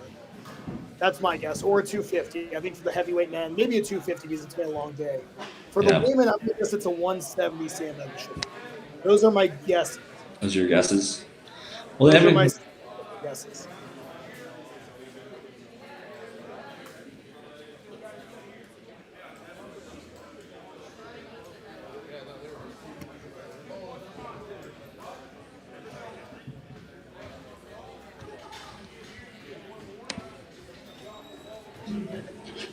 But it's what more can you ask for? Is it coming down to one more event? You know. Oh yeah, for sure. I mean, like you want to see a great competition. It doesn't help if there is a blowout. It doesn't make it quite as much fun to watch. So Yeah. it's nice that we had some tight runs in the show. I mean, it also shows that you invited the right athletes. If it comes down to Absolutely. a swing, especially it's hard to run an invitational, right? Because you have to go by merit of their accolades, and you're trying to run an event. Trying to overshoot one side or the other. To be able to invite athletes and have them battle all the way through, where you have two podiums being finalized by one tiebreaker event. Okay, I am way off. Is a front hold. Oh, doing a front hold. Okay.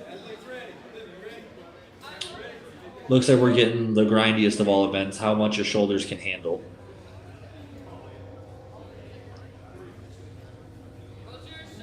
I think you just wanted a sandbag to shoulders, what you were hoping for. I think so. I think that was my one. Maybe I heard someone yell sandbag to shoulder. So here we have Olivia and Amber going Olivia and Amber going head to head for that final podium position. And this is going to be a battle. Yeah. Amber's a very good presser. Olivia has a little bit of a weight advantage. This will be very interesting. I think the weight advantage plays a pretty decent factor in a front hold, though. Oh, a front hold is a huge weight event. Maybe the athletes decided they didn't want to do a sandbag to shoulder. So I see it looks like on Olivia's end we got a little bit of a dip, a little bit of a shake. Amber looks pretty stable from here, but this is one of those events.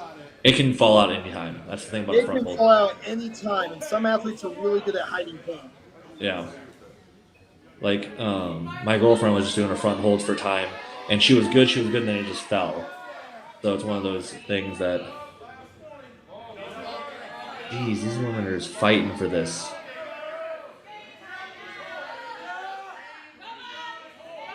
I don't know if I could hold it that long.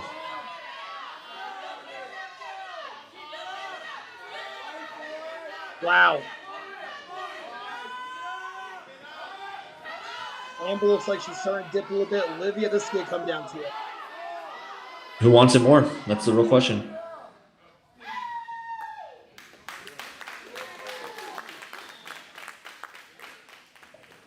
So I didn't catch that. I didn't catch that. It was hard to tell who was... Yes.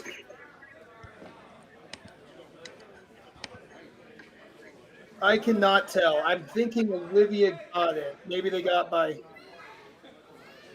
Yeah. We'll wait for them to update it. It was really close to tell. They were both battling it out for the full finish there. I just asked who won. That was hard to see.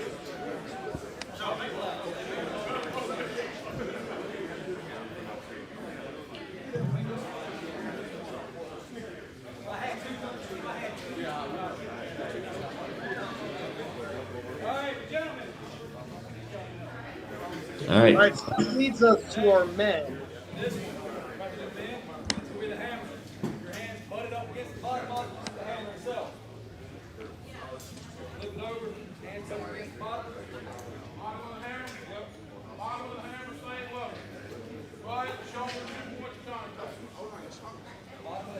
I actually have never done a front hold for time in a comp. random as I it is. have to, as a guy who's missing a bicep, it's about the least pleasant event I've ever done. Yeah, it just never has fallen into my in my almost 10 years competing into my shows. I've seen as a common tiebreaker, but it's not something I train, so I just would. No, and I won't trade just because it is very taxing on that left bicep. And this is pretty cool. They got two hammers going. I think Cole has a huge advantage here. I'm just looking at the levels of these two athletes. I think Cole has a huge advantage. Yeah, just the way it looks. But anybody can battle through what's going on. I would say the only thing that Colt might be regretting is that his feet are very close to his body. Yeah, versus letting him have that base. Yeah, he needs to scoot his feet about 3 inches forward. And it looks like it's done. But I'm thinking that. Yeah, it looks like Colt got called for something. So I'm thinking Nathan won that. Yeah. It looked like it could have just been dipping too low or things like that. That's the thing about front holds, understanding that leverage point. But So it sounds like based on what our live stream specialist told us, it sounds like everyone, but he's not super sure either. So we will see. I guess you'll have to wait to the podium call out.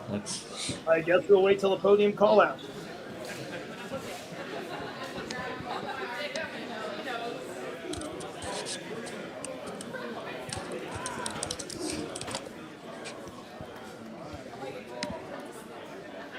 But man, what a show. From 800-pound deadlifters to speeding through power stairs to 60-pound sandbag tosses. It's one more It was thing. a great show. Yeah, some great displays of strength from these athletes. And then the women from top to bottom just like performing the whole time. That's Oh yeah, yes, some great athletes. So Nate won for the men. Amber did win for the women. That Okay. women battle was crazy because I was not sure who got it. I didn't think either. they were holding it for like a minute, like try to hold. Yeah, aim. that was intense. Yeah. The whole show is intense. These athletes have earned, whatever beverage of their choice or whatever food they want for the next couple days. Yeah, that was a very hard show. Max reps in a minute for a bunch of events. That's tough. 75 But yeah, seconds. overall, I would say the second annual Limit Breaker was a huge success. Yeah. Some great high-level competitors came out and competed. It was fun to watch. Yeah. I'm excited. Thank everyone for inviting both of us onto here and being able to talk about it and not just be a spectator, but be a talking head for all this.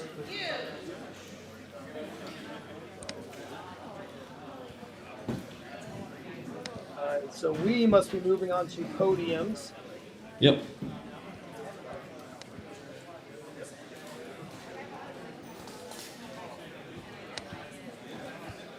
Yeah, it looks like they're setting up the podium, making sure they have everything in order, make sure they can highlight these athletes in the way that they want to be highlighted. Get that podium shot. It always looks better when everything is. And let me just say, what a cool facility they've helped us at.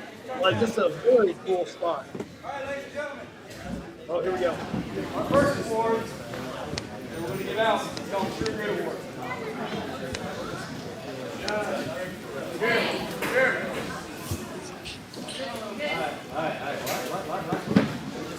Cool. True Grit Award was started after we all lost Bubba. And the reason that it got started is because Bubba showed up and he always had a smile on his face. He was it, but he also dug in the hard stuff. He got better, and he made everybody else around him better. So someone special today is going to get this award. All right, so For those of you who don't know, Chuck wanted a towel pouch, just so you. He probably would have told you that, but Chuck was our And recipient this is of the actually towel. on the wall back there above the mirror. all right, so the winner today is Adam, pushing through with his injury from the get-go. Adam, come on over here. But Aaron won the Public Spirit Award. Yep. Spirit of the game. With the most enthusiasm and the most perseverance. So congratulations to him on that award. Which I mean, well-deserved athlete. Everything I know about him competing against him, he's definitely, even though he wasn't having his best day, he was probably and then still performed those last two events. Definitely earned the recognition for that. So. Absolutely.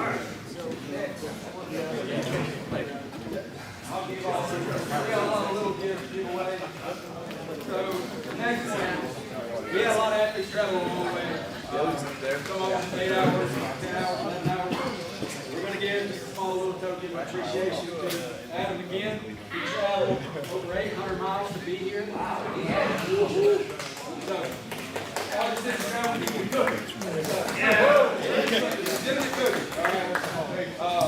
Done a true grit. We do have another prize for the strongest couple. I got to do the math on that. So until then, we'll go ahead and give out the podium prizes.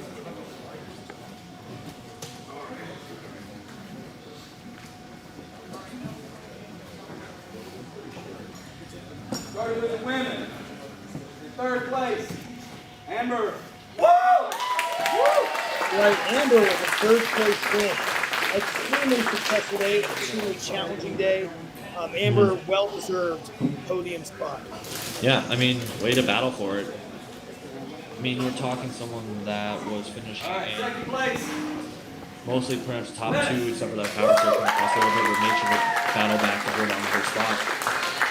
Absolutely. In second place, they announced Enos has scored second place there.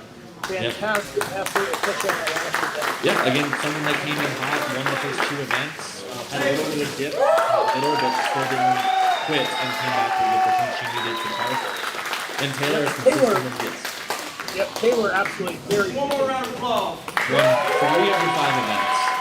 Started off middle of the pack. Finished middle, got 3 points, middle got 3 points, and then closed out the show with 3 straight wins. And for the men. All right, men, 7231. In third place, we have Gavin Lee. Gavin holding on to that spot. So I don't think you realize how close it was to Gavin tying. Good job, ladies. Yeah, that's crazy. No, he was looking at the score sheet. Gavin got second to last in that event with 26.37. Josh Pinkerton got In first place, we 26.79. have Tyler Davis. That's how close he was to having him in leverage. And their second place, Justin Weaver, definitely well earned, very balanced day. Yep. Solid day across the board. And then a dominant performance by Tyler Davis. Coming in and winning 3. First, second. Yep, 3 of the 5 event wins. Never finished in second place. Can't ask for more perfect day for an athlete. Also, athletes, do not leave because there's a lot of other prizes you're going to get if you podium. Just give them the trophies up here, okay? All right, our men's heavyweight. In third place, we have Nathan Barber. Winning that front hold there and very consistent day. Middle of the pack, winning the event. Well, sorry, it's second. It's only a single event, actually. Second place, we have Calvin Vaughn. Alvin, second place, next prize there. He had a fantastic day. Yeah, the tightness between Calvin and Don was actually tighter than you think it would be. Because each of them won 2 events. John just had 3 second places, while Calvin had a third and 4th. That's what the 3 Yep, and that was the big difference. Yeah, you're right, because that was Yeah. But we're talking like an 8-12 versus an 8-10 with Calvin and John. We're talking, 49 seconds versus 47 seconds for shifts and Third place, things. 150. Along with There's little stuff that matters, man. You guys do not leave or I'm going to keep the money, all right? do not leave, or I will keep the money. That sounds very fair. Fair. All right, well, I think we're just going to end this live stream. If you guys tuned in, thank you guys very much for your time. Have a great words. Yep. Some final words. Thank you guys for watching everything. Catch y'all later. Until next time. See you guys later. Thank you.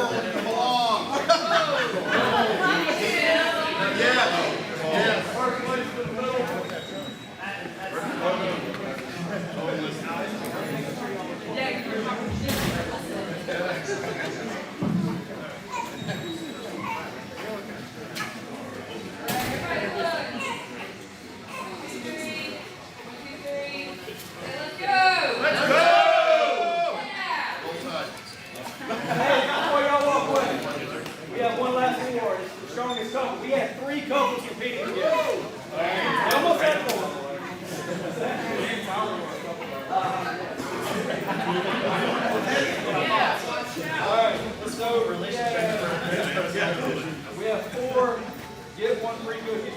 cooking.